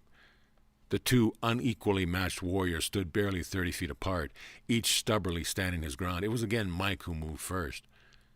Mike was far too swift for the wounded behemoth. He focused on its most vulnerable areas, and before the immense beast could react, it was again allowing the searing light from his sword and the reverse polarity of the marvelous shield to do their work. In a desperate, mindless attempt to stave off If's attack, the creature began to flail its arms wildly. In doing so, the creature did even more damage to itself against the invincible spiritual weapon of light, truth, and knowledge. The spectacle was something to behold. Not only was there a light show of incredible proportion, but the sounds were thrilling. The spiritual battle weapons lifted their combined voices in a loud, harmonious song of victory. Orange had never mentioned the weapons all sang. The final skirmish was over in less than a minute. The energy discharged from the sword and shield quickly defeated the Leviathan. Its entire nauseating length was stretched out before Mike like some kind of quivering, rotting mound of putrid flesh. The stench of its blood gushing from numerous wounds assaulted Mike's nostrils. Suddenly, Mike's battle weapons ceased their singing, and the smoldering, green-skinned thing on the ground began to lose substance. "I'm not gone, Michael Thomas. There will be another day." It groaned as it began to fade away. "I know," Mike said as he looked into the red eyes of the revolting Titan. He knew the death of the evil creature was symbolic, but he also knew that the battle was extremely real. He shuddered to think that the outcome might have been reversed. Mike could have been the injured, dying one. He might have been the one fading into obscurity were it not for his spiritual weapons. He was glad it was over. Mike slowly sheathed his wonderful sword of truth, but not before thanking it out loud. He did the same for his shield as he returned it to the hook on the back of his armor. He hugged his armor and celebrated how well it worked. Then it happened.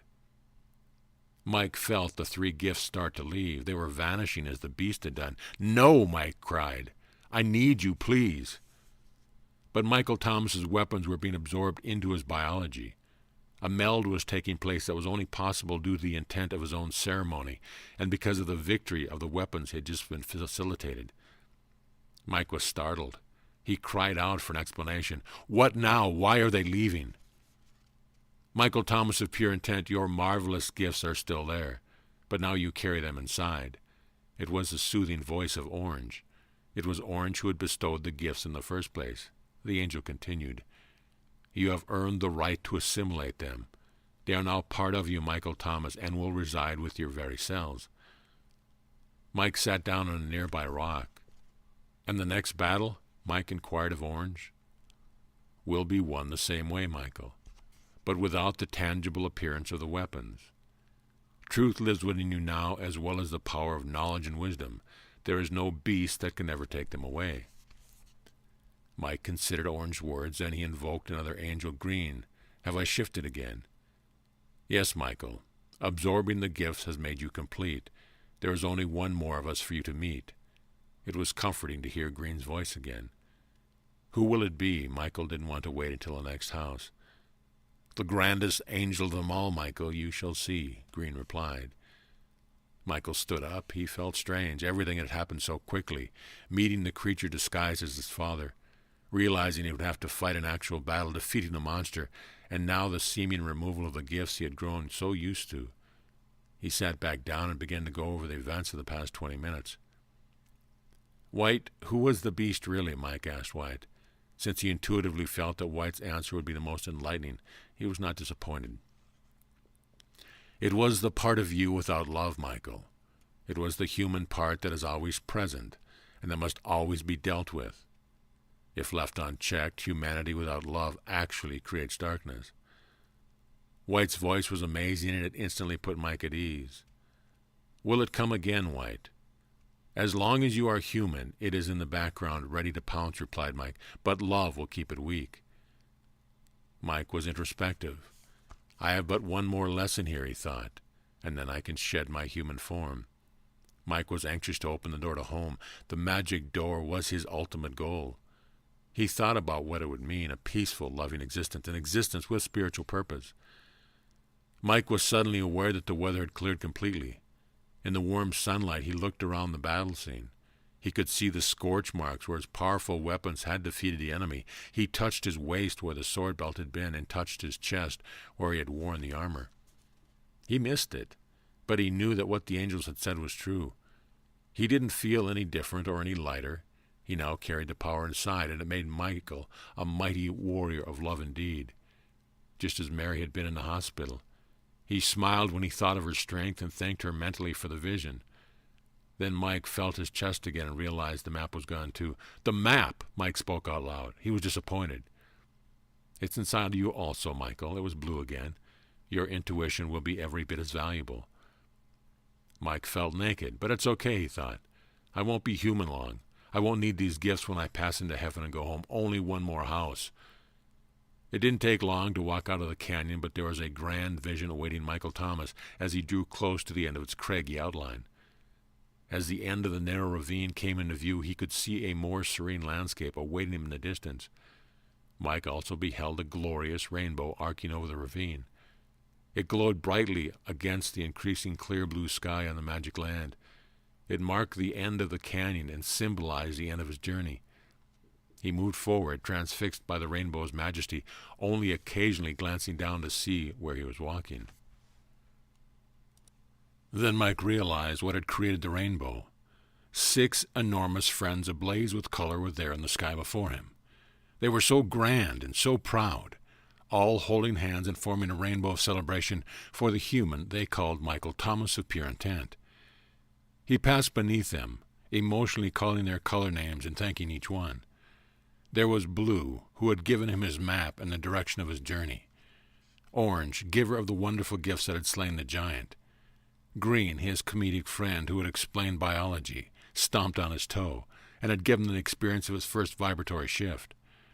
Violet, the maternal one, who had exposed the lessons of his life, and revealed the responsibility he had for it all.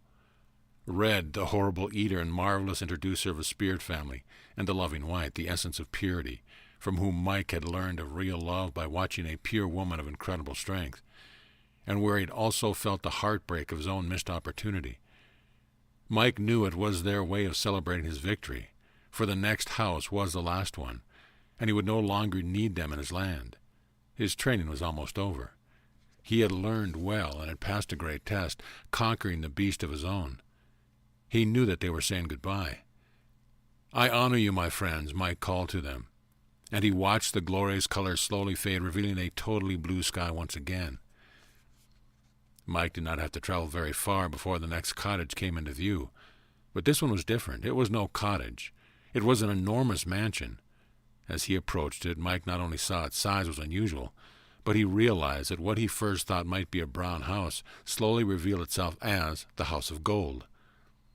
As Mike got closer and closer to the house, his perception of its size continued to change. What had appeared to be a single-story large structure slowly became a multi-story, gargantuan edifice of enormous proportion.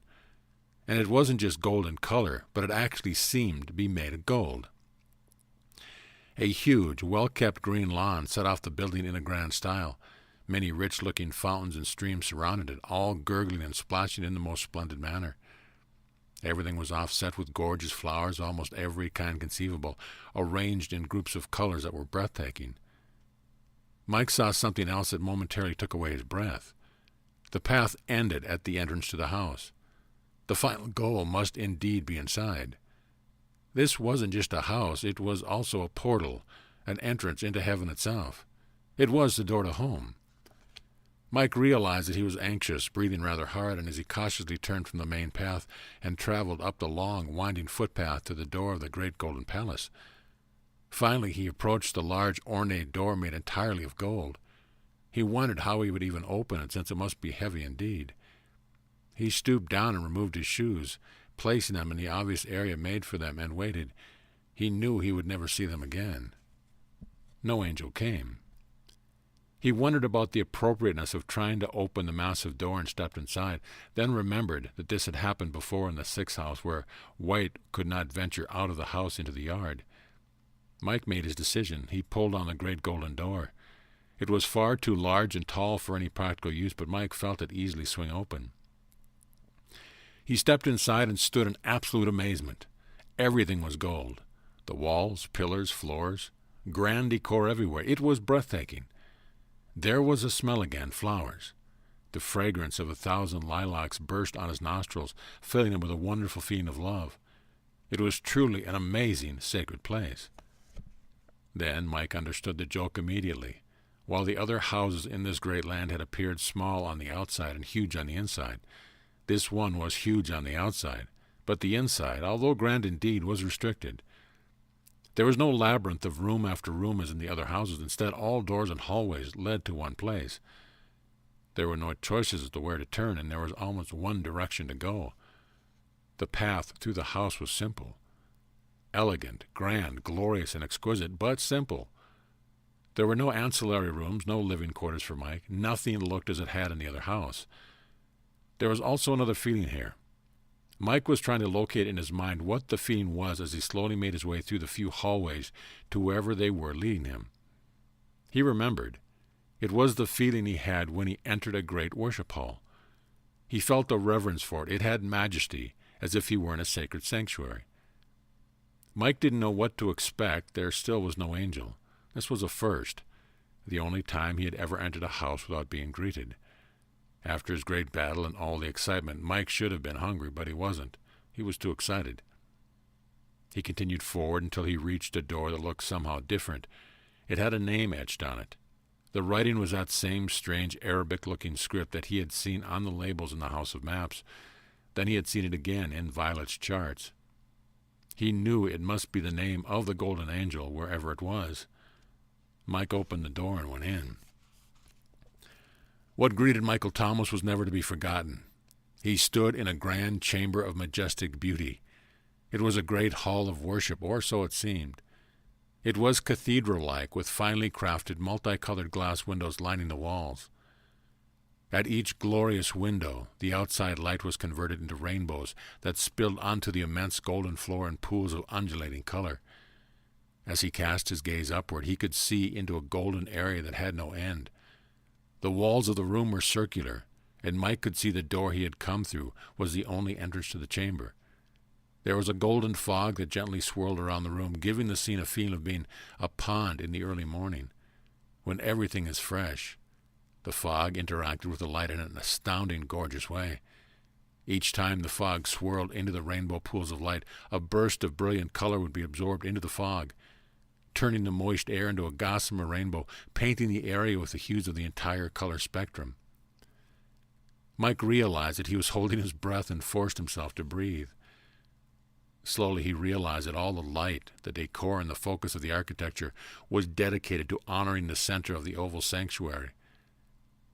There were grand staircases at the edge of the great oval, but they only led to balconies that overlooked and focused on the center of the room.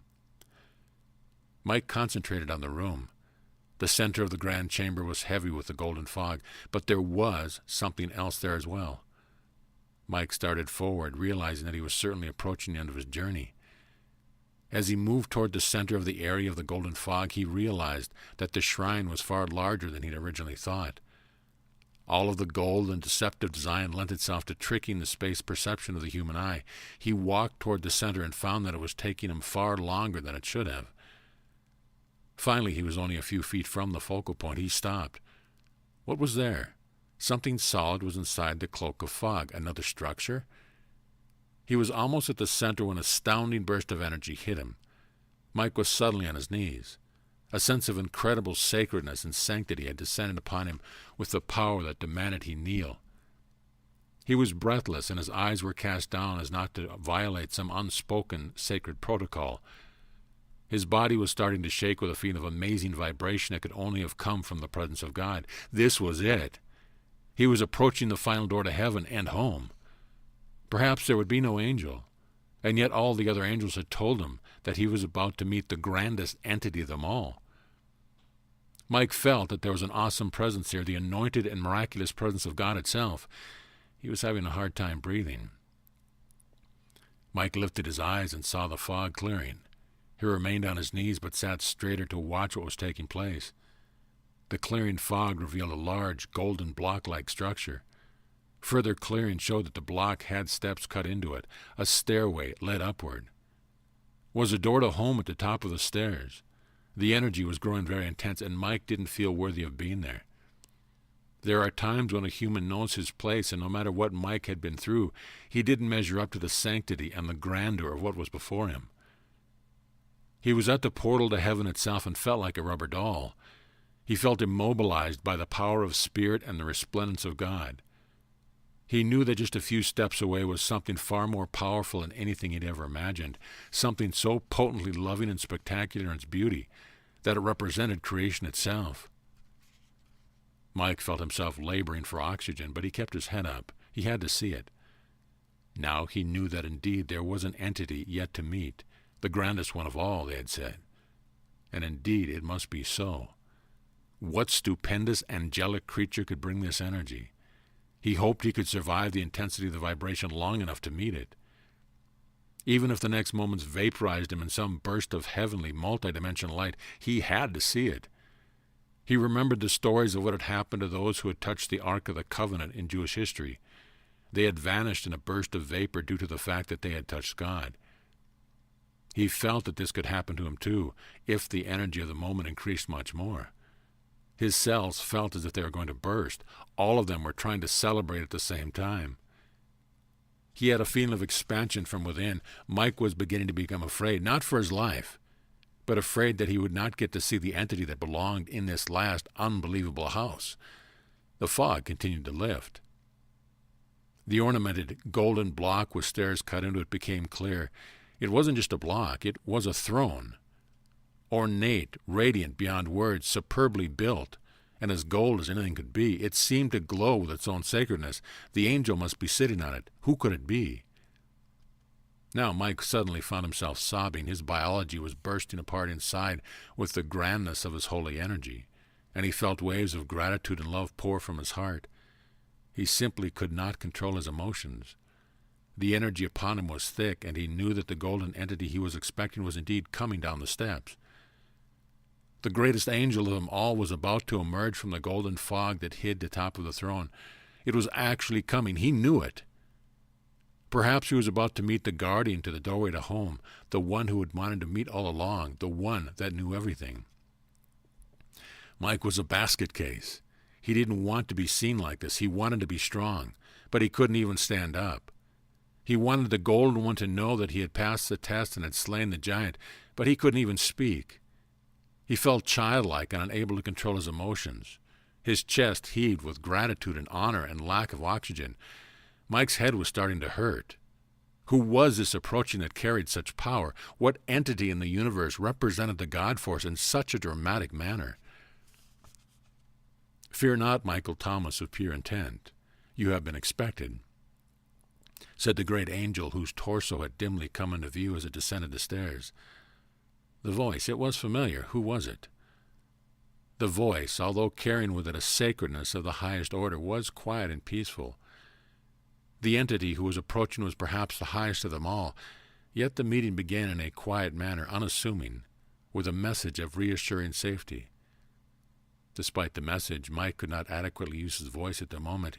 He was still too moved to speak, and the seeming assault on his emotional state wasn't getting any better.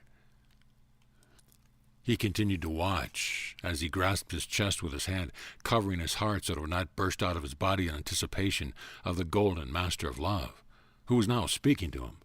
He didn't want to miss this and hoped he wouldn't pass out. His sight was beginning to blur. The magnificent heavenly angel came floating down the carved, glistening golden steps, slowly approaching the kneeling and shaking Michael Thomas. Even in his rapturous state, Michael wondered about the seeming dichotomy of stairs for an entity that didn't need them. Michael saw the great glowing body first. The head of the golden one remained above him, enveloped in the golden fog. The angel paused, its face still out of sight. Mike saw that it was huge, bigger than all the others he had met. The golden hue of its garments was so brilliant that the folds seemed to be electric. He could see the bottom of the wings now. He knew there would be wings. They vibrated like 10,000 butterflies, but without sound. Mike was certain that when the head came into view, there would be a magnificent halo, such as the consecrated feeling of this great creature. It wasn't that Mike was becoming used to this energy, but he realized that something was happening to him as the angel paused. He was being given a gift, and he knew it. A bubble of soft, white light was forming around him, caressing him and creating feelings of peacefulness within him. Mike breathed a sigh of relief. He knew that he couldn't have taken much more of that divine energy. Slowly he started breathing normally as he now sat on the floor. The emotional wash of overwhelming love became a wash of peace, and he slowly recovered his normal human balance. 10 minutes passed, and the angel remained stationary. Mike was growing stronger and knew that the angel had created a place for him, protected by his bubble of light, where his vibration could exist next to the godly vibration of a stupendous creature from heaven itself. Finally he spoke, but did not get up. "Thank you, great golden angel." Mike took a deep breath. "I am not afraid." "I know exactly what you are feeling, Michael, and indeed you are not afraid." The angel still did not move. Michael was trying to place the voice. It had the same kind of peaceful energy that White's had, and it tended to soothe Mike's very soul when he heard it. The voice was big, filling the entire space around him, yet quiet at the same time. He knew he had heard it before, but where? In what other area in this great spiritual place had he heard it? When he knew he could speak again, he did. "Do I know you, great sacred one?" Mike inquired softly and reverently. "Oh, yes," replied the partially exposed giant angel. "We know each other well." The majesty of the voice was powerful, filled with glory and splendor. Mike didn't understand, but he also didn't push the subject. The situation was thick with protocol and ceremony. It was better to sit and be spoken to in this energy, and Mike honored the difference in vibration between them. Now the angel spoke again. "Our entire time in this house, Michael Thomas, will last not more than a few moments. It will be filled with revelation and great purpose. The vibrational difference between us is so great that we cannot sustain the meeting for long, but long enough." Long enough for what, Michael thought? The angel continued, and the glorious strains of his voice again softened the very molecules in Mike's body as they fell on his ears and were absorbed by his internal biology. "Michael Thomas of pure intent, do you love God?" Mike's cell buzzed with action. That question again. Chills of realization raced up his spine. He had felt that White was the last one required to ask this, but he had been wrong. Here it was being asked again. This was it. His cells were all trying to speak again at the same time. "Tell him yes," they pleaded. Perhaps the answer he would give to the Golden One would be his passport through the door home. This was the last time the question would be asked, and the most important time. He wanted this moment to be profound. Mike paused but couldn't think of an eloquent answer. His mind was empty of anything but honor to be in such a place before such a godly entity. "Yes, I do." His voice was honest and pure. It did not shake. And Michael Thomas of pure intent, the wonderful voice continued from the invisible face in the dancing fog. "Do you wish to view the face of God, the one you profess to love?" Michael was frozen by the possibility suggested by these holy words. What did this mean? What was the revelation? Where was this going? Again, the cells demanded that Mike say yes. He answered automatically and simply, "Yes, I do." His voice shook this time, and he knew the angel had heard it. "Then, Michael Thomas of pure intent," said the angel, as he was starting to move down the stairs, "behold the face of God, the one you have told us that you loved 8 times. The shimmering magnificence of the most sacred of all entities closed in on Michael Thomas, even with the protection bubble he had been given. Mike felt the energy level increase as the entity once again began to emerge from the thick golden fog and move down the steps of the golden stairway to the level that Mike was on. The entity was so large that part of the fog clung to him as he descended. When he finally stood before Mike, the fog was still gradually clearing around his face, and he spoke again. "Get up, Michael. You need to stand for this." Michael knew something profound was coming. He slowly arose on shaky legs and searched the clearing fog with his eyes and his mind at full alert, staring at the place where the face would emerge. Finally it did, and Michael Thomas of pure intent, the human who had seen just about everything on his path, who had faced the beast and slain it, who had made his transition better than any other human had in his great spiritual place, became as jelly in the revelation that ensued. Astonishment filled his teary eyes. Understanding teetered within his logical and spiritual mind as he tried to sort out what he was viewing and what it could mean. His emotions were suspended, unable to process the information that his eyes were suddenly revealing to him.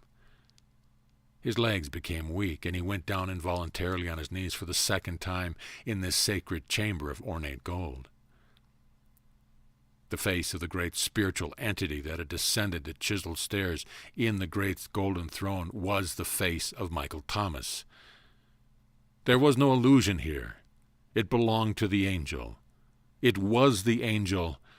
The angel was Michael. Therefore, as you love God, so it is that you love me. The Gold One knew Mike wasn't really listening. His mind was still confounded. Overwhelming shock had filled every cell, and Mike was still trying to sort it out. What did this mean? Was it real? The angel continued. Mike sat motionless on the floor, still unable to take it all in. "Time for another gift, Michael." The angel's voice continued to be calming and reassuring, sending peace and understanding into Mike's very being. "I give you the gift of discernment, Michael, as you listen to my explanation." Mike's mind started to clear. He again realized that the angel was giving him direct, conscious help with his own understanding. This time it would be clear to his mind of human predisposition and bias. The angel again spoke. "There is something within each human that dramatically fights to the last logical synapse of brain matter to keep from believing that it is anything other than human, Michael." The angel smiled, and Mike again seemingly saw himself in the mirror, smiling to himself. The voice was his own, but he had not recognized it. The only time humans hear their own voice accurately is on tape, which he had, but only a few times. He needed to hear what the angel was saying, and now his mind was clearing to allow for it. The angel continued. "I am your higher self, Michael Thomas, the part of God that resides in you as you walk the planet Earth. This is your last revelation and lesson before you continue to your goal. This is the last hurdle of information for you to absorb. It is the highest and most potent truth for all humanity, the one that is the best hidden and hardest to accept." The angel was fascinating to hear, but Mike found him very distracting to watch now, because he had Mike's face. Still, Mike was absorbed by the information and desired to learn what it meant. He had to go forward. He had to know more. The angel moved slightly and floated to one side, revealing more of the upper portion of where it had previously stood on the carved-out staircase. It continued. "This is the golden house of self-worth, Michael. Nothing will stop you in your enlightened journey faster than a feeling that you simply don't deserve it. Therefore, we chose to reveal to you who you really are. You are part of me, Michael. We are an angel of the highest order like all humans are. We are the ones who have chosen to visit planet Earth, go through the trials of human life, and raise the planet's vibration by our journey's lessons and experience. We are the ones who can make a difference for all humanity as well as the universe. Believe me, Michael Thomas, what you did on Earth made great changes in other areas. But I didn't stay," Mike blurted out what was on his mind, hearing this information, again feeling that he had surrendered early. "And I didn't learn anything." "It doesn't matter, Michael," stated the angel. "It's the intent to make the journey, and the original agreement to participate in the sacrifice that is honored so greatly. Just your presence on the planet is honorable and correct. Didn't you realize this? Did you ever hear the story of the prodigal son? It's told in every culture you know." Mike knew the story, but he hadn't applied it in this situation. He remembered that the son in the story was loved and welcomed by the father, even though he hadn't honored the family's ways. The angel moved again as it continued the explanation. "Michael, the other angels loved you so much. Didn't you wonder what you had done to deserve such a thing? Now you know. We, you and I, are an elite group. We are among those highly loved and honored who have elected to come to Earth, live in a lower biology, and have that fact hidden from us. You are actually a piece of God walking the planet in lesson for the sake of a grander purpose, and you get to view that piece before you now." Michael was awed by it all. He thought back over the past few weeks. The family and contracts he had learned about in the House of Violet he found amazing. The family revealed to him in the House of Red was astounding. But now the revelation that he, the human Michael Thomas, was actually among the highest angels of all, and the other humans also. Could he really be so grand? "Yes, you are, Michael. Yes, we are. It is now time for you to understand and realize that you deserve to come to Earth. You planned to come and actually stood in line. You are honored among entities for what you have done, and you are worthy now to move into the next phase. And as you have professed to love God so many times through your journey, so it is, therefore, that you must also love yourself. Think about this, Michael Thomas, for its truth must change your perspective and the very essence of your human purpose." Mike was now far more alert to the information since the angel had given him the gift of calming and discernment to him. He was clear. This was indeed hard information to digest. The angel continued to speak. The final step now, and would have had you continued on earth, will be to absorb this partnership. Know that it is real. Feel the worthiness and divinity of your humanness. Know that you are actually a sacred entity of heaven itself. Feel the fact that you belong here and you are eternal. Own the badge of gold that it gives to you, Michael Thomas. Mike had a flashback this time in the White House when White had shown him the vision of Mary in the hospital. He now remembered something that had remained hidden from his mind. White had uttered words that were meaningless until now. The angel had said that Mary had accepted the Golden One. Did Mary know about you? Mike had to ask. Mary knew about her own higher self, Michael. It's that what you mean? She was partnering with her higher self the whole time you observed her. That is what you felt. She knew who she was. She knew about the golden room and the golden throne. She knew she was sacred and she deserved to be on earth. She owned her sacredness. Again, Michael was in awe of Mary, this small woman who had shown him so much, and he had never even known her. "Oh, she knows you, Mike," said the Golden One. "She does? How?" "Just as all of us know each other," the angel replied. "She was very aware that her gift to her father that day was having profound effects on others. Her intuition told her so. She even knew she was being watched. She, like you now, had all the gifts and tools and maps within her, and also the golden gift of divine discernment that I am passing to you. Such is the power of an enlightened human on earth." Wow, Michael was learning so much, and his respect for Mary was soaring even beyond what it had been. She knew. Her intuition told her that her actions were being watched and used to help me. "The test is at hand, Michael Thomas." The angel was getting down to business. Michael knew there would have to be some kind of test. What would it be? How could this entity with his face and his soul know if human Michael Thomas had accepted the reality of his self-worth or not? "There is only one way," the angel floated off to one side. "Do not be alarmed, Michael. But I must now remove your gift of vibrational protection for the rest of our time together. You have either absorbed the truth or not. This test may not seem difficult, but it is impossible to pass unless you are pure and have accepted the truth of the partnership." "I have," said Mike, feeling anxious. What was the Golden One going to do? The white bubble was beginning to fade around him, and he was once again seemingly assaulted by the vibration of the sanctity of the God force around him. There it was again, all that love, all that energy of purpose and focus of millions of entities. This time, however, Michael also felt something new. He felt a slight tingling of being part of it. Could this be the test? "I feel it," called out Mike. He was hoping that this was it. Would the test, whatever it was, be over now? No such luck. Instead, the great golden angel with the face of Michael Thomas approached him. "Michael Thomas of pure intent, sit down on the third step." Mike was starting to breathe with difficulty again. His cells simply didn't understand being in the vibration that was so high. Mike spoke out loud to his body, not thinking about the fact that the golden angel was even there. He had to get control of his biology, and right now. "We are okay," Mike said to his cells. "Don't react in fear. We deserve this. We are worthy of this." Mike was shouting, and he knew it. He was automatically doing what Green had taught him, and he was getting instant results. He sat down on the third stair of the great golden throne and began to grow calm. Mike suddenly realized that the Golden One was watching him intently. He saw the biggest smile on that golden face. "You really do know what to do, my human counterpart. These are things that I could not impart to you, but you have learned them well from the others. Now let's see if you have fully absorbed what I have to give you in the same way." The next thing that happened shocked Michael Thomas even more than the revelation of the angel's face a few moments before.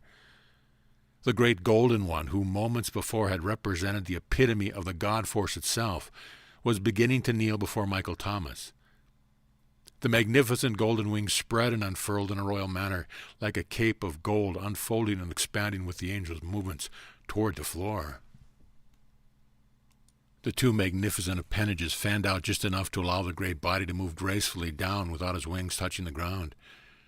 Mike's body did indeed have a strong reaction, but it didn't disable him this time. Instead, it overwhelmed him in a loving way as he continued to watch the angel and what it was going to do. As he knelt, the grand angel produced a golden bowl from somewhere and held it gently before him ceremoniously. He looked directly at Mike and spoke loving words to him. In this bowl are figuratively the tears of my joy for you, Michael Thomas.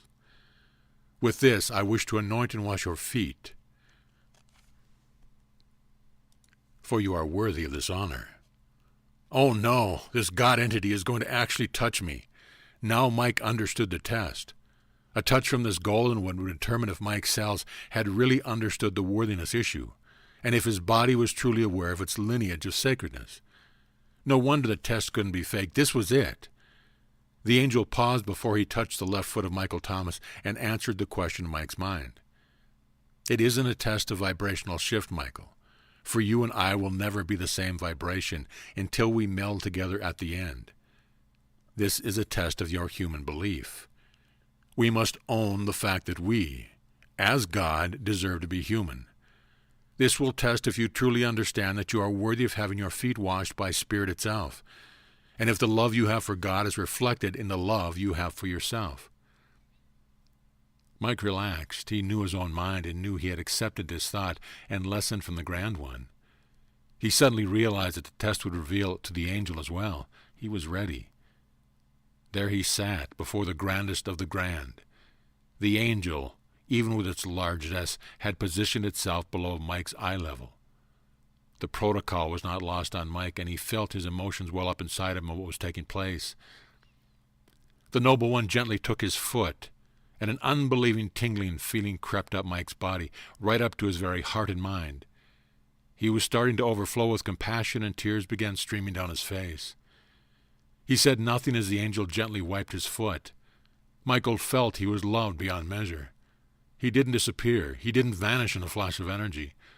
Although he was feeling the pressure of vibrational energy between them and was barely coping with it, he was aware that he was worthy to receive it. Still he remained silent, for he knew that love is quiet. He knew that pure love has no agenda, so the glorious gold one wasn't going to ask him for anything in return. He knew that love didn't puff itself up, and that the angel wasn't going to suddenly be joined by a legion from the heavenly hosts. This was personal, and the angel was silently asking Michael to accept the honor and just be. The feeling in Michael Thomas was indescribable. Tears of great joy and gratitude continued to flow, but he was not ashamed. He knew that the angel understood that this was a human's way of saying thank you, odd as it might seem. Finally, the angel spoke again. His voice was full of pride for Michael. Michael Thomas of Pure Intent, you have indeed passed this great test, one of the greatest of all. But now I will show you something even greater. Even though you have passed all tests, and even though you stand ready to move to the door of home itself, I will now wash your other foot. It is my honor to do so, and exemplifies the love that God has for you. There is no more test here. There is nothing I gain from this. I do it because I love you, and never forget this moment.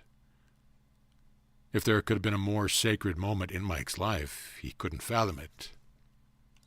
The tears continued to flow, and the love continued to be shared by the two entities of the same soul force, as the great golden angel gently washed Mike's other foot, which looked small in the angel's large hands. Finally it was over. The bowl magically vanished, and the angel straightened to his full height, his wings again folded appropriately and perfectly against his body. You may now arise, Michael Thomas.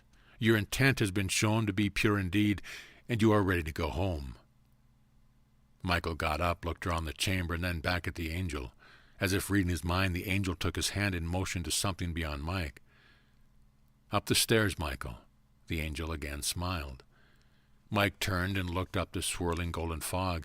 The steps of the golden throne beckoned him into yet another unknown place of great purpose. He looked back at the angel as if to confirm that he was to climb the stairs for himself. The door you seek is there, Michael. Oh yes, and remember this. Things are not always as they seem. Mike didn't stop to ask about the statement at this point. It was slowly becoming the mantra for this place. He was aware that he could not stay here for long. The angel knew it too, and gently moved next to Michael, touching him again, this time with a great encircling arm around Mike's shoulder. In a soft, reassuring voice, the angel spoke his last words. I just came from there myself, Michael. It's okay. You must go now. The goal is at hand. I will join you there shortly. We never say goodbye since we are one. Mike knew he had to remove himself from this potent energy. He turned and quickly started up the stairs. Now he understood why there were stairs. It was for the human, not for the angel, and the steps were spaced apart perfectly for Mike's foot size. It was all starting to make sense, but Mike didn't want to analyze anymore. It was time to graduate. It was his time to move into that place called home. He moved forward up the stairs of the great ornate golden throne. He stopped to look one more time at the golden one, the piece of God that was he, now standing regally with his hands clasped together, smiling at Michael Thomas from the foot of the steps. The angel was right. There was no feeling here of any farewell. It really was part of him. Mike began to realize that within the last day he had met two parts of himself, the one without love and the one with it. Somewhere in between was the human consciousness, and it was for him to choose where it would settle. What a concept. Mike turned and began to climb the steps. The thick fog hid what was immediately above him, and he could only see about 10 golden stairs at a time. He was careful to watch his footing. The last thing he wanted was to fall off this tower at the pinnacle of his sacred journey. He laughed to himself at the thought of ingloriously tumbling back to the bottom and apologizing to his grand higher self for being a klutz. The mild humor immediately made him feel more relaxed. He was aware that he had climbed at least 2 stories of steps, and a landing of some sort was just ahead. What a magnificent throne, he thought. It's really huge. And it's his. Finally, he reached the top of the steps. Michael was not disappointed. There, next to an enormous, ornate, and regally carved golden chair, was a door he had planned on viewing for these so many weeks. His vision of so long ago now loomed before him within easy reach. It was well lit in the main feature next to the chair. It seemed to be suspended without walls around it, and it was not apparent where it really met the reality of the golden throne. Mike realized that it was not part of the house of self-worth or the structure he was in. It was a portal and therefore had a different dimensional attribute. The door had a great deal of writing on it, some of which he could not interpret, but in plain English he also saw the word home. Mike had waited a long time for this. He had been through a great deal, learned much, and had altered his very cellular structure in preparation for what was on the other side of the portal. Now it almost seemed anticlimactic. He stood there thinking of all that had happened, and of the breathtakingly beautiful golden angel at the foot of the stairs. He thought again of what happened there on the 3rd step a few moments before. Indeed, that last experience had made the final difference in how he felt. Mike faced the door in a ceremonious way. "I deserve this," said a confident Michael Thomas, "and I honor the universe for allowing me to do what I am about to do. With complete love, I enter the place I have asked to be." The ceremony completed, Michael Thomas breathed one more giant breath of human air and bravely opened the door marked home. Mike vomited. End of chapter. Chapter 12. Through the door to home. "Hold his head to the left, next to the tray," cried the nurse to the orderly. "He's vomiting." The emergency ward was crowded that night, as often takes place on a Friday. This time the full moon also complicated things. "Is he awake?" asked the neighbor, who had accompanied Mike to the ward. Orderly bent down to closely examine Mike's eyes. "Yeah, he's coming out of it," the white-eyed orderly replied. "When you can speak to him, don't let him up. He's got a nasty head bump with a few stitches. Don't want them pulled out of place." The orderly moved out of the cubicle, an area separated by a curtain on a semicircular rod, offering some privacy from many others just like him. Mike opened his eyes. He knew immediately where he was. He was back on Earth in the hospital where it all began. The fluorescent fixtures that bathed the emergency area in a bright, sterile light made Mike wince and close his eyes. Temperature in the room was cold, and Mike instantly felt the need for a blanket. The orderly returned with one as though he had heard Mike's silent request. Then he left again. "You've been out for a while, buddy," said the neighbor, feeling a bit embarrassed. He didn't even know Mike's name. "They sewed up your head. Don't try and talk." The neighbor patted Mike's chest nervously and exited the curtained area to the waiting room. Mike was alone. His head was swimming with the reality of what had happened. This all had been a dream? The ugly, vile thing that he had defeated in the vision had been right all along? Mike had been on Earth the whole time, lying in a hospital in a daze, a coma, and none of the wonderful things he had experienced had been real.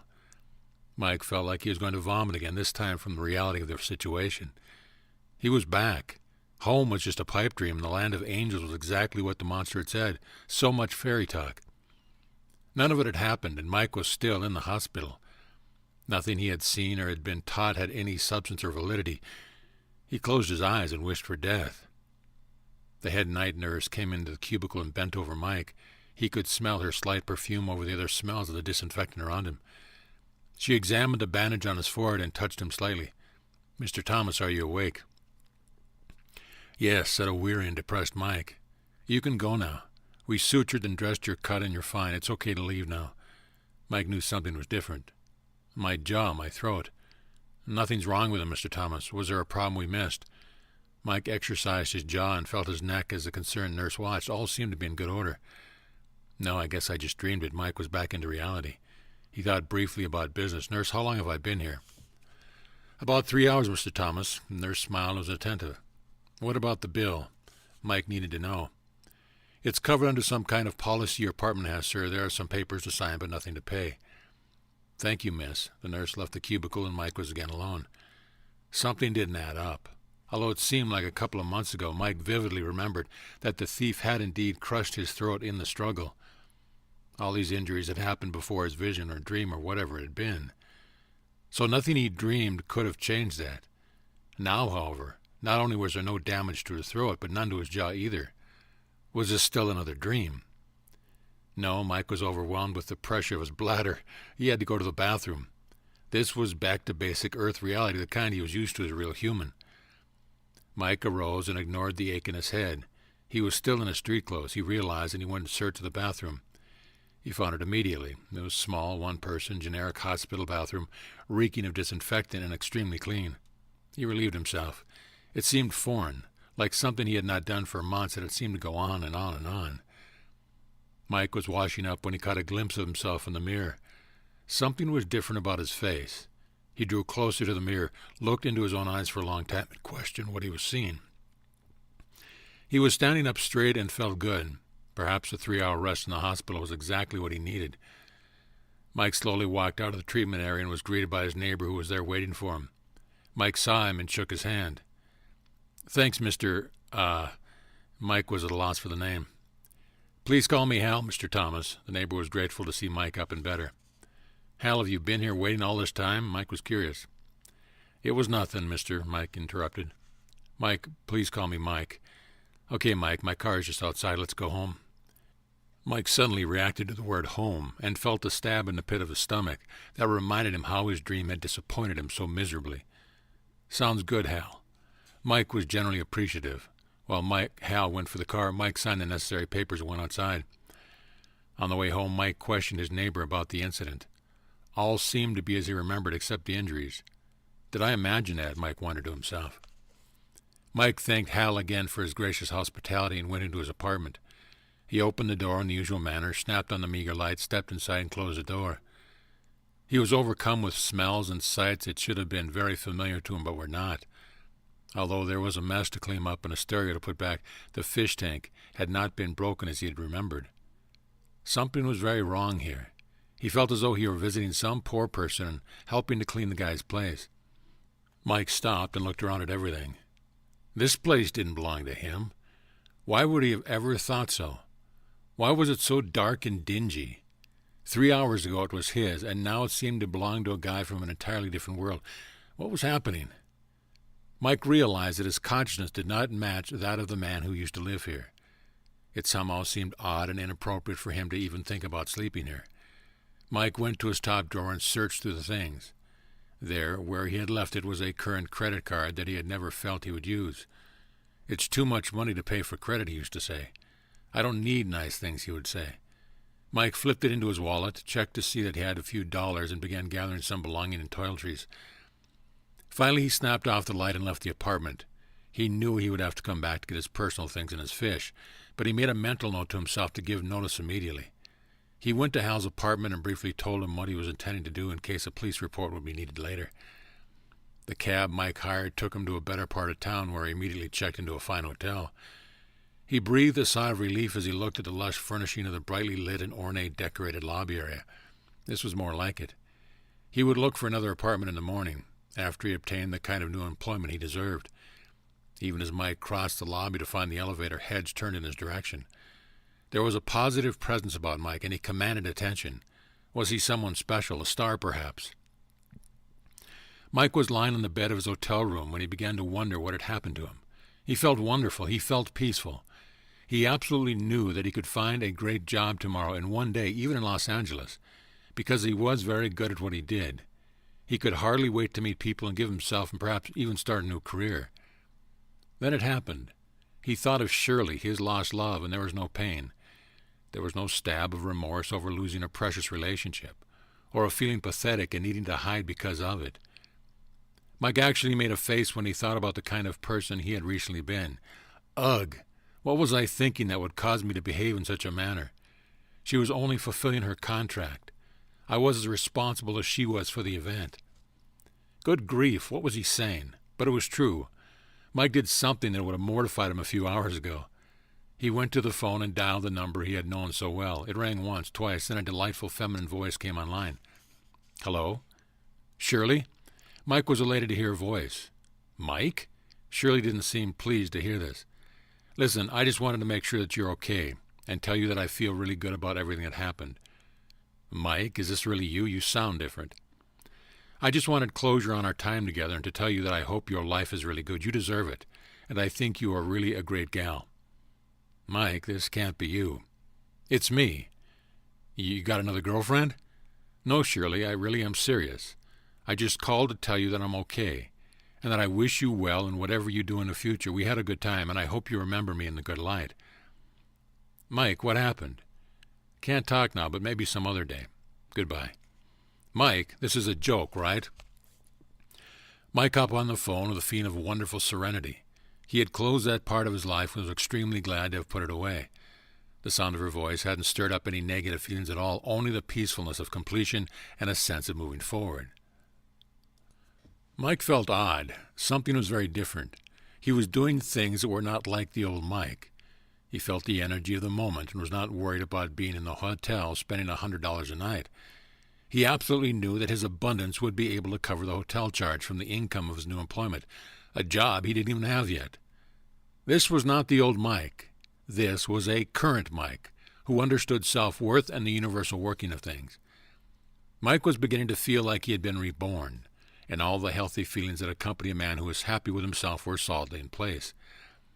He felt chills going up his back, and somehow he knew what they meant. He went directly to the door of his room and opened it. There, with fist poised to knock, was his friend John. Hi, John. Mike hugged his friend. How did you know I was out here? John was perplexed. Intuition, I guess. Come on in. You're a hard guy to track. I heard about the break-in at your place and came right over after the night shift. Your neighbor told me you were here. Are you okay? Your head okay? And what's wrong with your apartment? What's the deal with the hotel and all? Mike held up his hands as if to stop the machine gun approach to the question and smiled at John. John, my head's fine, and I don't belong in that dump. I also don't belong in the job I have. You and I both know that. John was dumbfounded. He had been hoping that Mike would snap out of it eventually, but he wasn't expecting Superman overnight. Michael, what has happened? You are really different. I know, I can't tell you why, but I just know so much, and I feel good about everything, peaceful and energetic about life. John was absorbing it all and said very little. I would get you something refreshing to drink, but I just got here myself. Want to go to dinner downstairs? You mean in a restaurant? Yes, it's on me. Sure. John looked hard at Mike. Boy, have you changed. Both men exited the small hotel room together and ended up in the fine restaurant within the lobby of the hotel. There, John listened to Mike talk about everything except his dream. He spoke of closure with Shirley, his plans for a new job, and his outlook on life. Mike spoke eloquently about how truth always wins and how forgiveness and integrity create peace in any life. The things that he had criticized before, he now spoke gently of and allowed for differences in opinion. He spoke about the fact that a human didn't have to accept what was just handed to him, and that a person could create his own reality. John didn't say anything. He was transfixed. He let Mike go on through a nice large dinner, then dessert, and then coffee. He felt like he was attending some kind of feel-good lecture, but it was affecting him. It all made perfect sense. Finally he spoke while Mike's mouth was full. "Mike, did you have a near-death experience or something like that?" John was serious. The day before, Mike had been his old worthless self, ready to be homeless, mope around, and suffer willingly. "No, John, I guess I had a near-life experience." Both men laughed with a release of tension. Although the situation was comical, Mike was also contemplating exactly what had happened. He wasn't ready to claim that his vision had been real, but he felt so good about life. John didn't want to say goodnight. He was benefiting by the energy around Mike and knew it. He was even convinced to search for a new job himself. Mike had convinced him that he was worth more, and John had agreed. He was invigorated by Mike's enthusiasm and newfound positive personality. It was addictive, this positive attitude. And as for the high-minded thoughts, well, he didn't know about these, but it certainly didn't hurt to listen. It made him feel like he was worth something. The two men said goodnight, and again Mike gave John a warm hug. John realized that Mike had never done that before, and now in one evening he had done it twice. What was with this man? What a good friend to have. It seemed as though Mike were in a different world or somehow still here, but full of peace and love for humanity in general. He was non-judgmental and happy. What a guy. What a difference. Mike went back to the hotel room and sat alone on the bed. Dare he believe for even a moment that his dream journey was real? If it had been real, then why was he back on Earth? Nothing seemed correct. Nothing seemed to be what it was supposed to be. What? Things are not what they seem? Mike was starting to feel a strange but familiar presence. His intuition was prodding him forward, and his body was speaking to him. Mike got up and went to the chair across the room. There he did something that felt absolutely normal to him. He closed his eyes, held out his hands, and spoke out loud ceremoniously. "In the name of Spirit, I ask that I should be shown what I need to know about this situation. I celebrate it, even though I do not understand it." Mike was silent, his eyes closed, then everything exploded into a burst of brilliant light. Mike was whisked through the portal of dimensionality into a place that had been prepared for him and him only. It was the inner sanctum of Michael Thomas's communication with Spirit, a place he would return to often in his meditation. He floated there in space, totally aware that he was again in his dream state. Only this state really wasn't a dream, was it? No, it isn't Michael Thomas. The voice of White. Did Mike dare open his eyes? He didn't want to break away from this place, for he knew that it was a dimension where he was only a visitor. He didn't want to be snapped back into the hotel room until he was ready. The voice of the great white angel continued. "It's simply another state of altered reality. Which one is the most real to you now, Michael?" "White!" Mike spoke out loud. "Yes, Michael." "It's so good to hear you." Mike was very excited. He almost shouted, "White! It wasn't a dream. I knew it." "It wasn't a dream, Michael. What happened? Why am I not in heaven? Was there a mistake?" Mike felt so pleased to again speak with his spiritual friend. "Open your eyes, Michael. We have company." Mike did as he was told and gradually opened his eyes. The interdimensional portal remained stable, and Mike was not removed from his meditative state. He was floating in the lotus position in a space of incredible whiteness. It reminded Mike of the white place where he had originally met the great white angel of love. Below, but around him, were 7 entities taking form in a circle. As he watched, 7 hazy color groupings began to evolve. Each group was like a cloud of faint color, slowly lifting itself out and gradually gaining form. He knew what was happening, and his heart jumped with joy. Below him, the 7 clouds of subtle hues intensified in color and eventually glowed brightly as their real brilliant selves. There was blue, orange, green, violet, red, white, and even gold. Evenly spaced, the small clouds gradually grew and became the solid, angelic forms that he had met and spent time with seemingly only yesterday. Mike was overjoyed to see them. His friends were here. He was careful not to break the spiritual tether that still connected him to his humanness in the hotel room. Mike was again in 2 places at once. The 7 angelic entities in Mike's sanctuary remained for some moments, hands raised upward toward Mike in a ceremony around the center. Mike celebrated with them. He felt an incredible feeling of sacredness around the circle and honored it not by speaking. It was the Golden One who spoke first. "Michael Thomas of Pure Intent, we greet you." "And I you," said a grateful and peaceful Mike. "What is it you wish to know, Michael?" The Golden One was almost laughing. He knew what Mike knew, and therefore knew what Mike was beside himself with the desire to understand what had gone wrong. Why was he on Earth again? It was White who spoke next in answer to Mike's thought question. Perhaps you wish to review your original quest, Michael. Mike didn't know what White meant, but he was quiet while the great angel continued, like a tape recording. Mike was suddenly presented with a verbatim playback of another point in time, a time when Mike had earlier verbalized to Mike what he felt home was. Mike listened to his own voice with the others. I want to be loved and around love. I want to feel peaceful in my existence. I don't want concerns and trials from the interactions of those around me. I don't want to worry about money. I want to feel release. I'm tired of being alone. I want to mean something to other entities in the universe. I want to know that I exist for a reason and do my part, to be a correct and appropriate part of God's plan. I don't really want to be a human as I have been. I want to be like you. It was Mike's description of the experience of home. These were the words he had used when the great white angel had asked him to define home. It was the voice of Blue who spoke next. Behold your life, Michael Thomas. You have the intuitive map that will allow a peaceful existence, since you understand the currentness of the way spirit works. Mike realized that Blue was right. He was not concerned about getting work tomorrow. He had his map, and it would help him navigate to the correct place.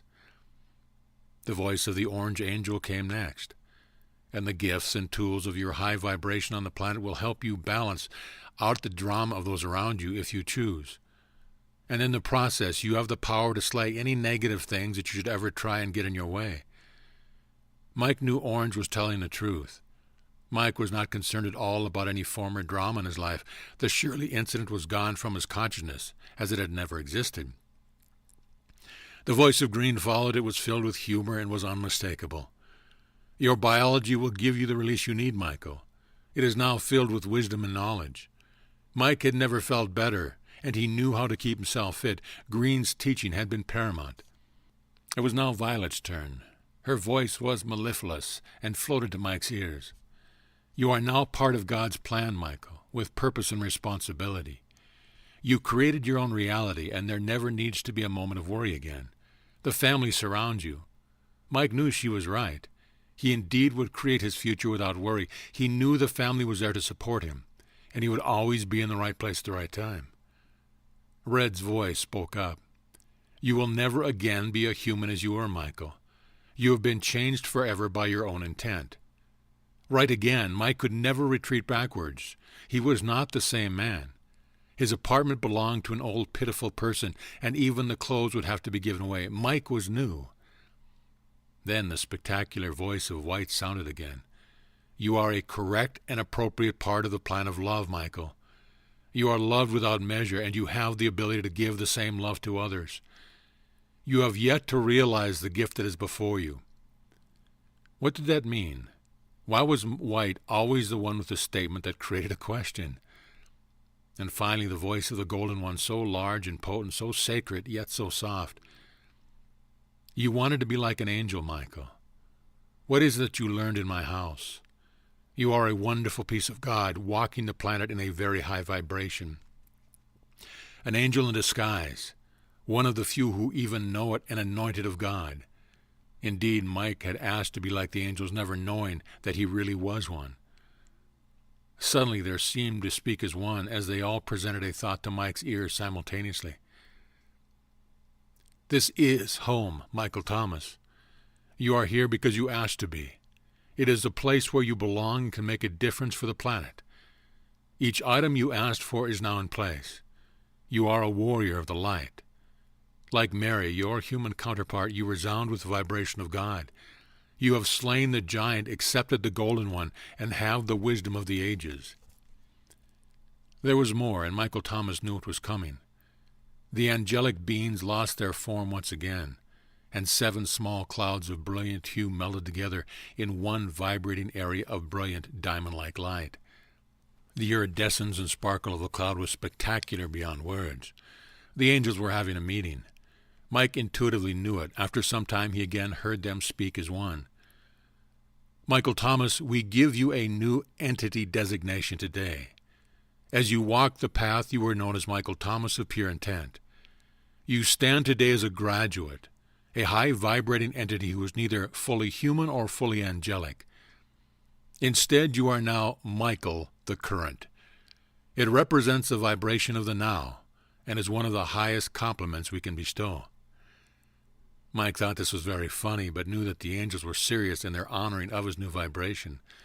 The spectacular diamond cloud slowly became a diamond shape and seemed to rise up from below and flow over him, encompassing the entire space he was in with diamond light.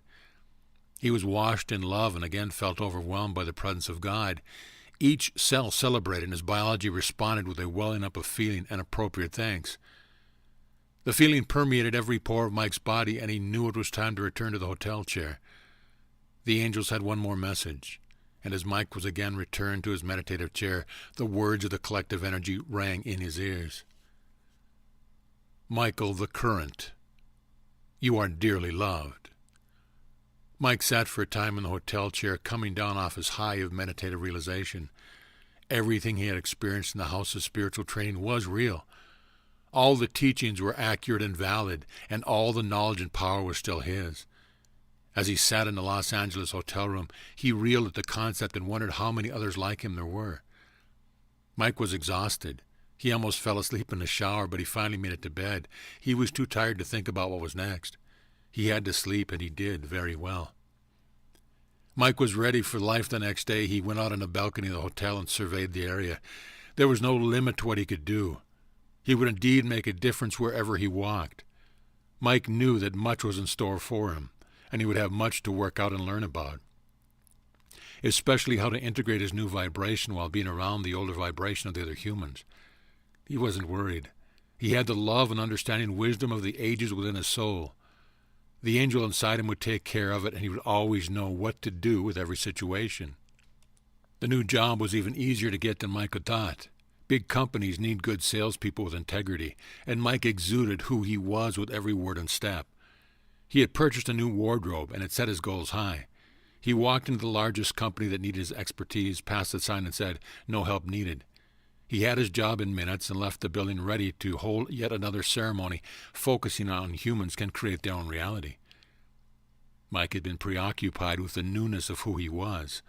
The fact that this was home was finally starting to become a part of his consciousness.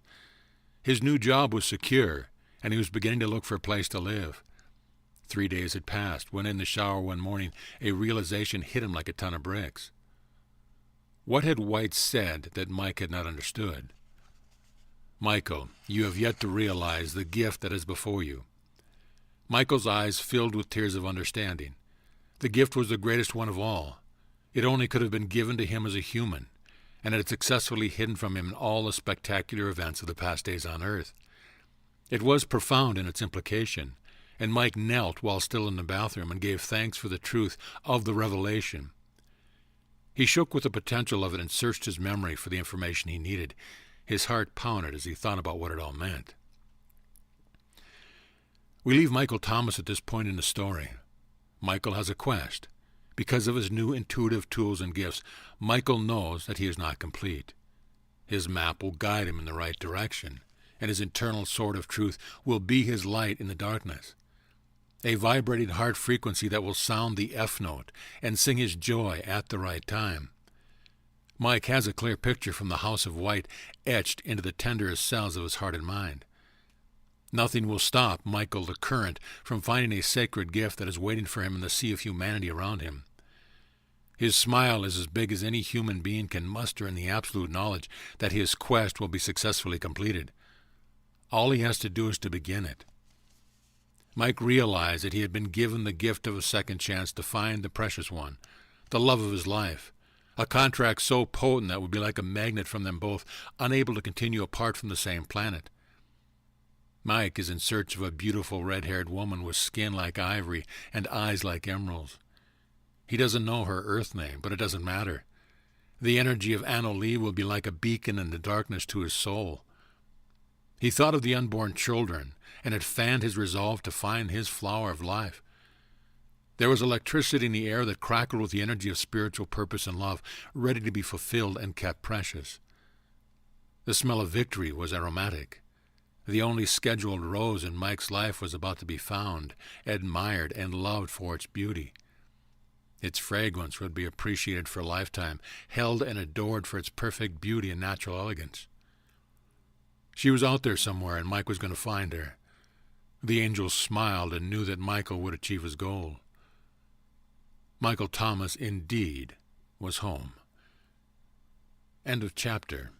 End of book. Afterward. Within the pages of this tale of Michael Thomas and the seven angels, there are many hidden metaphors and New Age spiritual truth. From the number of chapters to the numerology of the spiritual names, there are many more lessons to be gleaned for those who wish to find them. The colors also have known energies, and they give further insight into what is actually being presented, far more than the text you would have believed. Here are some study questions that might be fun to pose within a group. 1. What was the real message behind this strange map given to Michael Thomas in the Blue House? How can you apply it to everyday life? 2. What was meant by the rotting food on the road? What is the food of spirit, and why can't it exist beyond the plate it is served on? 3. Why didn't any of the angels argue with Michael or make him behave when they knew he was headed for trouble? 4. Where is the real lesson behind the we of our biology? 5. Does the vibrational increase for a human really create a challenge? Where else have you seen this fact given? 6. Why were the old energy weapons of Michael Thomas needed in the spiritual venue? Why did they call him a warrior of the light? Isn't that an old energy concept? 7. Who really was it? What is the dark side? I have a confession. The true metaphysical attribute that this story represents is never mentioned in this book. It is one word that does not exist in the text. Can you guess it? Finally, a fun thing. Take a good look at the cover of this book. 1. Who is really with Michael Thomas? And 2. Who is actually wearing the wings? As you close this book, ask yourself, am I home like Michael Thomas? It is my great wish that each of you finds this place. Lee Caroll. About the author. After graduating with a business and economics degree from California Western University in California, Lee Caroll started a business in San Diego that has flourished for 27 years. Where do parables and angelic stories fit into all of this? As Lee tells it, God had to hit him right between the eyes to prove that his spiritual experience was real. The year 1989 was the turning point when the first psychic told him about KRYON, and then 3 years later when the second unrelated psychic told him the same thing, spelling the name KRYON in session. Timidly, the first KRYON writings were presented to the metaphysical community in Del Mar, California, and the rest is history. With a total of 6 metaphysical books being released in a 4-year span, there are now over 250,000 books in print in over 7 languages worldwide. Lee and his partner Jan started the KRYON Light Group in Del Mar in 1991 and quickly moved from a living room setting to a Del Mar church. Now they are hosting meetings all over the globe with audiences of up to 1,000 people.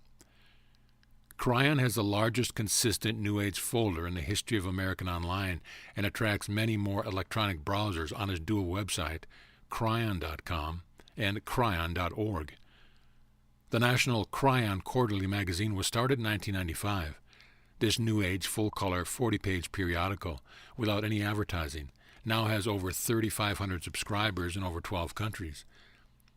In 1995, Lee was asked to present his work at the United Nations before a UN-chartered group known as the Society for Enlightenment and Transformation, or SEAT. The meeting was so well accepted that he was brought back for a second New York visit in 1996. The connection with Hay House is a strong one and promises more to come. Lee continues to write inspired stories and parables from his home in San Diego. A quick note from the narrator. I have spent the last 8 years of my life researching, locating, publishing, and narrating lost spiritual classics and making them available to those of like mind on the Internet. I will often find books and then contact their respective organizations for permission to narrate and share their works, and in 95% of the cases my request is denied. My benchmark for working with what I feel are important spiritual works are that they be timeless, Their message should be as relevant now as it is going to be in 50 years. And secondly, that the channel or author is willing to share with the world. That is one of the things that impressed me when I found KRYON teachings years ago. One of the first things I read was his remark to Lee that these lectures and channeling should, nay, must be available to individuals worldwide with no exceptions and at no cost. I had The Journey Home on my desk for years, kept getting internal nudges to read it, and finally picked it up, and I thought I would write KRYON's website for a note for permission. I was fully aware of how busy Lee's schedule was, and was not expecting a response for weeks or even ever. To my delight and pleasant surprise, Lee responded the next day and gave full permission. I personally do not believe in coincidence, as after finishing the book, I now realize how important of a message it is for the world and for the individual. I want to personally thank Mr. Lee Caroll and KRYON for the opportunity and trust to help spread the word of love and of KRYON in what little way I can.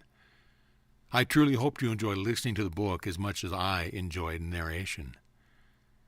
Thank you, and namaste.